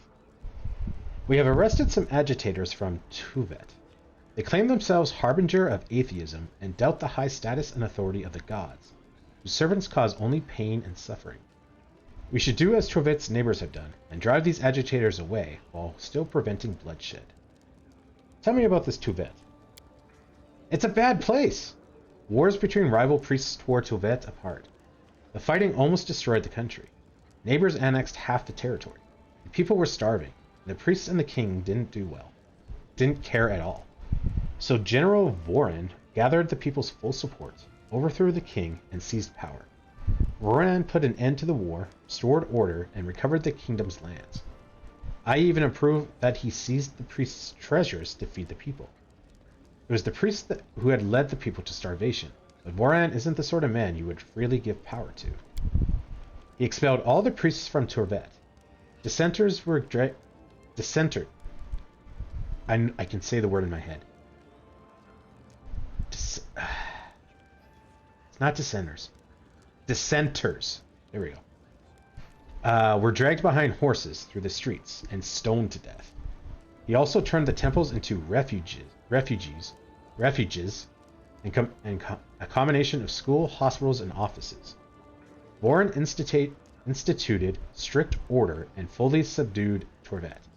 Its people sing praises up to him every morning, as if he were a god, for saving them from religion and laziness.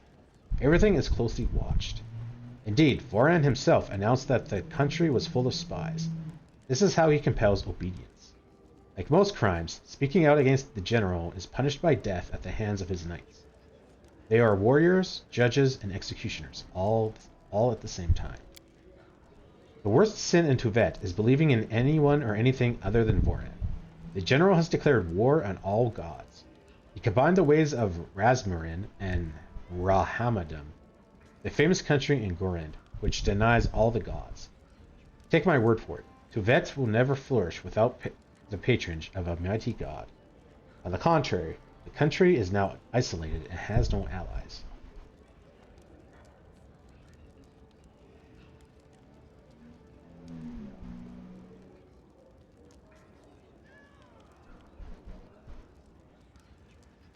Execute them publicly.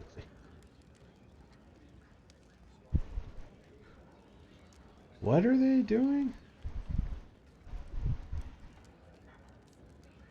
I mean, I would be okay with them speaking their mind, but in this world, it's really obvious that there are gods, so declare the teachings prohibited and drive them to the border. I will make sure that they are entirely driven from your lands.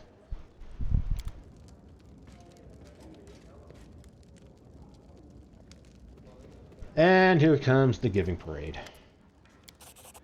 Death's Crusher's full plate. Interesting.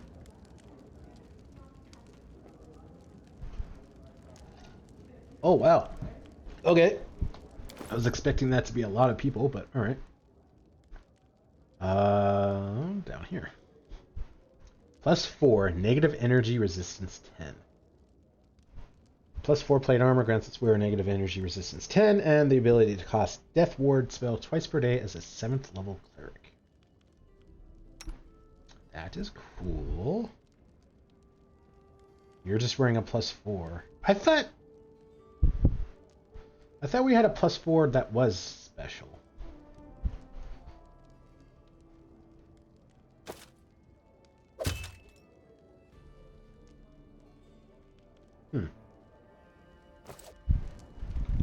Maybe I save scummed and lost it.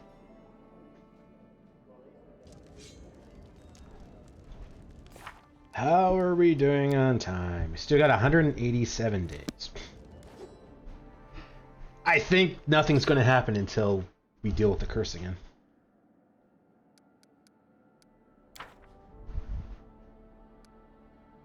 Okay, no events. We can rank up. Johad's at 23. Duelist is at 23. Let's go with Jubilist, because then our economy can get a little bit of an upgrade. We've got a few things here that is, yeah, -1 BP due to low economy.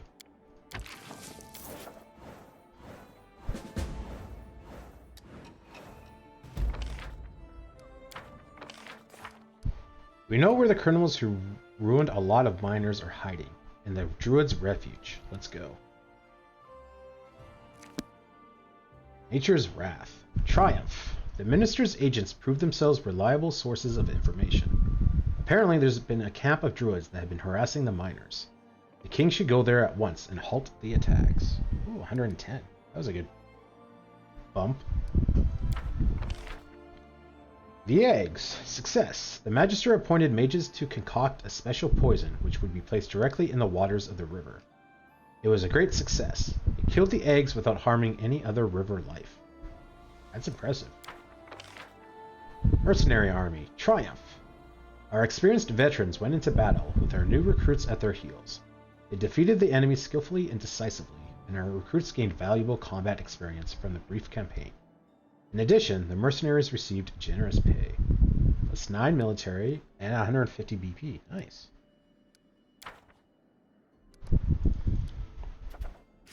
The Fog. A sinister fog has entered our lands from the neighboring Ustalav. The crunch of bones and the hiss of horde beasts fill the impenetrable veil.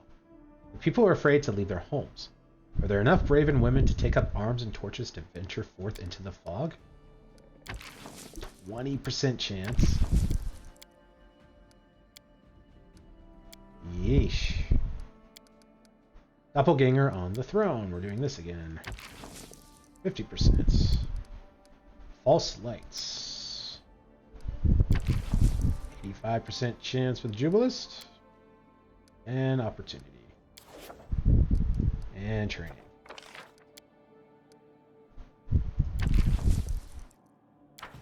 Let's do that. Oh yeah, the storyteller, I forgot.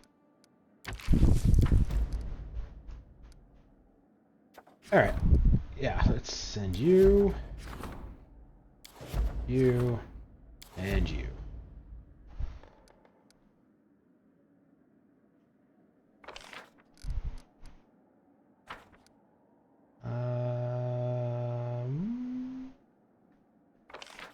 Kind of want to buy money just so we make more money. But I mean, is it really worth buying 104 BP just to make 1 more BP a week? Probably not. What's the maximum rank we can get? Kind of, I'm thinking it's 10 and we're getting close to maxing it out. Should we do curses? These take a long time. So I kind of want to do them, but at the same time, I don't want to have someone out for that long. Like, you kind of want to upgrade Johad and all that for, like, divine stuff. Nah. I want to, but no. I know why you applied such effort, me. Why you turned this wasteland into an advanced, wealthy, and prosperous state. And today you will hear the words you've been striving for all this time. I'm proud of you.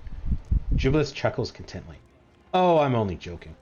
Although I do respect the way you dealt with this mess of a bureaucracy. I couldn't have done it any better. It's a good thing that you put an end to all those bureaucrats mistreating the townsfolk. We managed to fill the treasury. Overflow it, in fact. Literally. The abundance of gold in the royal treasury has caused our subjects to develop a nasty disease. Greed. Causing an acute inflammation of envy. Take my advice. Invite a famous weather mage from Absalom to the capital. I've heard his lectures. He's a true harvest-saving expert. He will protect the crops against flood or drought. Another option is to send our gifted youth abroad for study.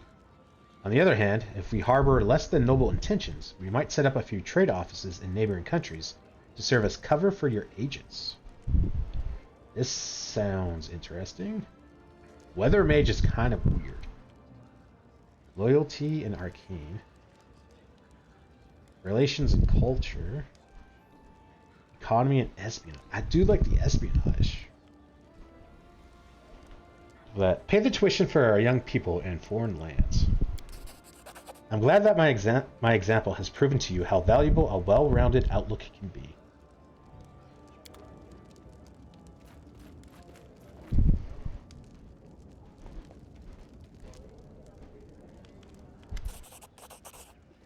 The goldsmith's face shines. Your Highness, please accept this. It's the same thing. Burning amulet.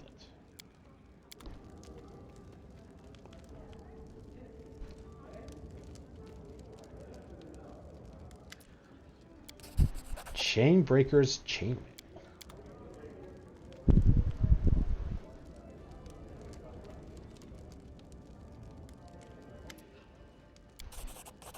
Blizzard's heart.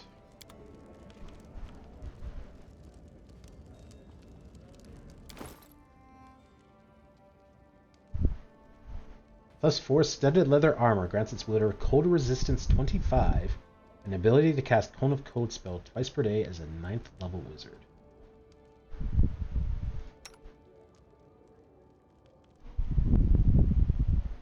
Four additional rounds per day. Yeah, okay. I like yours is pretty good. Chainmaker's chainmail. +3 chain shirt grants its wielder a +5 competence bonus to all trickery skill checks. +3 resistance bonus to reflex saving throws. Also grants the ability to cast Freedom of Movement spell once per day as a 7th level cleric. Not bad. +1 bonus on attack rolls and saving throws. I think I'd rather have my stat boost. This amulet adds +4 to the wielder's caster level when they cast the following spells: Burning Arc, Burning Hands, Controlled Fireball, Fire Snake, Fireball, Firestorm, Flame Strike, Hellfire Ray, Scorching Ray. Neat.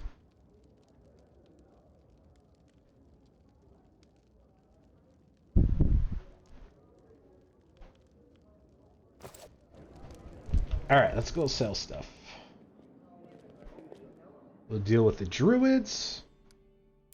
And then I think I'm gonna Google where to get a emerald necklace. Because we've had that forever and I have no idea where to go.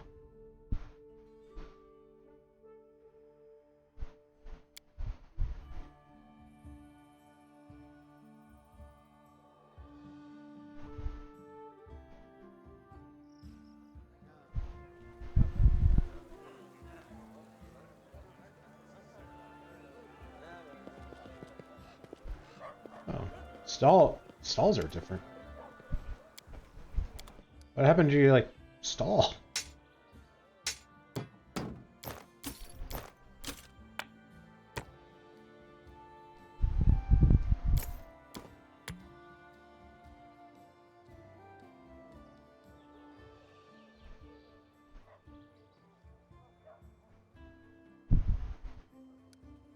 It's a lot of money. There's actually a lot of money. Oh yeah, while I'm here, where's that quarterstaff?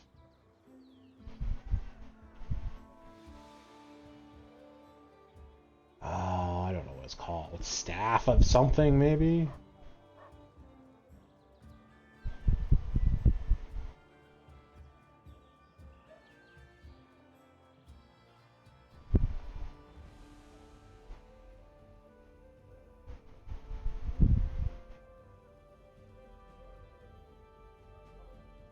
Oh, I gotta look through all this.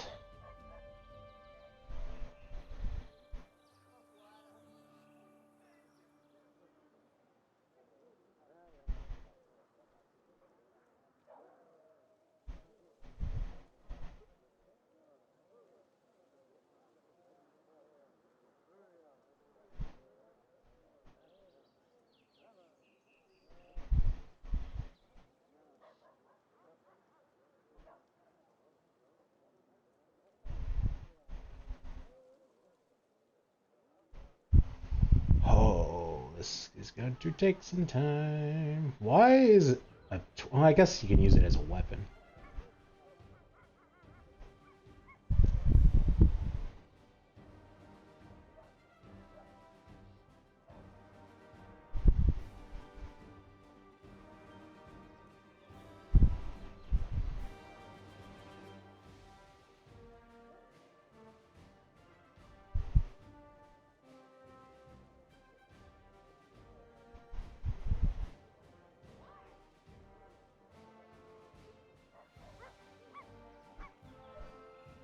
just remembered there is Unicell.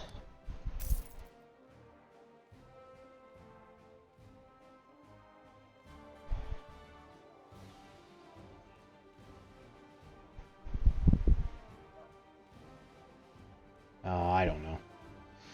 I'm not gonna bother taking time to figure that out.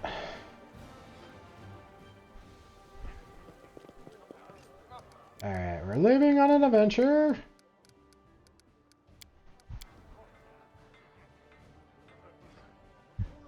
And while that's loading up, I'm going to take a 3-minute break to grab some water and open up some windows. I think it's still hot outside, but it's got to be hotter in here. So I got to open up some windows. I'll be right back, guys.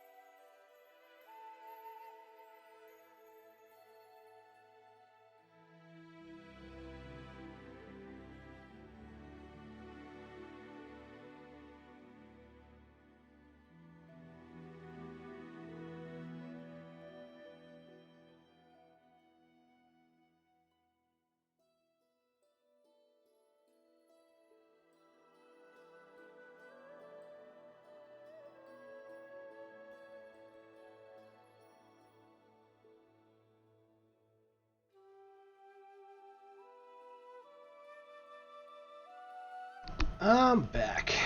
Thanks for waiting, guys. Alright, where do we gotta go?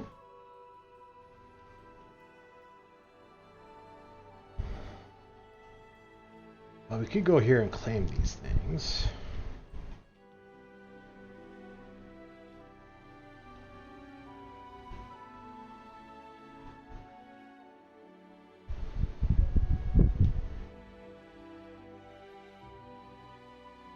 Should also look at maybe putting a town in Dunesward.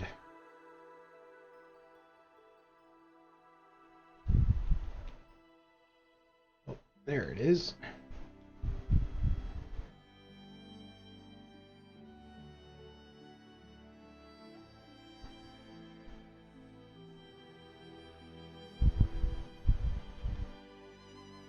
I think this might be faster. Dire Marshes.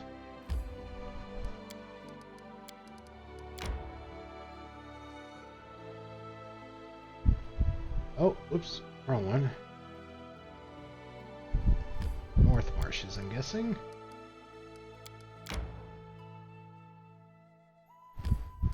only 12 hours.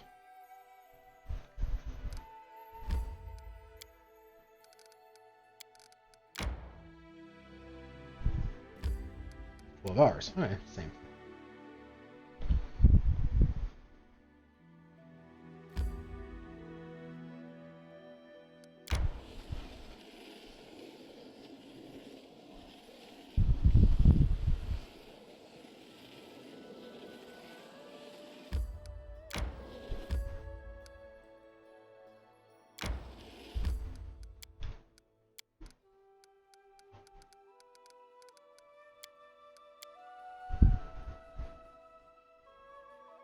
There are neither paths nor passages leading to this small glade, yet silent voices can be heard near the clearing.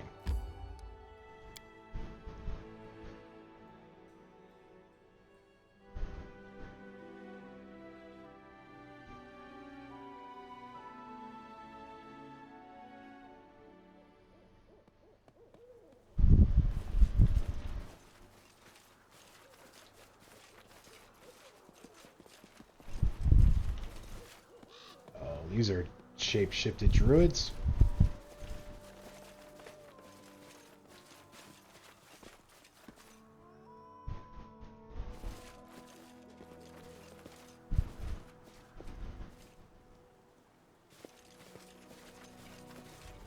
Let's head out.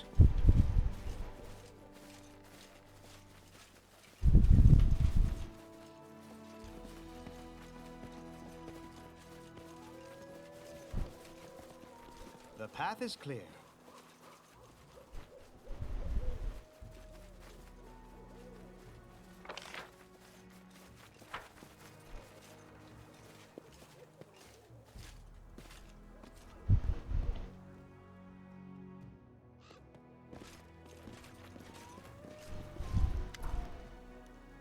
A girl in a dusty robe is staring at you with clenched fists. You! You're the one who thinks they are the ruler of these lands. Why are you here? Did you want to head a greedy mob to clear yourself a road or a bounty?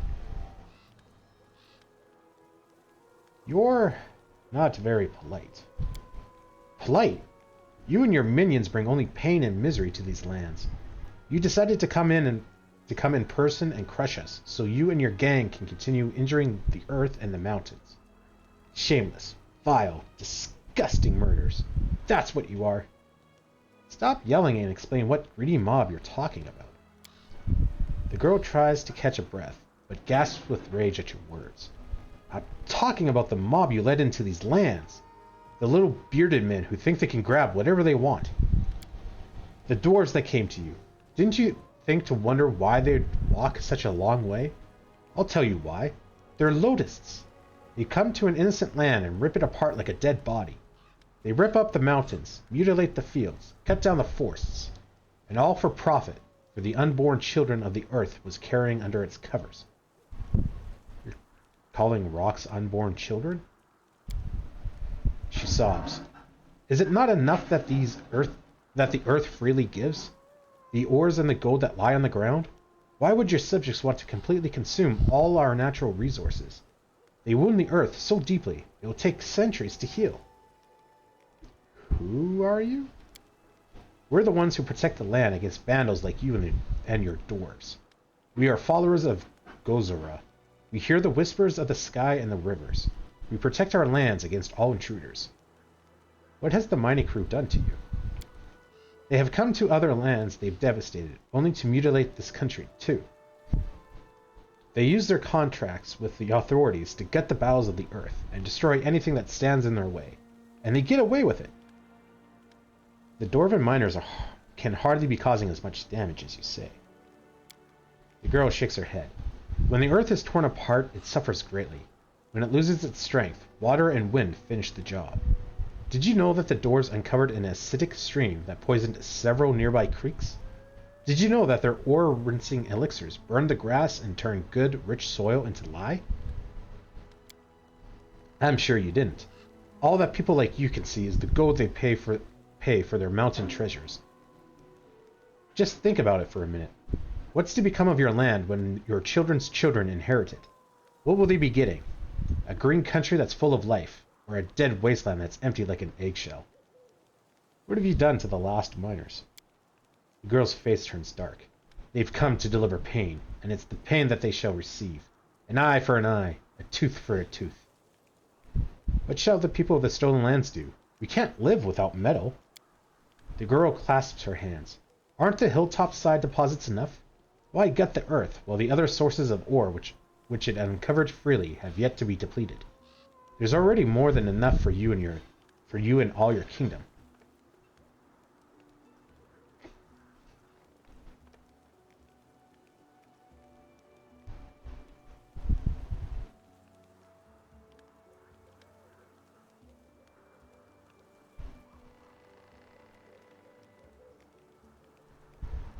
Mean.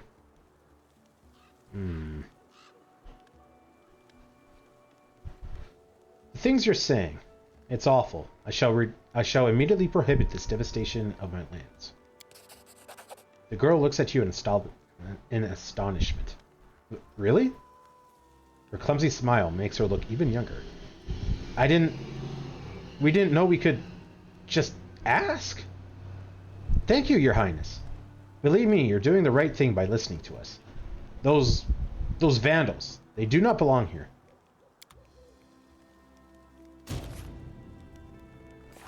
Failed. We know where the criminals who ruined a lot of miners are hiding. In the Druid's Refuge. Let's go.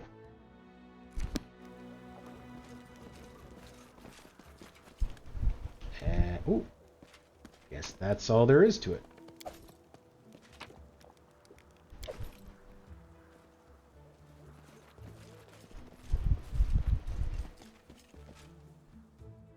Okay. While that's loading, Pathfinder King Maker plus Emerald Necklace. Where the frick do I find one of these things? Can be given as a reward. Nope. Can be given as a reward. Found. Okay. Found it in the Pitax Royal Palace.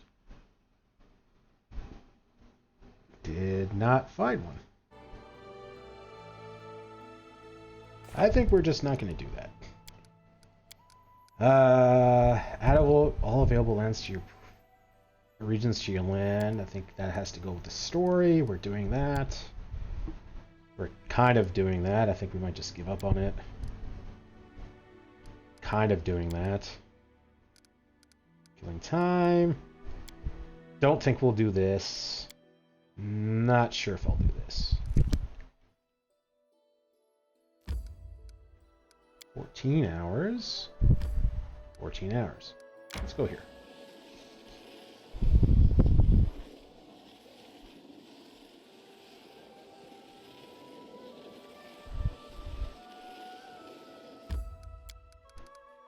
To the hills.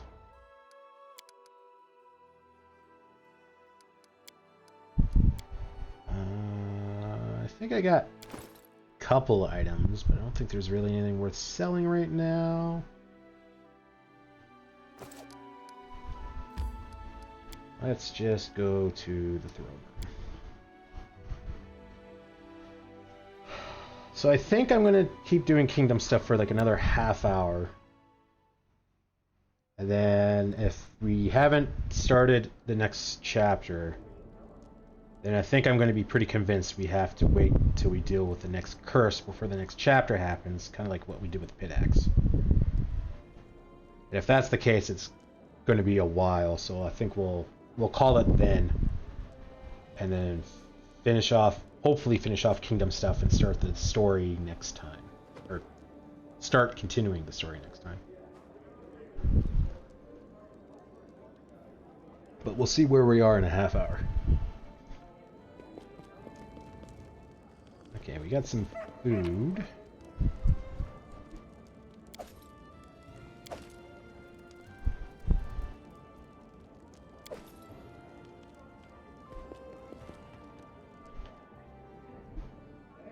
So, it kind of seems like we just abandoned those dwarfs.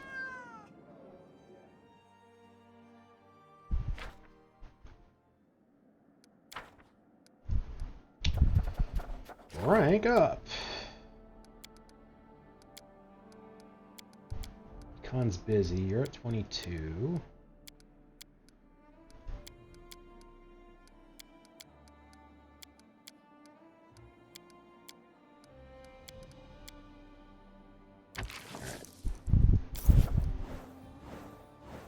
Deadly fog is terrorizing our people. What?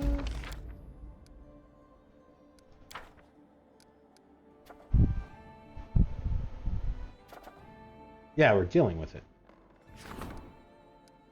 That's kind of annoying that bad things happen even though we've immediately assigned someone. Problem. 40% chance. Alright. Guardians of the World Wound. The Mendev Crusaders are doing their best to hold the line, but their defenses are imperfect.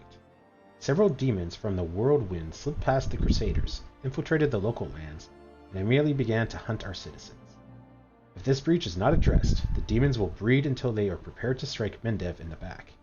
Then, hordes of demons will pour into this world and overwhelm the river kingdoms. And after that, perhaps all of Gorion. This cannot be allowed to happen.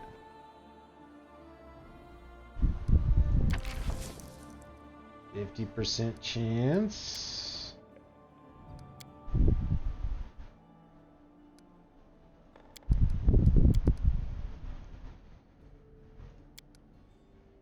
General requests an audience.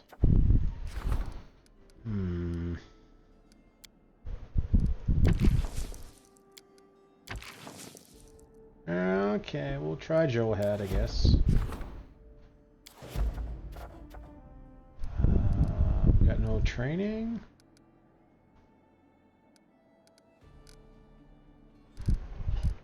Alright. What does dude want?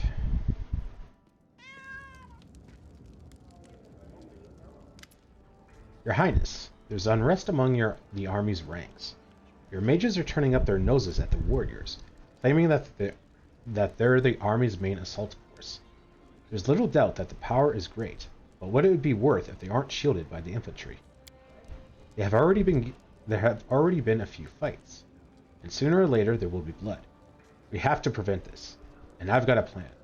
You should appoint a second general to show them who is more important. What? What? If you chose Shevoid, the infantry officer, the warriors won't be so easily trifled with. He's a good fighter. He was among the first to join the army, and he's proven himself in battle. He will be assigned the officer mage Zephyr. She's powerful but arrogant, and lacks experience.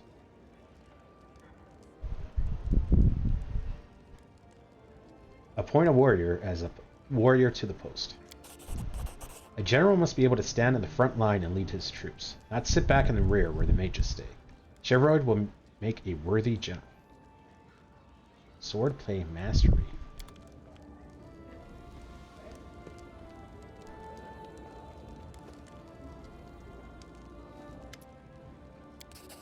Death Crusher's full plate.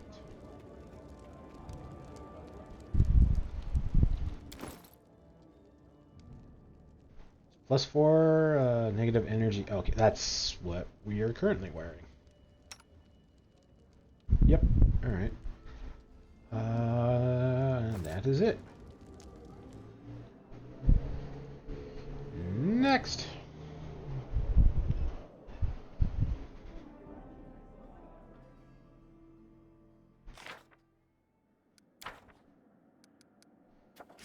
Rank up. Economy. Swordplay mastery. Provides the general with a bonus for resolving any situation. The amount of the bonus depends on the kingdom's relations rank. There's no bonus for ranks 1 to 4, ranks 5 to 7 get +1, ranks 8 to 9 gets +2, and rank 10 gets a bonus of +3. Yeah, okay, so it sounds like 10 is the max rank. What's our relations at? 7? So it's +1, close to a +2. Yeah, alright. 230. Oh, we can't do it. 230 BP. +0 income from regions. What do we have to do to Make that not 0.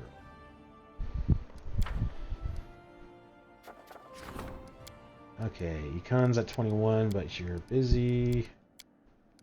Tristan's 24, Octavia's 22.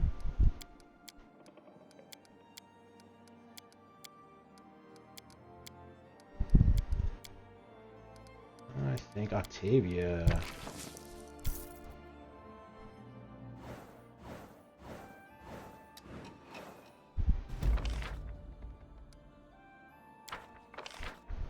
The fog. Success. Doppelganger on the throne. Triumph. The rebel leader was assassinated by the minister's agents, and the remaining captains were set against one another. They did us the favor of killing each other as they struggled for power amongst themselves. Plus 8 espionage. False lights. Triumph. The villains have been dealt with. The guard tracked them down and arrested them during a night raid. Population census. Success. The population census was a success. Not a single cheater escaped the attention of the census takers and pen pushers from Drima.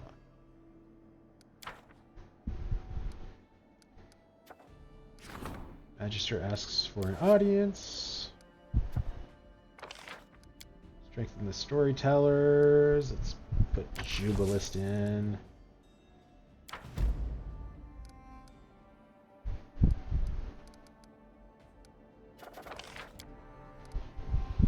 Nothing yet for that.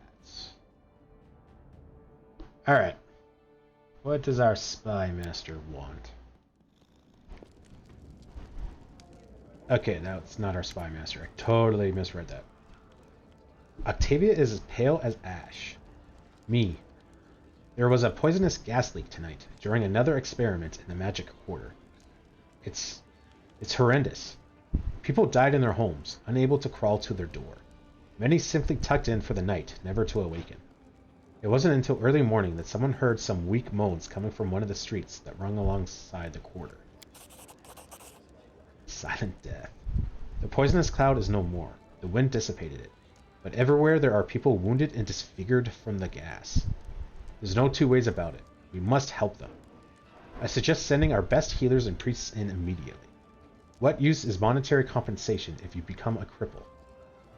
True. I think that was one of the things we went against her on. That's unfortunate. Prowling cat.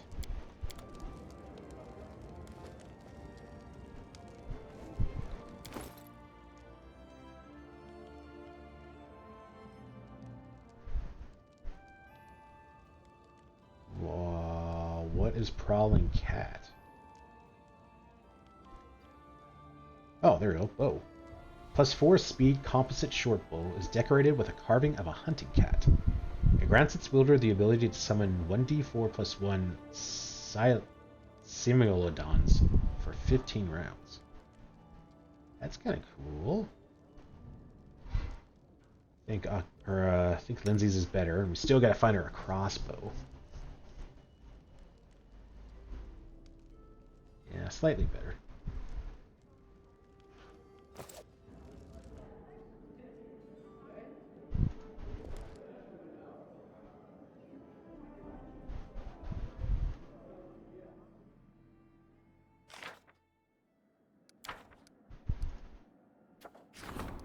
Toxic gas leaks spread from the mage's quarters during the night.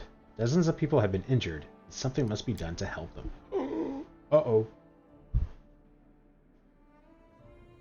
Ooh, uh-oh. 6 days, that's not bad. Econ's at 21. You need to be upgraded.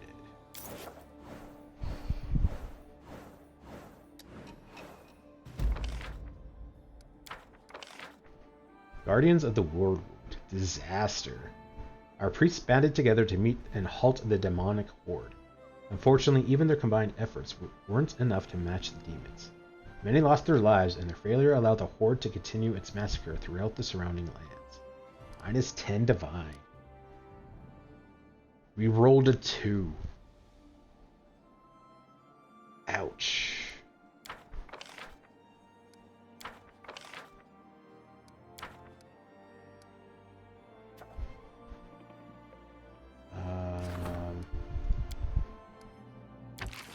And then Joe had 55% chance.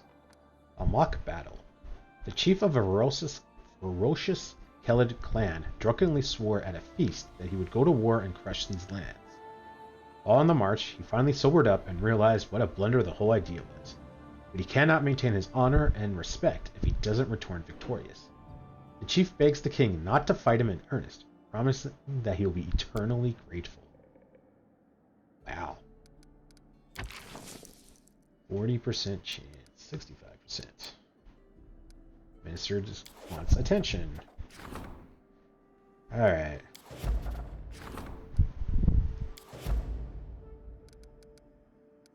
Nothing in training. I thought there was something in training.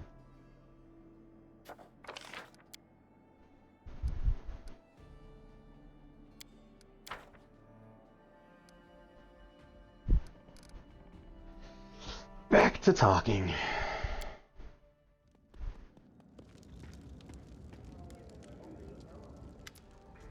Ikan seems embarrassed, and his eyes do not rise from the floor. Bad news, me. We've been cheated. The double agent described from Galtron the whole story. We've been deliberately pulled into someone else's war, but an unknown third party. While we were busy brawling, they sent in their spies. We were distracted by our neighbors and neglected our own home. Now it's full of rats. We must clear the ranks. I don't know which of them we can trust, so I'd bring in completely new people. People who cannot be bribed by the enemy, preferably from distant lands. Well, yeah, should that not have been like one of the higher requirements for spies? Cannot be bribed? We would hire the bloodhounds of the Sleepless Agency. Or of course we could turn to Rory's oracles. But the Twilight Talons from Alderaan are the only ones I would trust with my life. You can rely upon their word. Tell me more about each candidate. The Twilight Talons from Alderaan are masters of covert war. They are as dangerous as they are loyal. It's just that they care more for their appearance than their worth. Ikan frowns. They serve their own country, but it would be good if the Grand Diplomat persuaded them to help us. The Sleepless Agency are urban hunters, private detectives, and they aren't cheap. The treasurer will have to bargain hard for them. They're worth the money. Vori's oracles are seers who serve the god of knowledge. They are honest and rare, but I hear they can be found in the east. If we offer them the knowledge of our priests, they might look into the darkness for us and find the faces of our enemies. Who do you trust? Twilight Talons from Alderaan. So we have to send in the diplomat for that. And I think we just assigned Lindsay on something on that. I see. I will assign in an advisor to resolve this issue.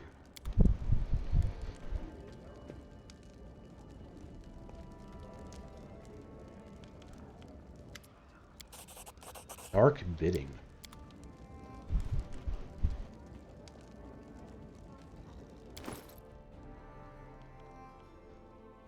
+3 Necrotic Valshard.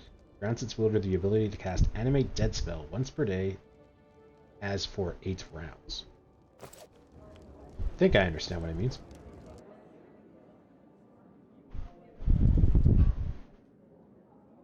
Okay, Lindsay I think is like 24 days out on doing something. 27.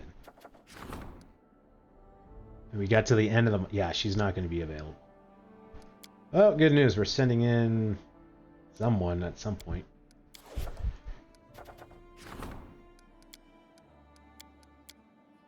Kristen's at 24.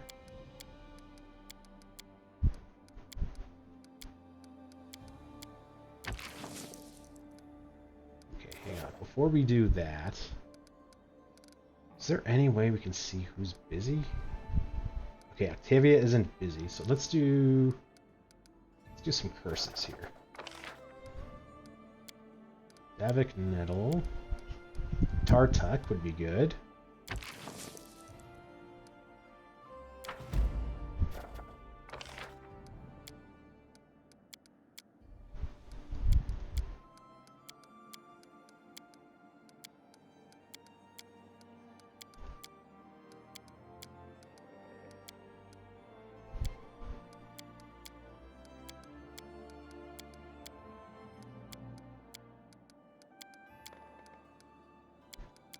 Okay, so basically it's Octavia and Johad.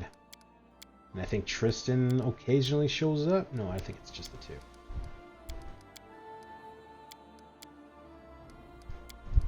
Yeah, it seems to be just the two. Okay.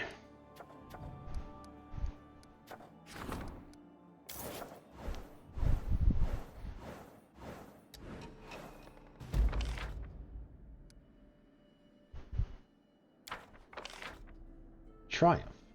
The general threatened war, and this cooled the Outsea Magister's ambitions. Outsea backed down, and the waters of the River Kingdom are no longer in danger.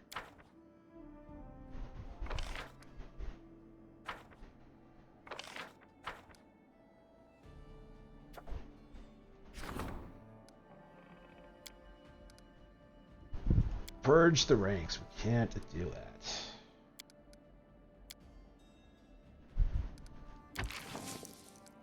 %. Relic, 40%. The People's Defenders.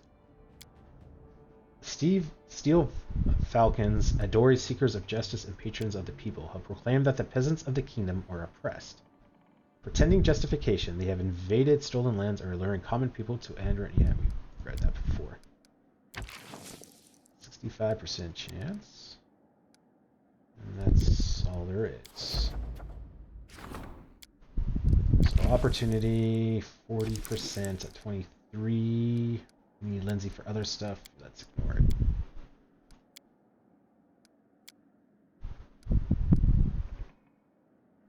Jubilus is likely to be done soon. Another 6 days. 25. Yeah, we can just make that. Oh, and we cannot rank anyone up. Huh. Okay. What else can we do?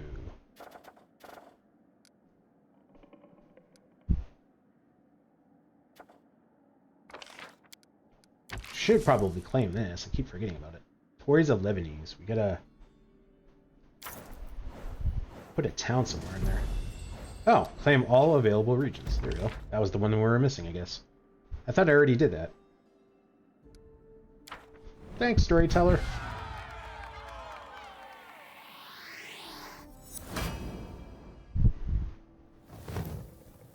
Okay, so we gotta figure out a town here so we can teleport around. Another region thing. Opportunity failed. Strengthen the Magisters. Okay. Before I forget, yeah. 100% chance to succeed. I want to use Lindsay, but I don't. She needs 13 more days. This needs to be done by the end of the month. Yeah, so that's not going to work. Alright, I'll send in Jubilist. He's the only one that can. Opportunity. 40% chance. Opportunity. Problem. An act of terror. Rovagog's followers have carried out an act of terror in the city. A tavern was engulfed in flames, burned to ash along with dozens of citizens. The minions of the beast god seek to scatter society and cause discord, and they've chosen our lands from which to embark on their quest to destroy the world. The local people are terrified, preferring to stay at home for fear of another attack. It's time to put an end to this nightmare. Good, put Tristan on it. Curator needs help. Alright, so let's put Tristan on it, I guess.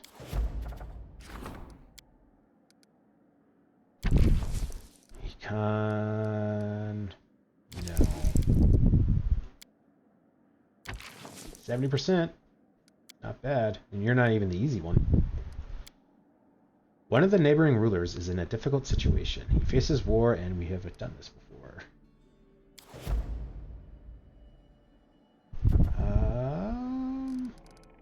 Other. Scouting northeastern regions. Mountain Resort. Beautiful sights, mineral water, and fresh air make this mountain region a perfect place for a resort. And don't forget exciting excursions into the sinister Cyclopean ruins. No special effect.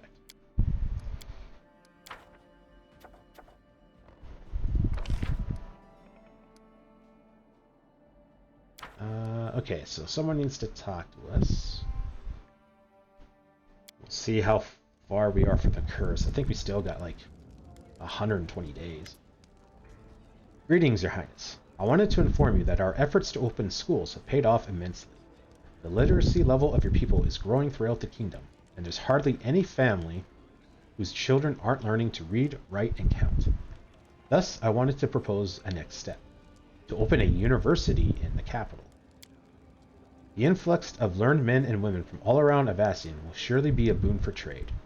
Our scientists will require books, magic scrolls, alchemical reagents, and potions. Our kingdom's prestige will rise in the eyes of our neighbors. I believe this endeavor will bring nothing but good fortune to our land. Although many rulers fear the free thinking that breeds in universities, it is well to remember that free thought is only ever a threat to tyrants.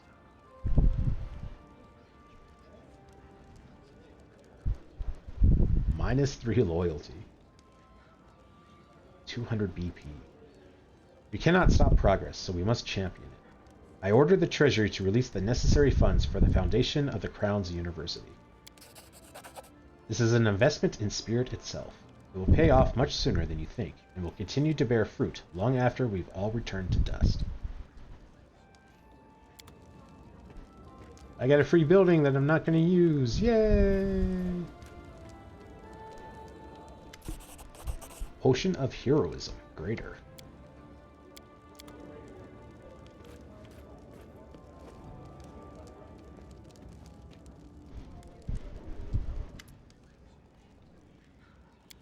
Divine Support.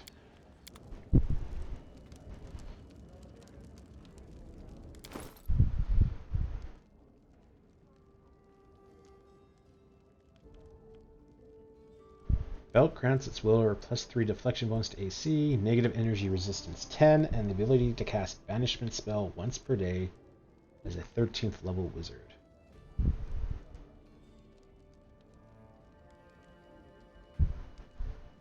Don't know where the other item is that we got. Oh, it was Vulcan's Potion, I think it was.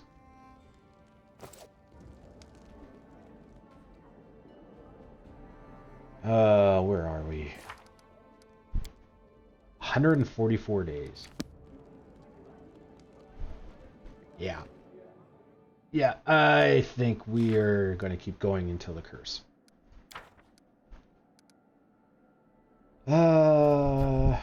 Secure the curator. Everyone else is busy. Before we do that,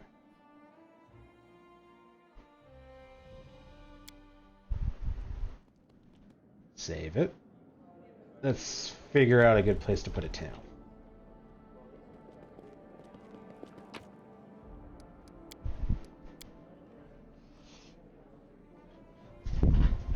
Just want it for teleportation purposes.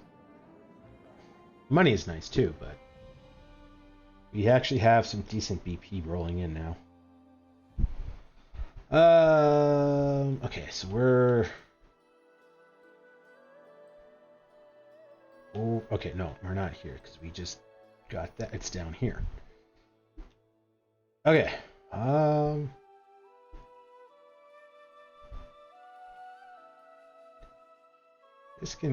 This is pretty open, so we could teleport here and move. This, I think, slows us down. We have a town right there. Ooh, where's a good spot for this?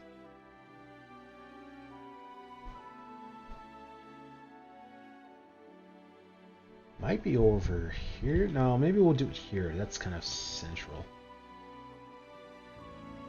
And we can kind of easily access here, and we can kind of work our way down here.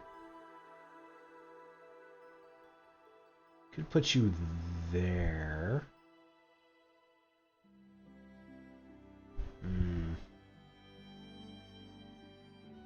we got a town here, so we can kind of access here. This wasn't a great place to put a town. Fortunately, I didn't realize there were teleportation circles at the time. So I can't really blame myself too much for that. But that was not a good spot. Put it here.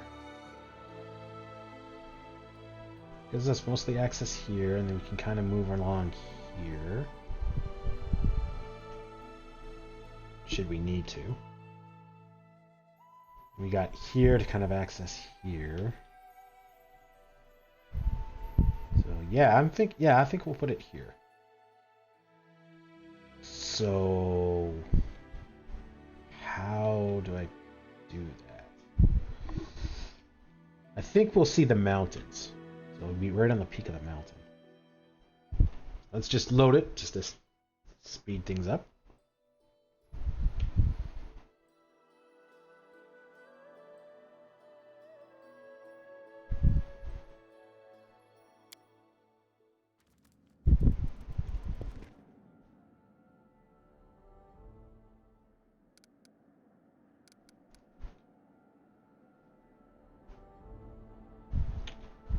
Right there.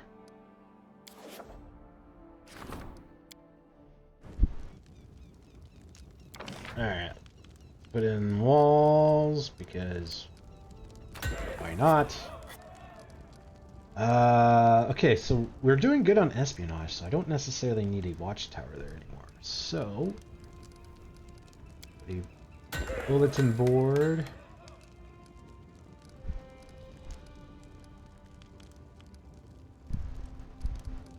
Teleportation circle, and that is it.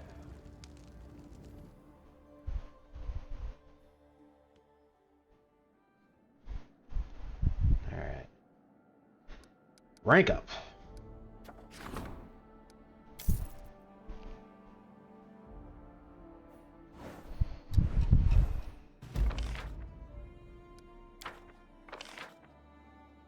Silent Death. Success. Every available priest in the capital was sent to fight the consequences of the leak. Most of the wounded were saved.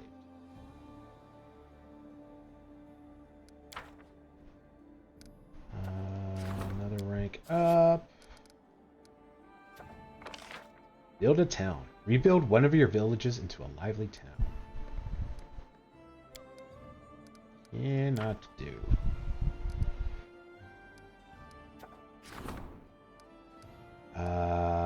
Yeah, you just get thrown in automatically. That's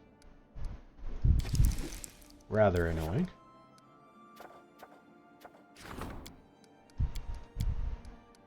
Level up Johad.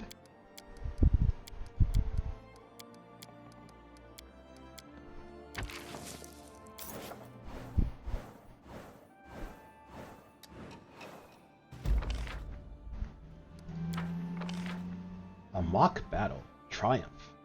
The notion of avoiding bloodshed and limiting the confrontation to a mock battle appealed greatly to the advisor.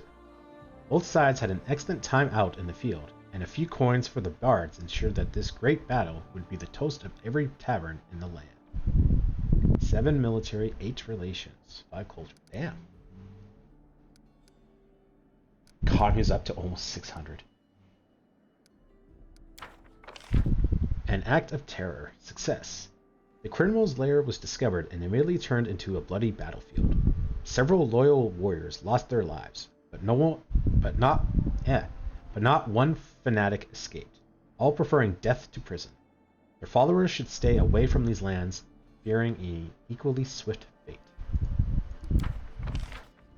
People's defenders. The general's army surrounded the intruders and drove them from the kingdom. The region's tranquility is restored.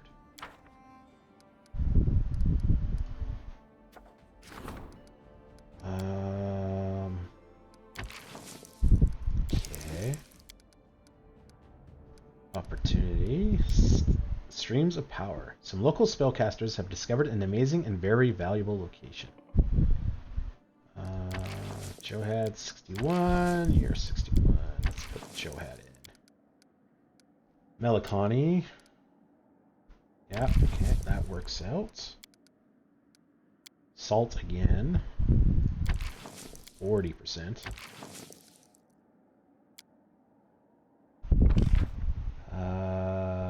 Let's try you for now. Put in a point. Okay, so Lindsay. Keep that open. No one can deal with it, but we've got some time. We'll keep that open. And the problem, and then back to the opportunity. You're busy. Everyone's busy on that. What about ranking up? Could rank up Lindsay. Yeah, okay. So I think that'll work. Man, I gotta like plan ahead on all this now. Joe had 61% chance. Go. Storyteller, 70% chance. Go. Cassell with the crisis point, 65. Go. You two I can't deal with right now. Can't deal with you right now.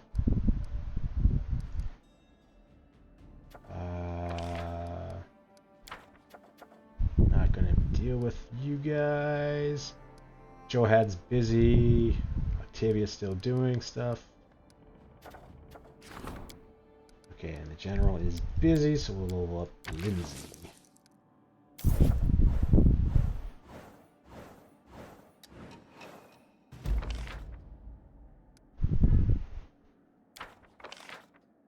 The Mercenary Army, Triumph. Our experienced veterans went into battle with our new recruits at their heels. They defeated the enemy skillfully and decisively, and our recruits gained valuable combat experience from the brief campaign. In addition, the mercenaries received generous pay. Purge the ranks. Success. The Sleepless Agency asked for a sizable fee, but the treasurer negotiated an agreement. The skilled mages conducted their investigation and tracked down every foreign agent among the minister's servants. Minus 100 BP. Ooh, we're up to 116. Ha-cha-cha.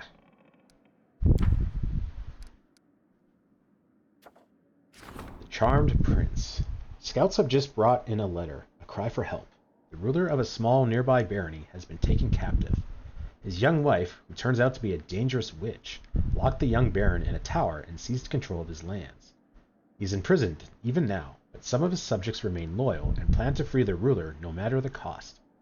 The matter requires a delicate approach. An overt intervention would not do.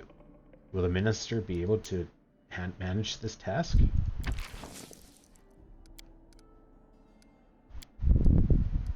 And talk.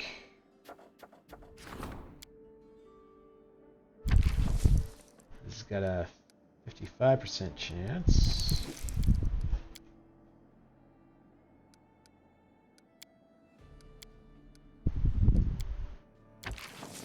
Do that. Shoot, this has got a 70% chance. And Econ is dealing with that. That's just you wanting to talk. That's another rank up thing. That's scouting a new area. Economy. We build a town. Which means we can then not rank anyone up. Johad is free. So we could do a curse. Oh, he is not free. I lied. He's almost free.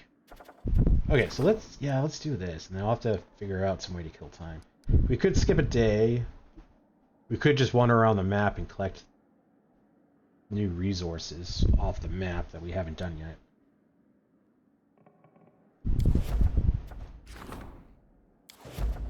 It's better than kind of skipping a day. At least we get something out of it.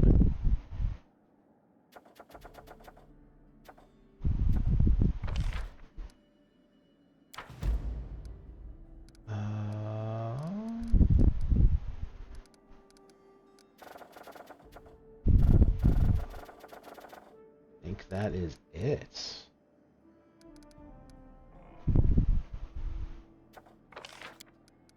Alright.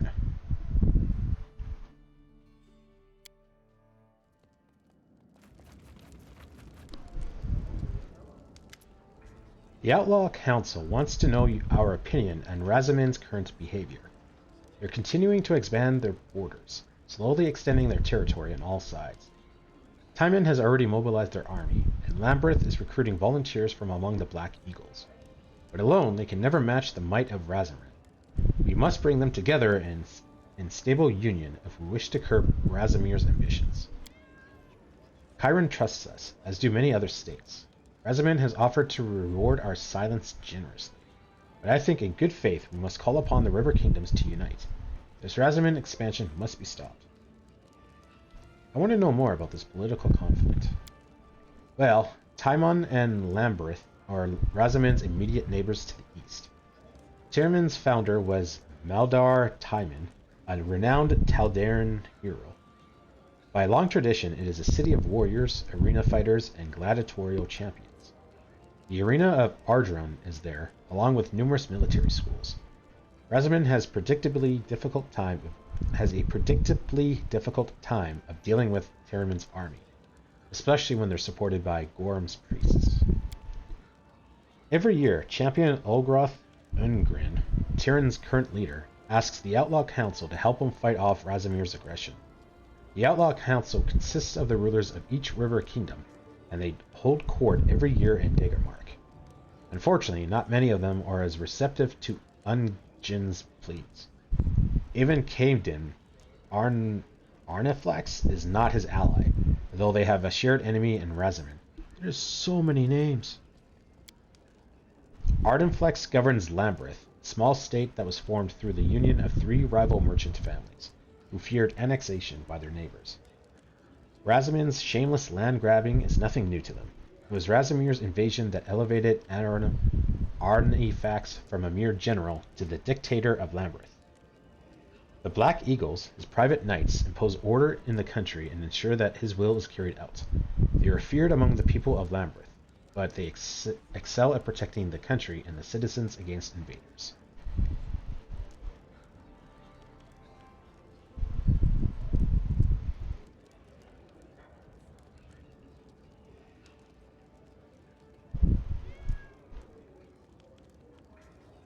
Send messengers to announce that all those willing to become a slave to Razimir must unite. Unwilling to become a slave. Perfect. We shall call upon the River Kingdoms to stand together to face Razimir's threat. I'm sure this open confrontation of tyranny will only add to your fame. Yeah, being famous isn't always a good thing. Alright. Save it. We'll have a look. I don't think I can do any training. So then I think we'll spend some time on the map to claim things.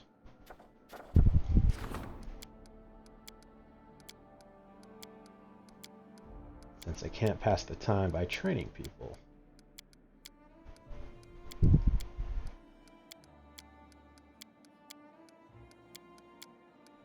Yeah. And then we're, circling back. Okay, all the events are dealt with. We can't rank anyone up. Economy. Can't deal with you. Casil and Lindsay. You guys got a while yet. I'm gonna have to try to remember about that. I don't think I'm gonna remember the next time. Curses, I think everyone's busy, and by everyone I mean like the 2 people that handle the curses.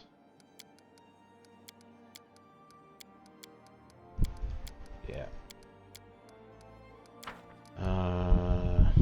Nothing right here. Regions, nothing really. Oh, we have Keston is free. Could maybe just do this, just to make you do something. Oh, it updates or it speeds up. Oh, I didn't realize. Oh yeah, because it's a region thing. I forgot about that. Okay, well, I guess we're not exploring the map right now. Melancholy, triumph. The curator's servants brought smiles to the people's faces with merry jests and inspired them with magnificent ballads. Even Fey magic is no match for the creative spirit. Streams of power. Success. The workshop was built and open for work. It's amazing how well the spellcasters cooperate considering the power they wield. They managed to share the power equally. Build a town.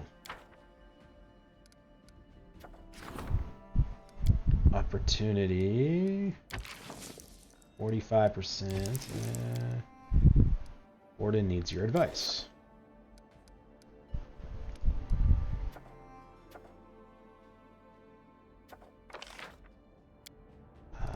You are still busy by a couple of days, I think. Yeah.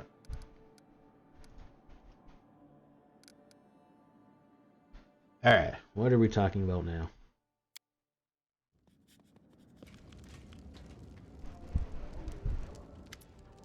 The capital is in danger, Your Highness. A night patrol in the outskirts caught a Kelid barbarian trying to poison a well. He was fatally wounded during the arrest, but before he breathed his last, he threatened that their shamans were going to poison all our food and water, and even the air we breathe. We don't know what shamans he spoke of, or when they might strike. We don't even know if we can trust the words of the dying barbarian. We're in a tough spot, but I brought a couple of allies who can help. Keston nods in the direction of his companions. The big one is Roman Orand, Judicar of Abadar and captain of the Golden Shields. She guarantees that if her people go on patrol with our guards, they'll pounce on the troublemakers as soon as they enter the city. And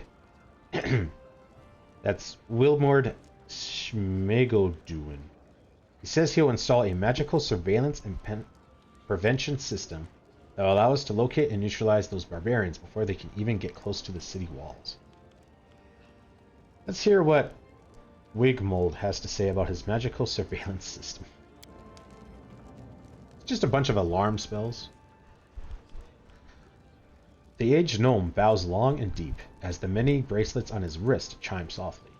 The expensive cloth and elegant cut of his robe would be the envy of any metropolitan dandy, though few would dare leave the house draped in such bold colors.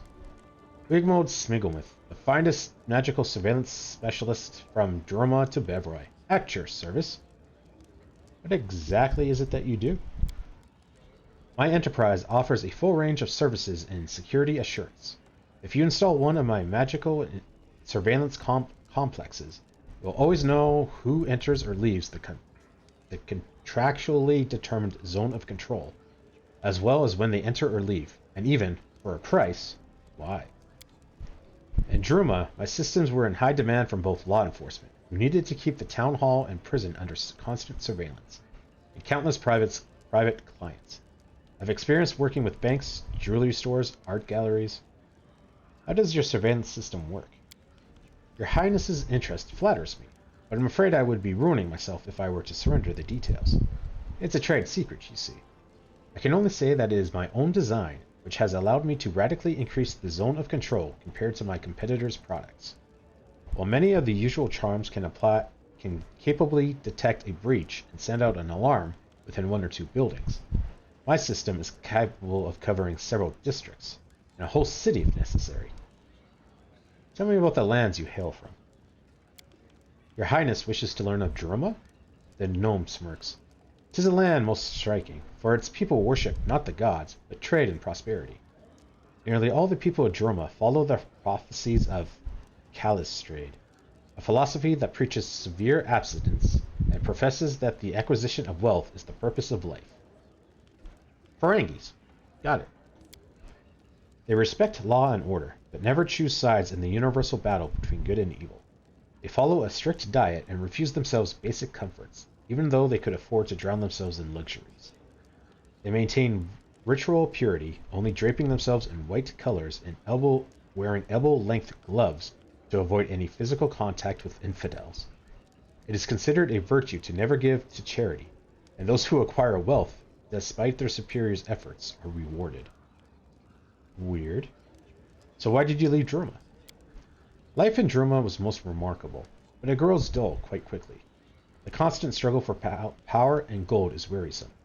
I felt a lack of spontaneity and unpredictability, of strong feelings and grand gestures. In other words, all those things that are so abundant in your lands. For a second, the gnome loses himself as he gazes dreamily into the distance. Enough, that's all I needed to know. Wigmode bows deeply, and the hall is once again filled with soft clinking. I wish to speak with Roham, the leader of the Justicars. The woman before you holds herself erect, and there is confidence in her stance. Her polished armor shines even in the dimly lit throne room. Greetings, Your Highness. I represent the Golden Shield, a society of Abadar's faithful, which offers law enforcement services to anyone that may require them.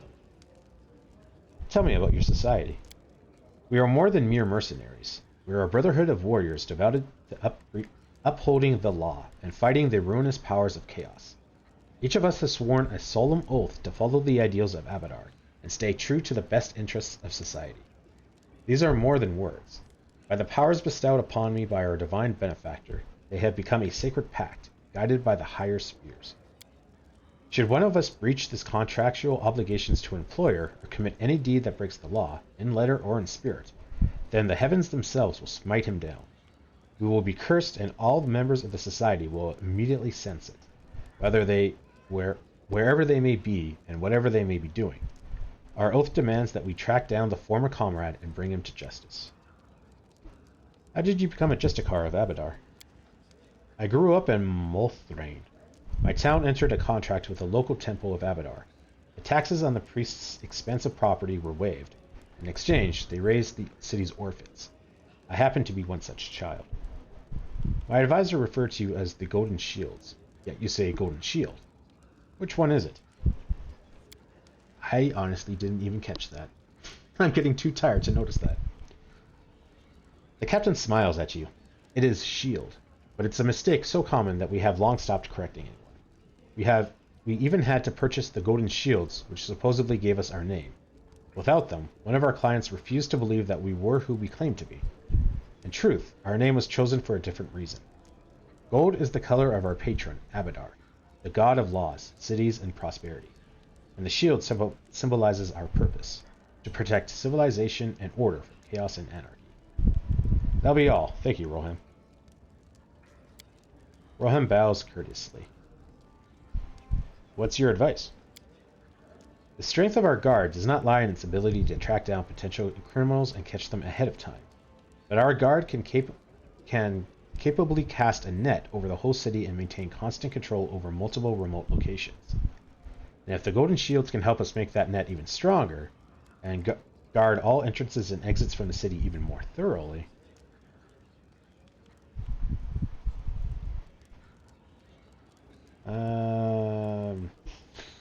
Sure. The barbarians are coming for us anyway, so let our guard benefit from the extra numbers. Let the Golden Shields take up their duties immediately. As you wish, Your Highness. I'll make sure Roham and her team are briefed. The captain's face lights up with a barely visible smile. Thank you, Your Highness. We will justify your trust in us. Wigmode lowers his heavy gaze in a farewell bow. Even his bracelets seem to clink more sadly.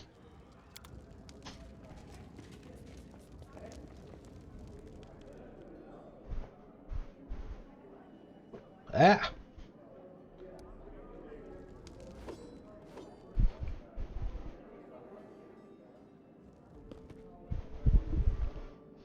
Okay.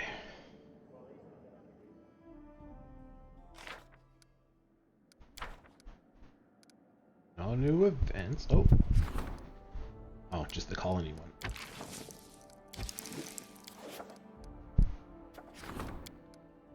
Rank up and other. Kingdom Protection. Reduces the chance of a random encounter in claimed regions by 60%. Together with Kingdom Defense, completely eliminates random encounters in claimed regions. Damn. Alright.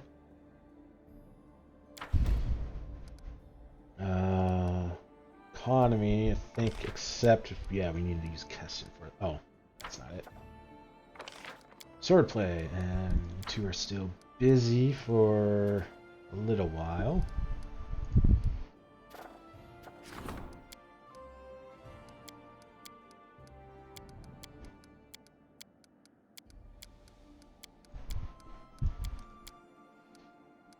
Nope.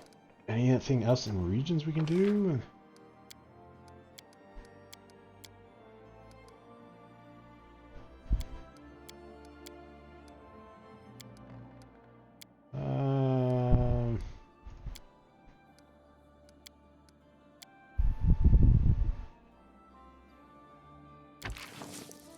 Sure.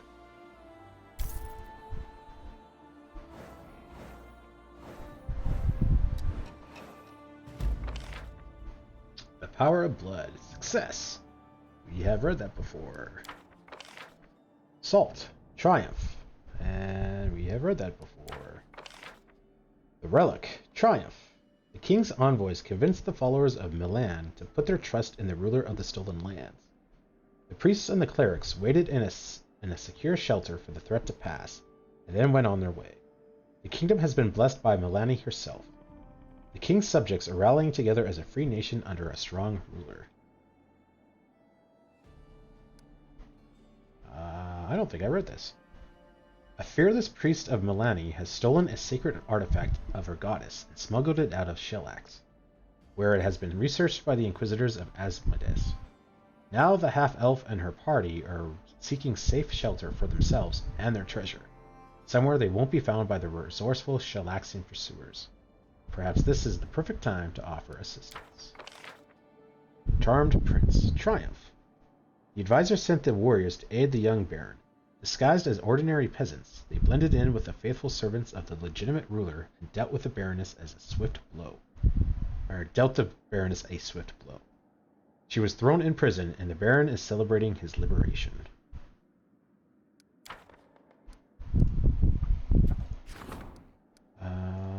Opportunity 61. Curator needs help. Economy. Sure. Training, I totally forgot. Let's use Jubilis, because then we can keep Johad free for curses. Village on the Marshes, Scythe Tree, Jenna, Candlemere, Ever Blooming Flower. I think we should do that. Oh, we just burned through a ton of money. 11 days left for Octavia.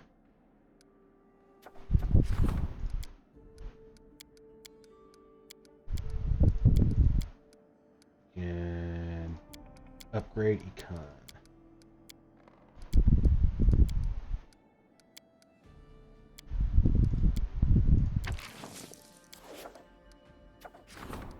So let's send Lindsay out on that.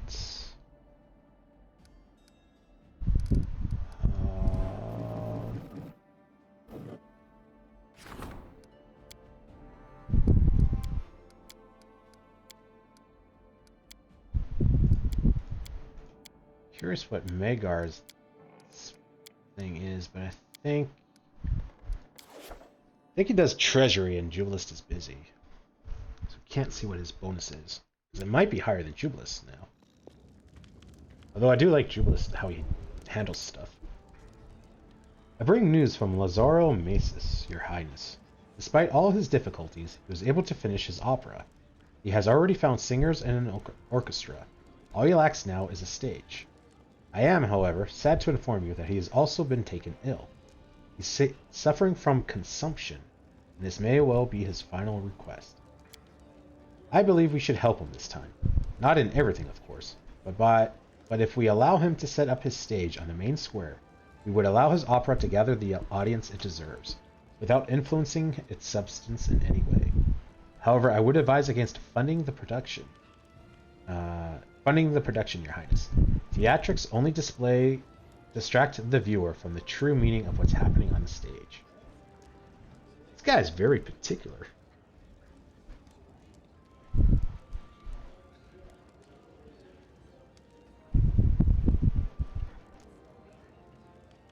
The composer is free to use the main square as he pleases. Nothing more, nothing less.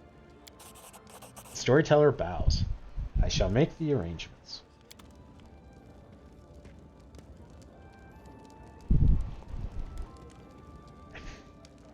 I feel like he's just going to be like, you are the worst king ever. Ooh, first in collection. Obtain an outstanding gift from one of your loyal artisans. Grandmaster's Rod.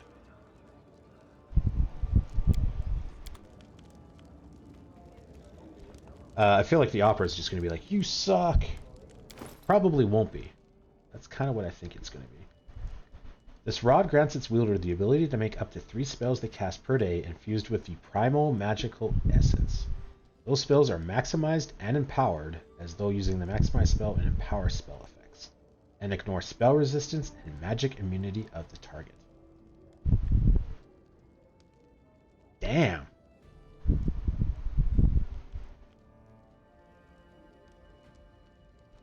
I kind of want to give it to Tristan because I'm assuming that stuff is going to help with healing. But if it goes through spell resistance and magic immunity for the target, I kind of want to give that to Kenra.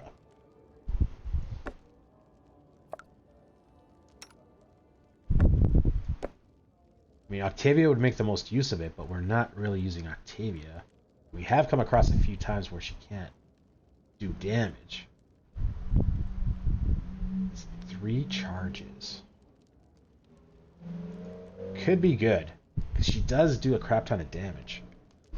3 charges means we could do up to like almost 300 damage.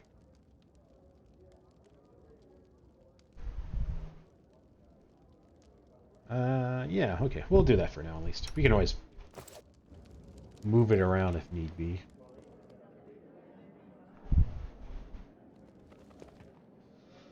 Okay, Kun. Let's level you up.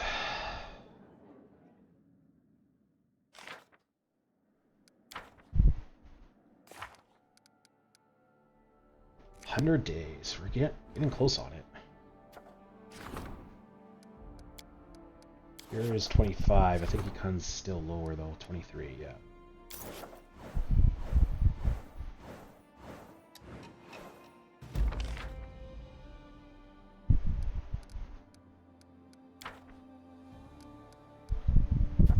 Celebrity.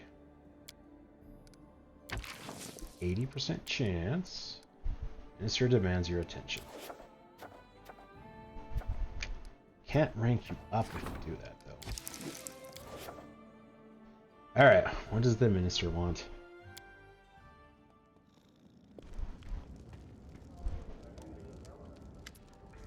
We interrogated the traitors we discovered in our ranks. They were hired by someone in Daggermark. The enemy is dangerous and covers his tracks well, but I'll find him. We don't know which of the Daggermark elders is our enemy, but they do. They will willingly betray their own, if they can profit in doing so. Daggermark's influence stretches far and wide, and its representatives can be found across the kingdom. We can strike them at any time. If we apply enough pressure, the elders of Daggermark will be forced to reveal our enemy's name, if only to stem the loss of blood. Though in truth it may not be blood, but gold that flows in their veins. Ripping open their purses would be even more effective than ripping open their bellies.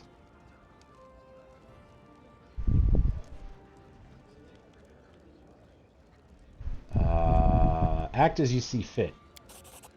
Ikun nods happily. There is no honor among such as these. We take away their meat and they'll turn on each other like jackals.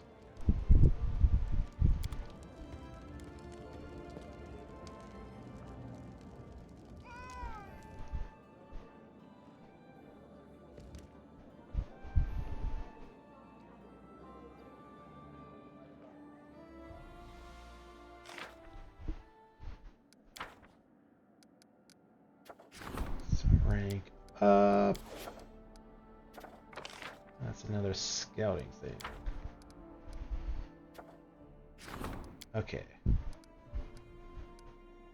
We put you here.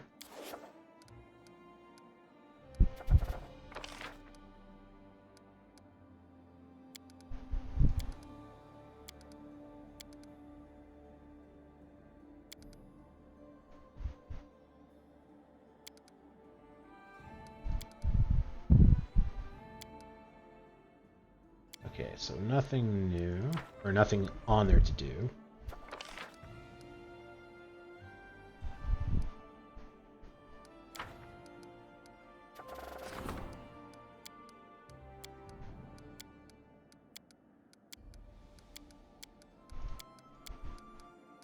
Be no one to train.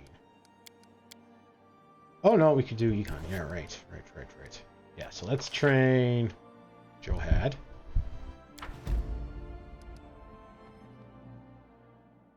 You guys are still doing curses. You're still doing your thing. This will skip ahead, and we don't have enough money right now.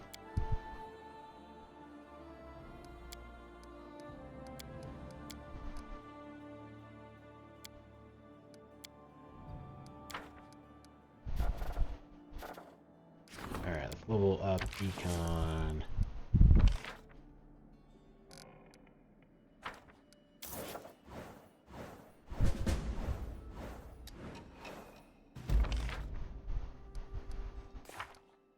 Reach rank 10 in all of your kingdom stats.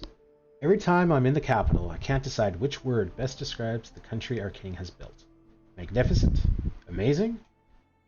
Animaficent? Ugh. My style still needs a lot of work. Upgrade all regions of the kingdom. None of the Stolen Land subjects will be neglected by our ruler.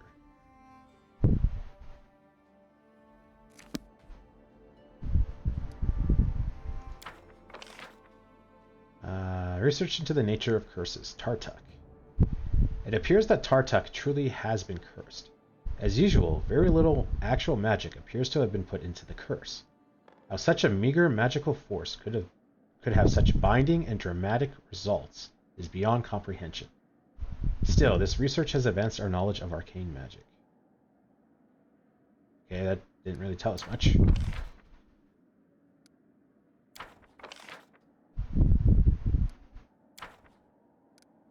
Four new events. Oh, I didn't put you in there. Whoops.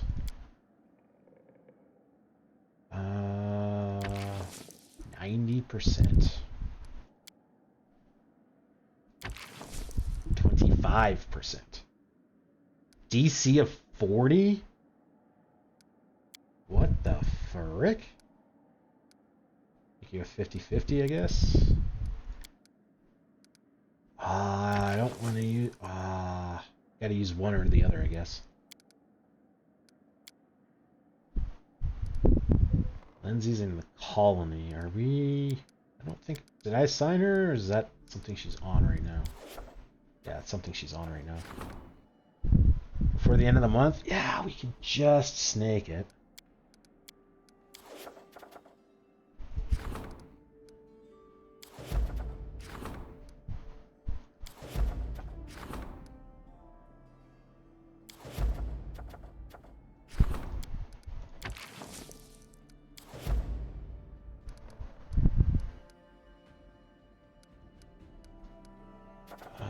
Another rank up.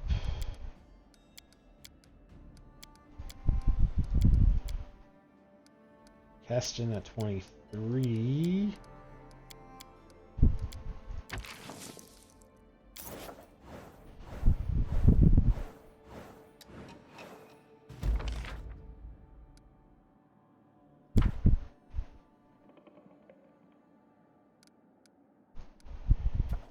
Doppelganger on the throne. This again, huh?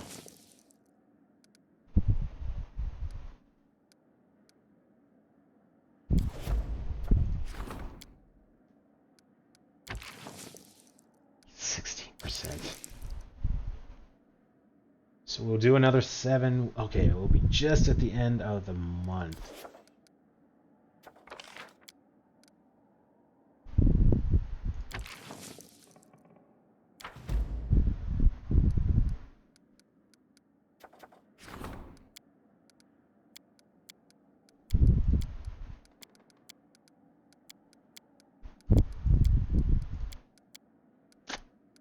Everyone is busy.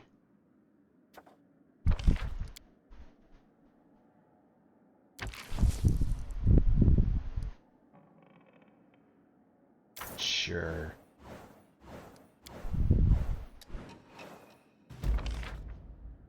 Success. After receiving a hefty payment, the lecturer agreed to speak at one of the capital's magic schools. It's very quiet without music. Triumph. The neighboring realms gladly accepted the Grand Diplomat's proposal to aid the young colony. They sent a couple advisors to help the settlement to get on its feet and work out a trade agreement with the colonists. False Lights. Triumph. The villains had been dealt with. The guard tracked them down and arrested them during a night raid. The Fog. The morning after. Triumph. The advisor's people hired a friendly fae who explained how to repair the damage.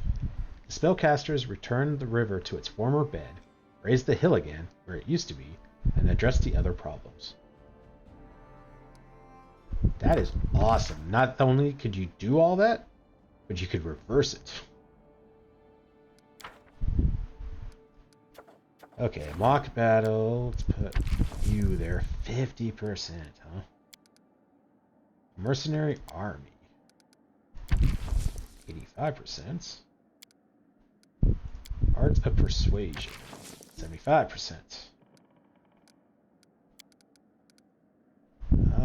Okay, 50%. Okay.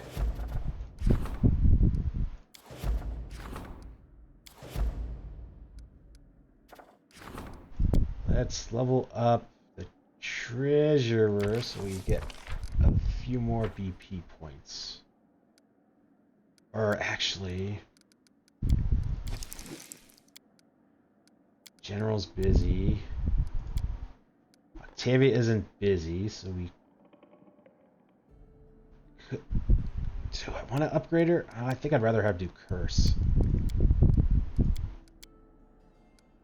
And then Jubilist. Curses. What do we got? Scythe tree might make sense. No, it's the sycamore tree that had the briar.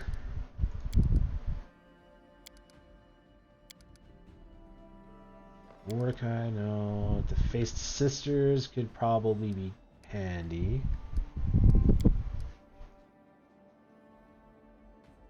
And or buy another 1,000.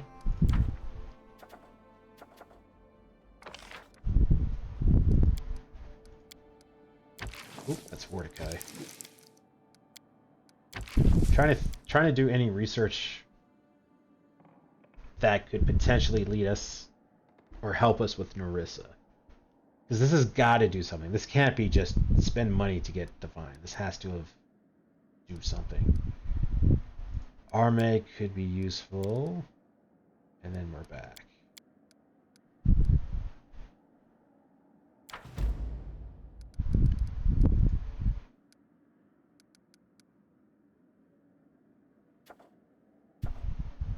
Okay, ranking up Jubilist.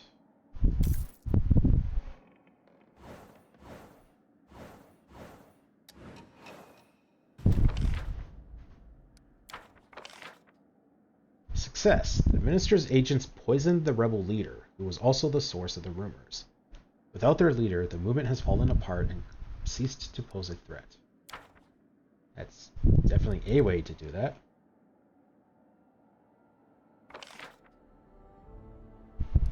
Yeah, we're getting close to maximizing everything. 122 BP a turn, or a week. Still 0 income from regions.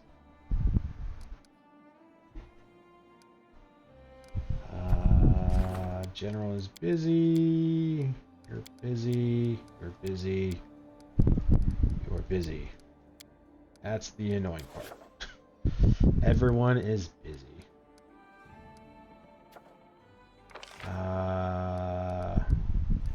No, this is all like make stuff cheaper, right? Yeah. Oh, it's regions.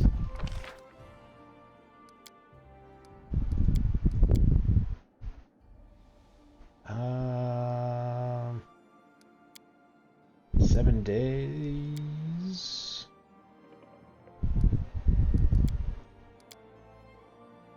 Jubilis, we still need to level up. Still need to level up Tristan. Okay, so we need to level everyone up. Let's put you on first.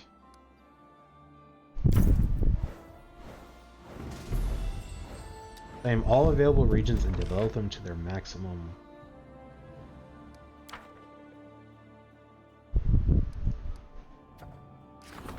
Black Mass. You're busy. Oh, and you're researching. That's a failure. That's a straight up fail. Also a straight up fail. An opportunity. That's probably. Lindsay maybe can deal with it. May as well ignore that, because we can't do it. We can't do this. We have till the end of the month, and you're busy for like 60 days.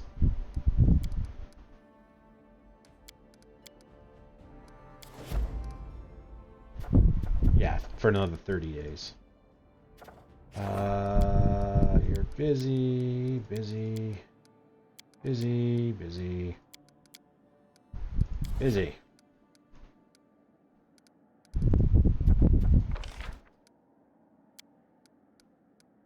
May as well.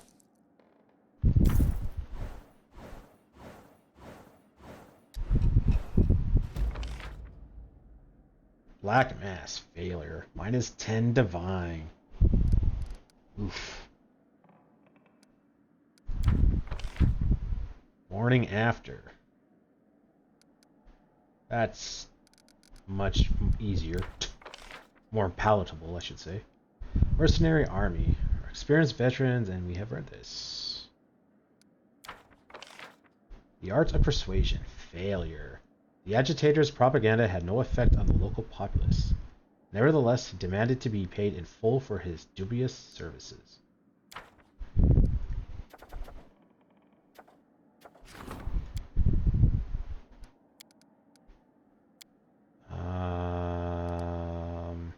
Okay, these are opportunities. Can't rank up culture. We must need more points.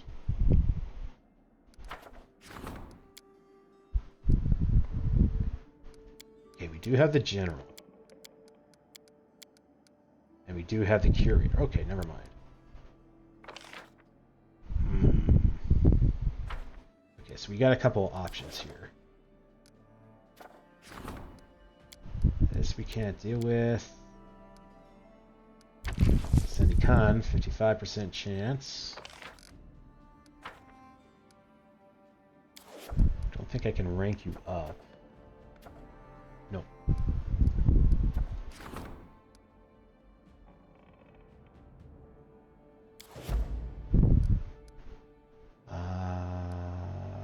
No projects, economies, all just cheaper stuff. No one to train.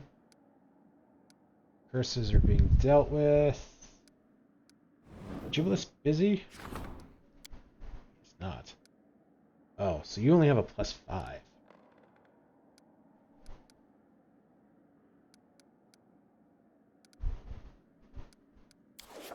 What does training him do? Let's swap you out for a second.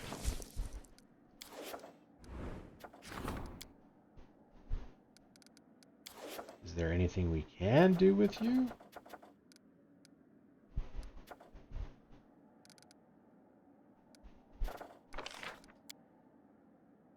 Plus 26. Stat rank. Plus 20.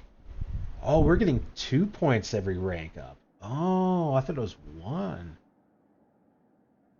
And plus 1 due to kingdom stat. I don't know what that means. 230 hours into this game. Still don't understand some of the mechanics.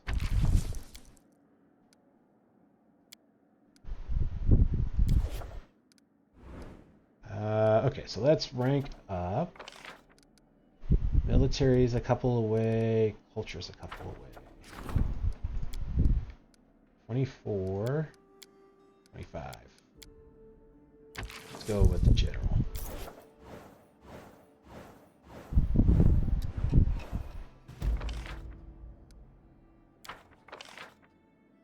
Failure. The attempted arranged battle quickly became a source of great embarrassment once the neighboring lands caught wind of the agreement with the Kelid chief.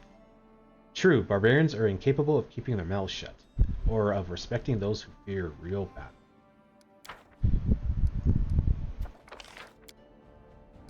Drain Castle. 20 days. Do that. Lindsay's got a 50% chance on that. Pure Blades. Numerian Pure Blades, renowned slavers of aberrations, are looking for a large area to stage a massive hunt and train their recruits. If they were to conduct this operation in the Stolen Lands, they would be rid of the local force of all monsters. That's not bad. 61% chance. 6% more better chance. I think I'd rather level you up. Going south. Jubilistan. General requests an audience. So Lindsay would be busy. Storyteller would be busy.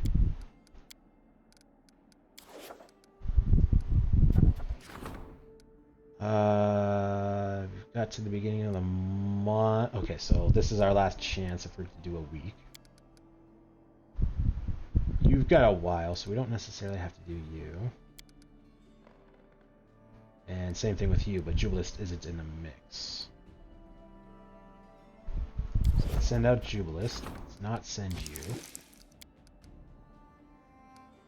Send Lindsay with a 50% chance. And then we can rank up the Curator. Alright, what does our Minister want?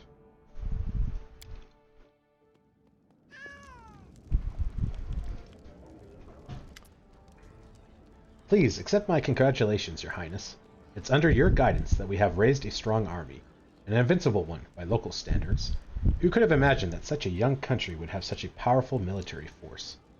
I'm proud I could prove myself in the service of such a worthy ruler as you. The Sword Masters respect your army. Many are not bound by any obligation to the major houses and would like to join us. They know we expect many battles to come, which promises a chance of glory and an opportunity to prove themselves. I understand them well. This is why the Sword Masters have offered to open a military school in the capital. For me, this is no little matter of pride. It means that Lady Adori's lessons were not lost on me. The credit goes to you. I was only doing my duty, Your Highness, and I am proud I managed to maintain the kingdom's honor. Sword Lord Academy. I have nothing at present that requires your attention, but I brought one of the military advisors who may have an interesting offer.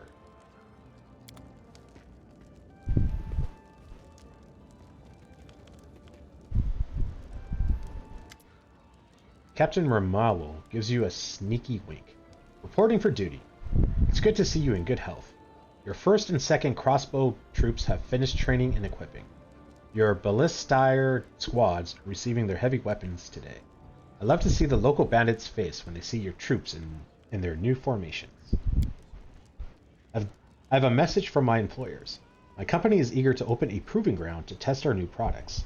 somewhere far away from Alkenstar and its industrial spies, and somewhere protected by a reliable and influential ally, able to safeguard the factory's property and its secrets. Your Highness, you seem to be a respectable person to deal with. Would you like to open a small manufacturing center in your domain? It would be to your benefit. You should think about it.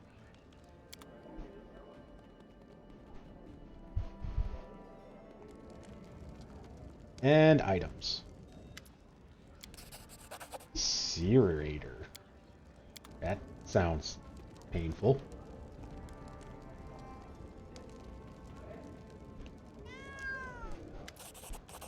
Sharp eye.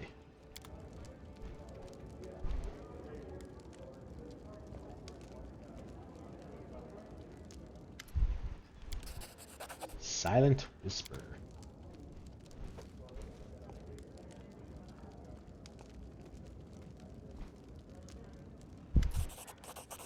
Utopia.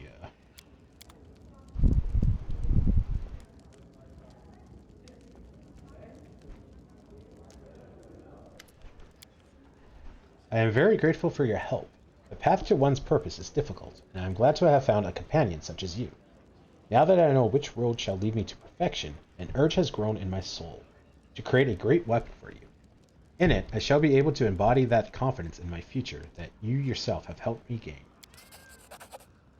Menace. Please accept this fine weapon. It has been crafted according to the traditions of the Varani craftsmanship. Even in the impossible kingdoms, possessing something so precious would inspire awe and envy. You finally found your true calling. Tell me, why did you tell me all those stories? Shainaz sighs heavily, almost defeated, and suddenly starts to speak in plain and clear words. A good story is like an island. You sail to it on your boat, get off on the shore, and start walking, north or south, into the mountains or along the shore. Or perhaps you start digging a hole, wishing you know what lies underneath. Depending on what side of the story you choose to look into, you will always find something different. Good friends or vicious monsters, great treasures or pesky mosquitoes. Do you see? The same story may become the story of a villain, become the story of a villain or a hero. It all depends on how you tell it. It may become a comedy or a tragedy, and you can make it whatever you wish. You may arrive at any conclusion you desire. So ultimately, does it really matter what happened? Does it matter whether or not it actually did? Or perhaps the only thing that matters is the story itself, and you, the listener, deciding on your own what to make of it. Begin making your great weapon. It will truly be magnificent. Believe me, for I have been to 100 lands, and with my eyes I have witnessed the most perfect creations of 1,000 masters. He's a weird person.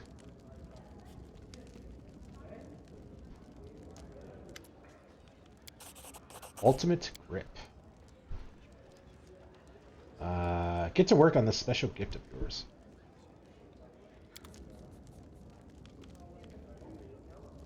It's interesting how all these are... You're back? Good day, Your Highness. It seems that the war with Daggermark is boiling over, is it not? I even see some in Varnhold nowadays. They're everywhere, I tell you. I would like to make a contribution to assist you in this war against these spying bastards. Here, take this, and put it to good use. Conqueror Worm.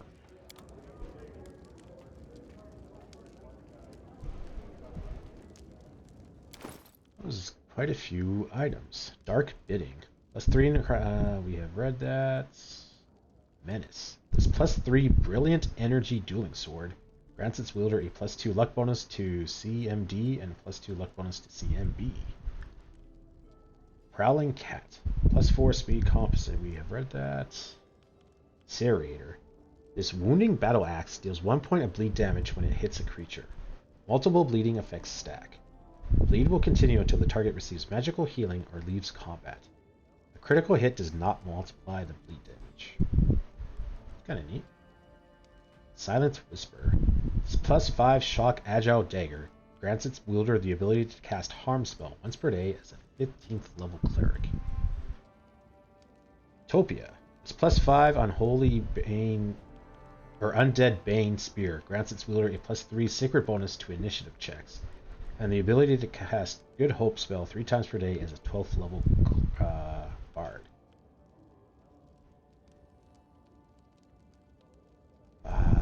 Two-handed spear.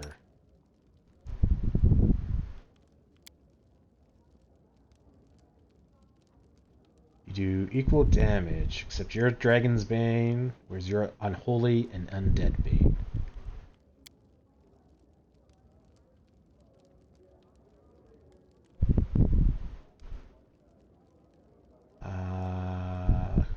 Bypass this corresponding damage reduction, deals 2d6 damage.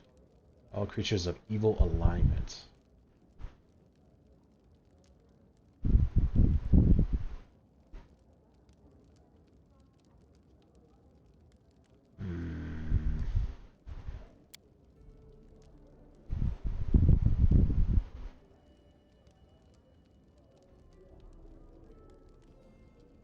I want to hold on to it. Maybe we'll get rid of the Crusher. We're not really using it for quite a long time.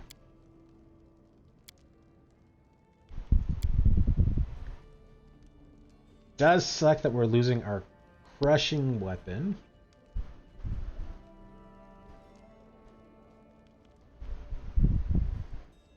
But I think I'd rather have this, because then we've got a Holy Spear, which Holy apparently is really good for the DLC thing, I've been told. And then we still got our Dragon Slayer in case we come across a dragon.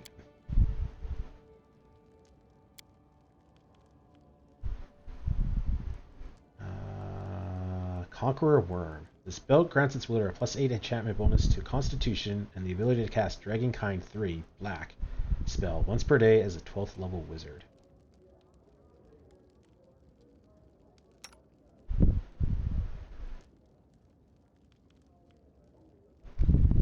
Well, the dex doesn't really matter.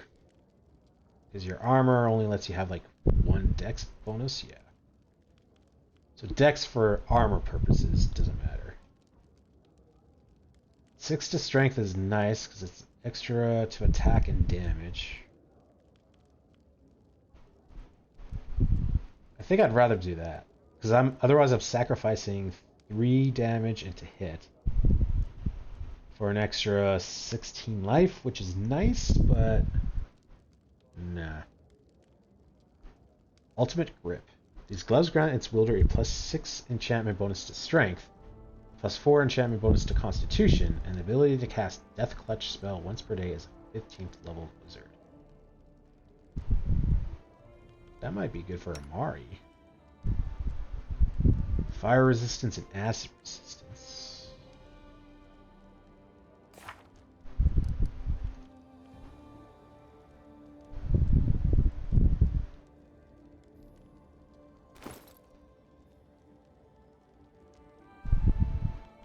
Oh, is that going to matter? Yeah, because you got 6 to strength and her strength and const. Yeah, so that's only going to give us Death Clutch spell, which I think it's probably going to be good if it's a 15th level, or if you cast it as a 15th level wizard.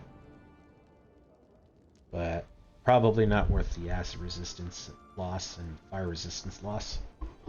Sharp Eye. The circlet grants its wielder a +6 competence bonus to perception checks and +2 to range attack rolls. Oh, that's a headband. I think I'd rather you have your mental stats.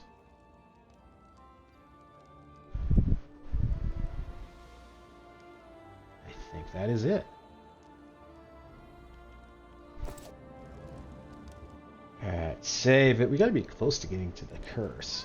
We're getting close to like finishing upgrading our kingdom, so 53 days. Oh man, we still got quite a ways. I wanted to stop like an hour ago, but I kind of got into a groove with this, so I kind of want to keep it going.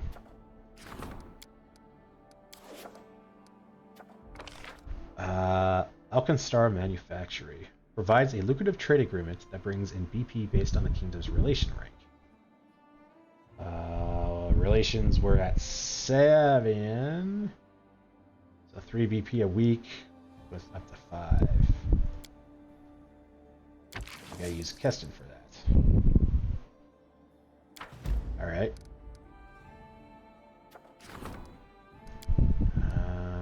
This is on beer play. It's 61% chance. But I think we need you to rank up. Oh no, we can rank up you. Yeah, okay.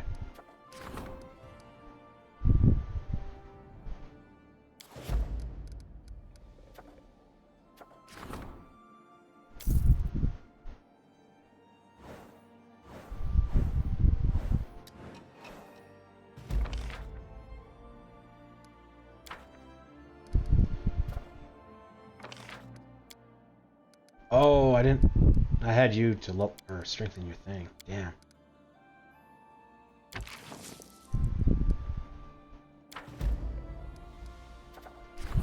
Curator needs your help.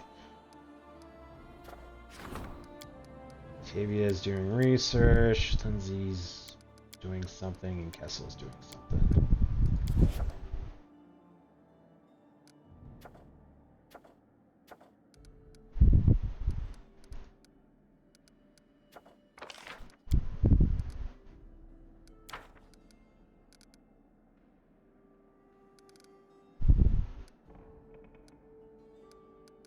Nothing in the regions.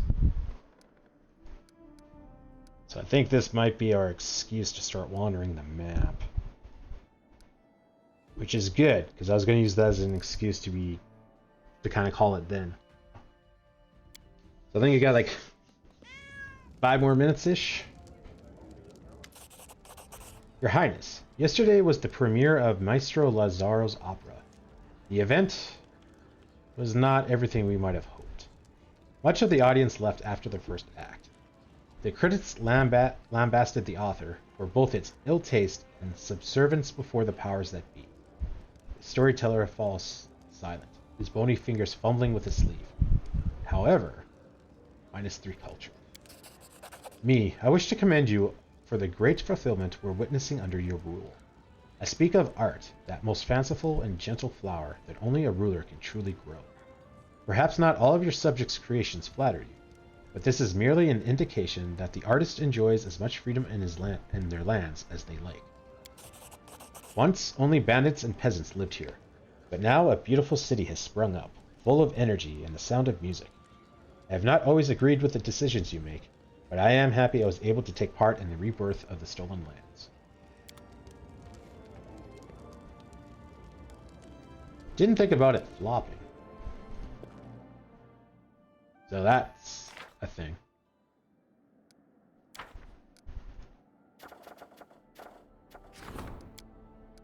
You're busy. Alright, everyone's busy. All the events are holding off. We're still like 6 days away from people. 7 days. Economy is all reduction in costs, which I don't really care about.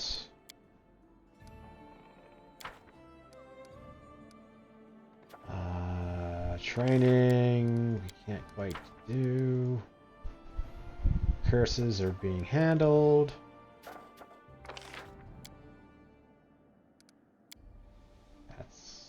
I don't think this speeds things up.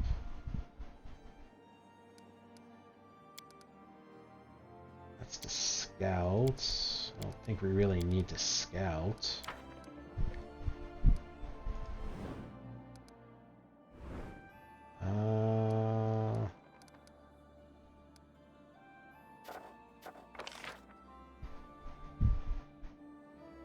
Yeah.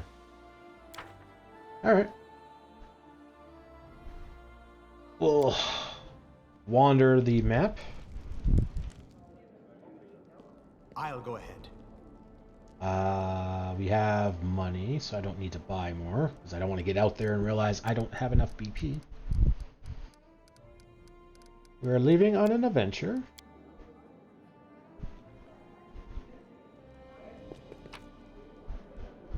Actually, let's sell stuff.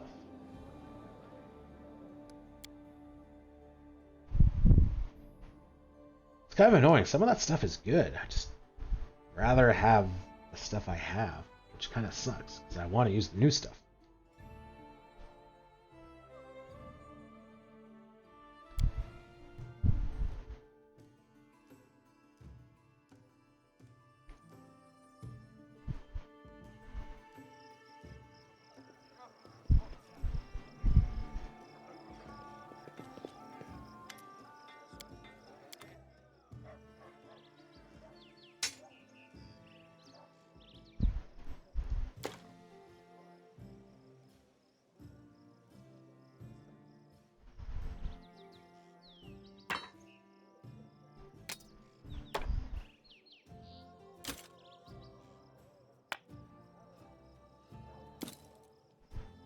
And really, we can always come back here to rebuy the stuff, as long as I can find it in the ever-growing list of things.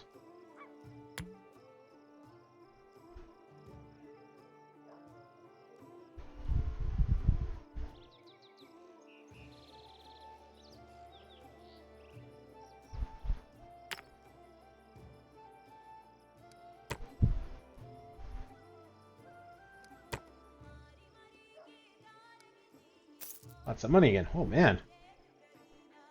We like just broke 1 million a couple hours ago and we're almost up to like 2 million. Rich getting richer, man.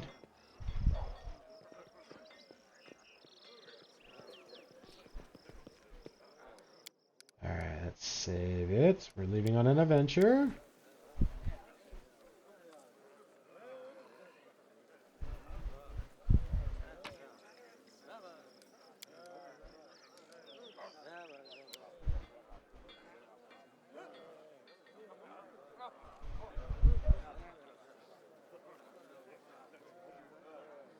That is the quietest murmuring in a market I've ever heard.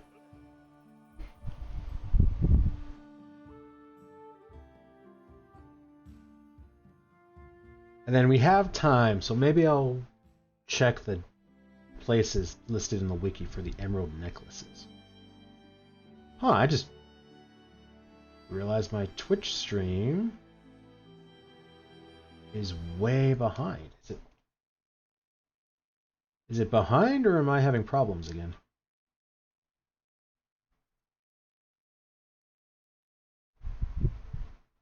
Oh no, I might be having problems again. Nope, wait, hang on, it's back. Yeah, okay, no, we're good. Okay, yeah, let's start here and head down, I guess.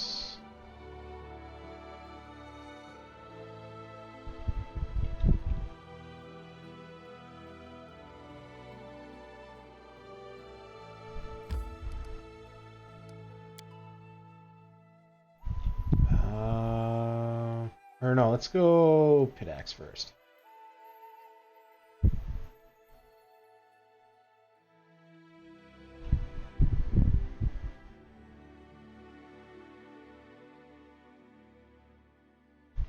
Some of the stuff is like really spread out. Kind of annoying. Glenshire.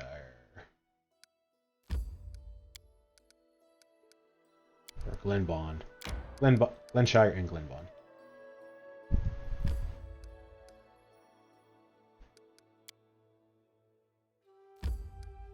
8 hours, 12 hours. Travel here, we don't have to worry about random encounters anymore. Which is great, but now like all these bonuses are like useless. I get extra damage rolls while I'm in here. Well, I guess maybe for like the curse and stuff like that. That'd be handy.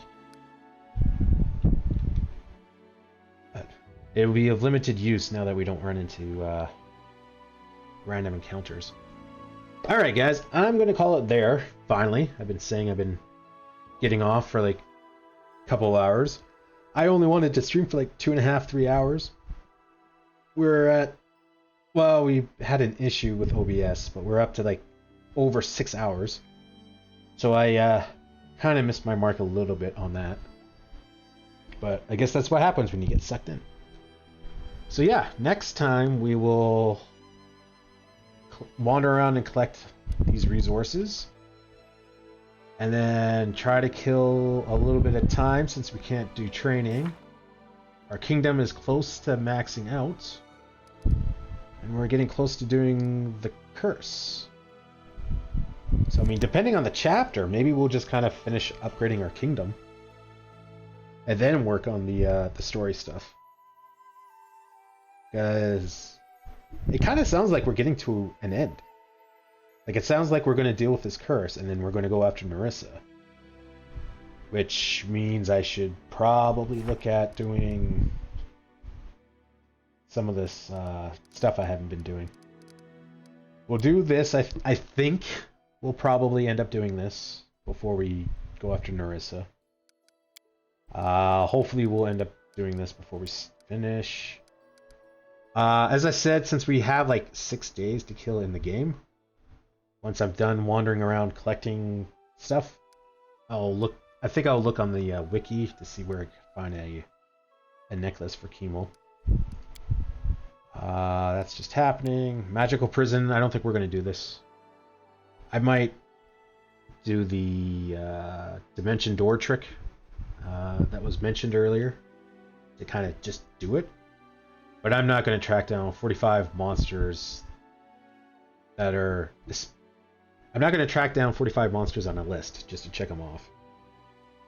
I am especially not going to do 45 monsters if there is no checklist and I have to find them. So. And then the Ravenous Queen... I think if we do this, not 100%, kind of want to do it just again for the XP and stuff like that. I think I'm going to cheat and relook up the answer, because when we were staring at the puzzle for this, I didn't realize that was only one piece of the puzzle. So when I looked on the wiki to kind of figure out the answer, because I couldn't figure it out, I realized that there are 5 pieces, and then I saw, what the order is supposed to be. So I might just do that, just to save time, right? Because we got to find the pieces, and then I'm gonna have to, because now I know how to solve it. I'll have to write down some information on the pieces, and then go back to each piece and arrange stuff appropriately. So I think I might just cheat and just look it up, and then that way we save some time. We just put pieces in the right spot as we find them, and we're done. And then, yeah, I guess go after Nerissa or whatever the next chapter is. I'm assuming the next chapter is the final chapter. I don't see what else there is. I mean, we haven't explored here. But, I mean, short of maybe a couple spots here, there's probably a few spots. There might be a few spots here, but I don't know. I mean, we did run into a level 18 fight. 16 3/4. Yeah, so we might not be high enough level yet for this. But, so there might be more. Unless this is just an optional area.